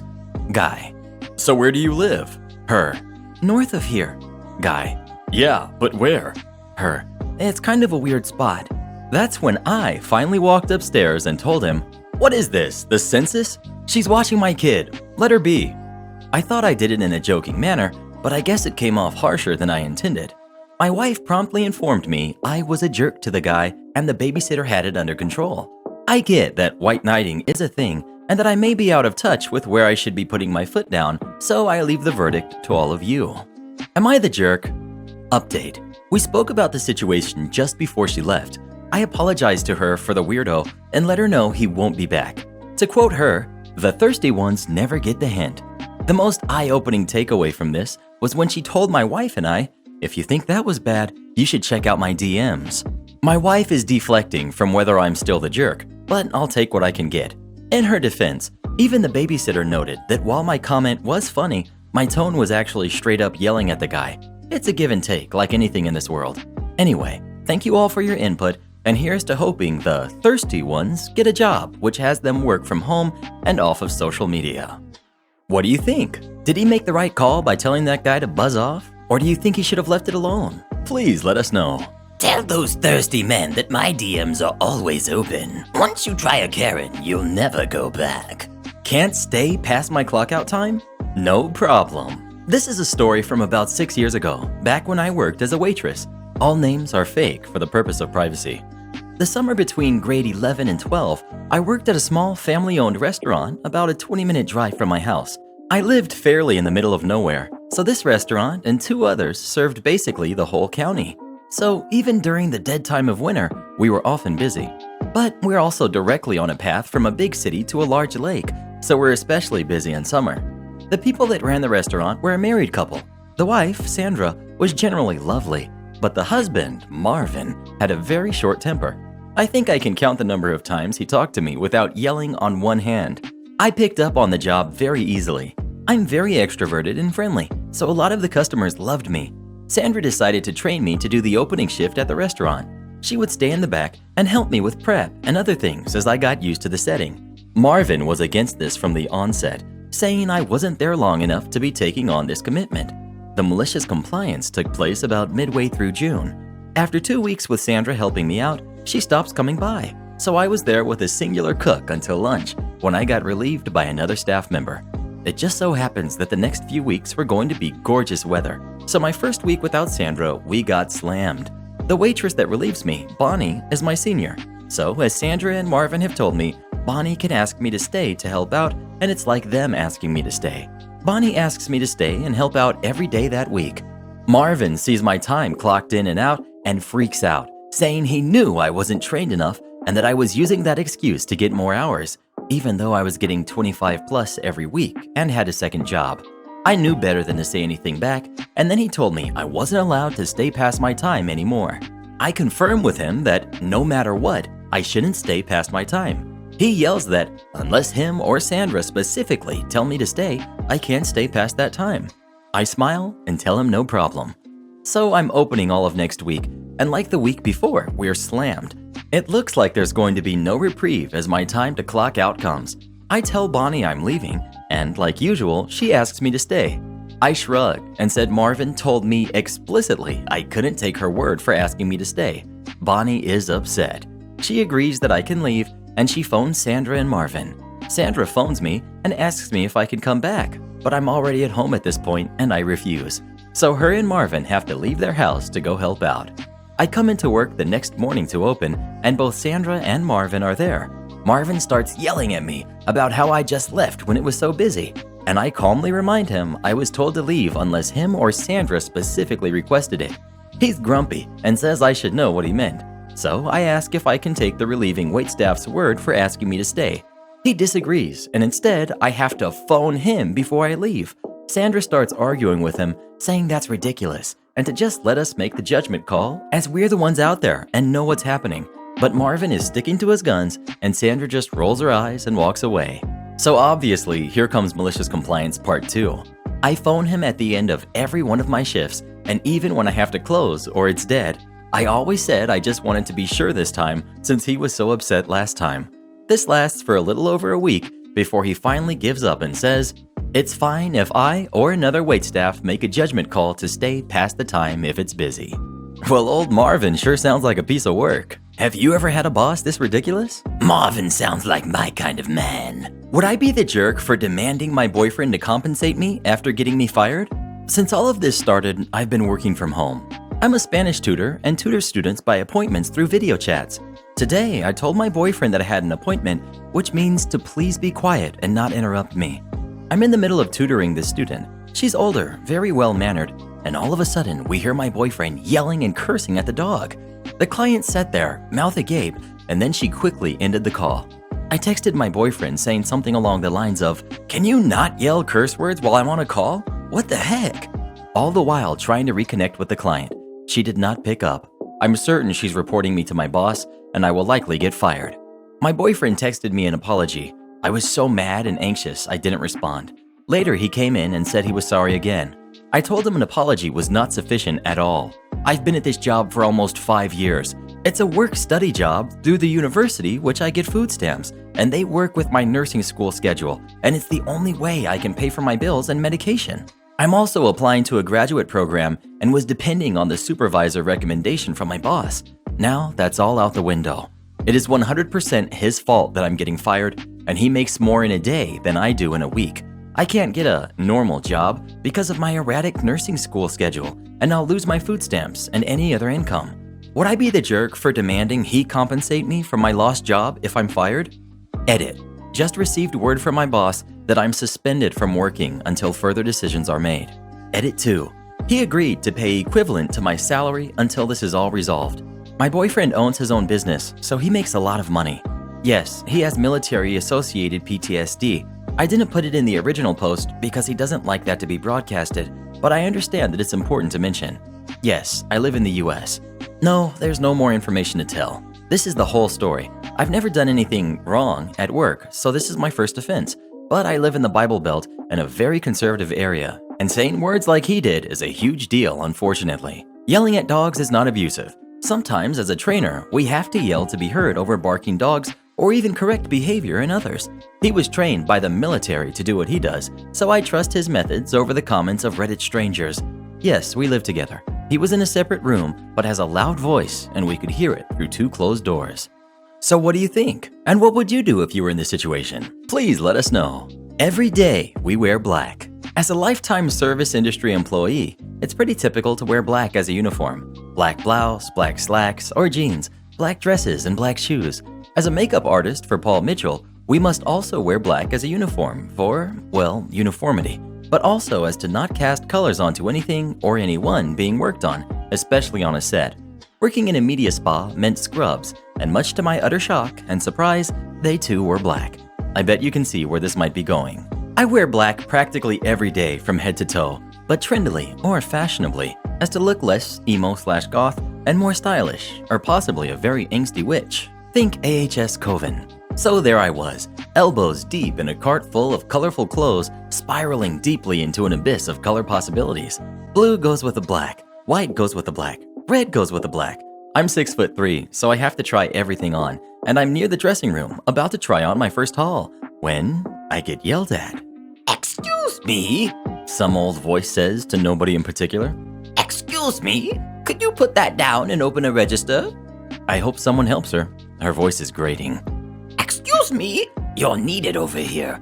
I look up from my rainbow clothing vomit, spilling out onto my tiny cart, to see several ladies looking at me, then back at the woman talking. Surely she's not talking to me. I can't believe she just ignored me. Excuse me? Are you deaf? Open a register. The line is too long. Surely she does mean me, and I can't believe she'd talk to an employee like that. Wait, yes I can.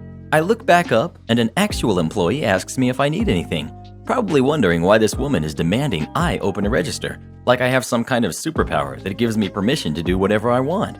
I think that woman thinks I work here, I tell the employee. I know, I've been watching her get mad from behind the fitting room.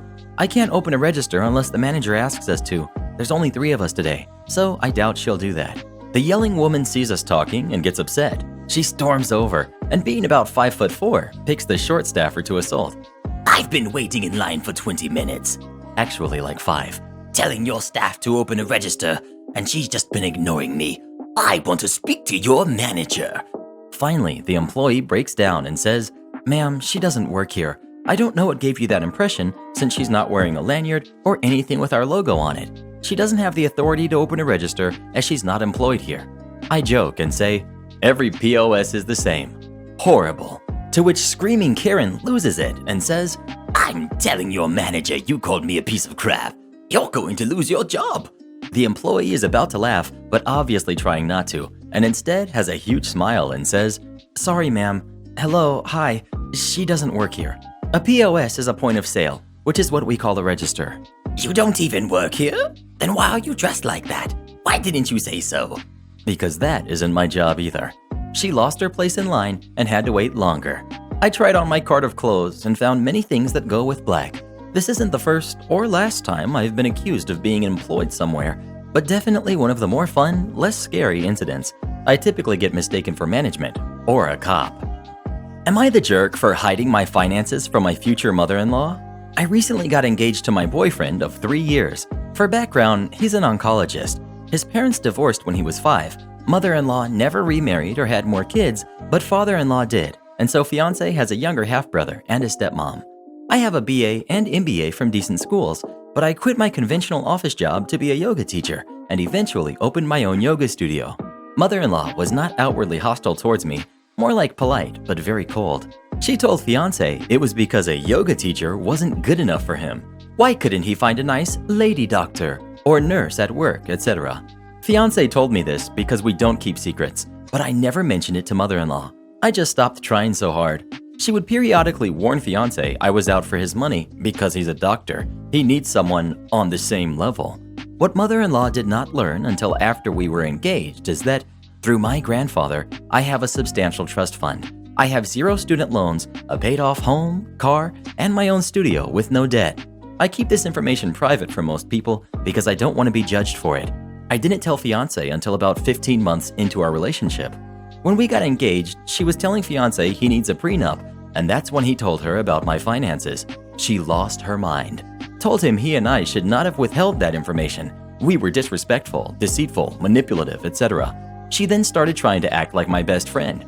I maintained a polite distance. She asked fiance why, and he told her that I knew she didn't like me because a yoga teacher isn't good enough. Y'all, she turned on the waterworks, tears, sobs, said he should not have told me, and that he ruined her relationship with her future daughter-in-law. I think she's full of it. His father and stepmom have been kind, accepting, warm, and loving to me since the day we met. It didn't matter that I'm just a yoga teacher. His mother insists I and my fiance are cruel and deceitful. I think people like her are the reason I'm right to hide my financial situation. Fiance thinks we should apologize just to smooth things over and clean the slate. I have no interest in doing so. Am I the jerk? Edit. For those asking, my fiance would defend me when she insulted me. She did know I owned the studio, but assumed I financed it with loans. He did not have my explicit permission to share my finances with her, but was so sick of her harping about a prenup, he wanted to shut her up. As for all the advice about the prenup, that was always the plan, which my fiance is obviously fine with. She's probably going to lose her mind. I've poked around on Reddit, and I think my fiance is what people refer to as a surrogate spouse to his mother. Another incident comes to mind where she started crying when he wanted to spend his birthday dinner on the day of his birthday with me instead of her, and offered her the day before or after. That's clearly not healthy. So what do you think? Is it okay to hide your financial situation from your future mother-in-law? Or does she have every right to know? Entitled mom calls police on me because I refused to pay to fix her car. Cast. We've got me. We've got entitled mom. We've got innocent kid, assistant manager, and the police. I worked at a truck stop, and on this particular day, I was working the front, which is mostly car drivers. Kid comes in and says she wants to fill up on pump 16 and leaves me her card. I asked if she was getting diesel, and she said yes. She comes back in a few minutes later and pays. I thought that would be the end of it. Nope. Enter entitled mom.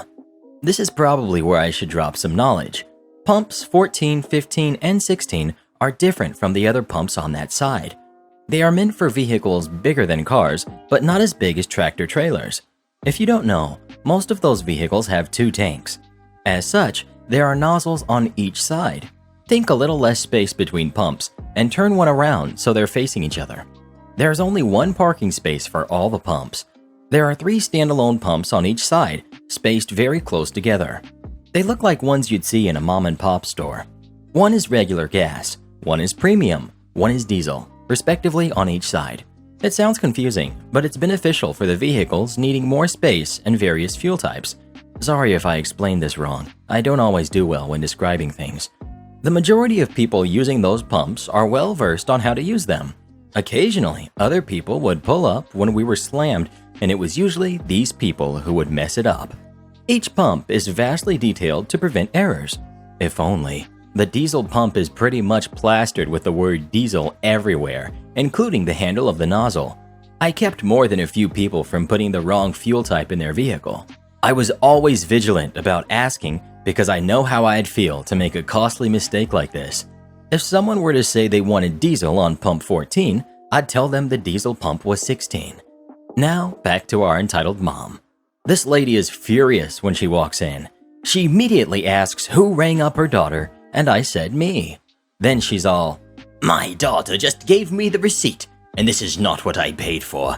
Your advertised gas price is... Insert 2012 gas price here. And I was charged a lot more. Can I speak to your manager? Me. Yes, ma'am. I'll go get her. Just an FYI, though. That's the diesel price, which is what you purchased. What? I asked for gas, not diesel. Are you telling me that there is diesel in my car? This is your fault. Nee. Ma'am, I just asked your daughter if she was buying diesel, and she assured me she was. She's just a child. You should know better. My car is a... whatever brand, I don't remember. And I know you can look at it and see it takes gas. Me. Ma'am, I don't have a view of that side of the lot, so I had no idea what you were driving. That's irrelevant anyway, because some cars do take diesel. At this point, my manager came up because Entitled Mom was making a scene. Basically, she reiterated everything that I told Entitled Mom. Entitled Mom was having none of it.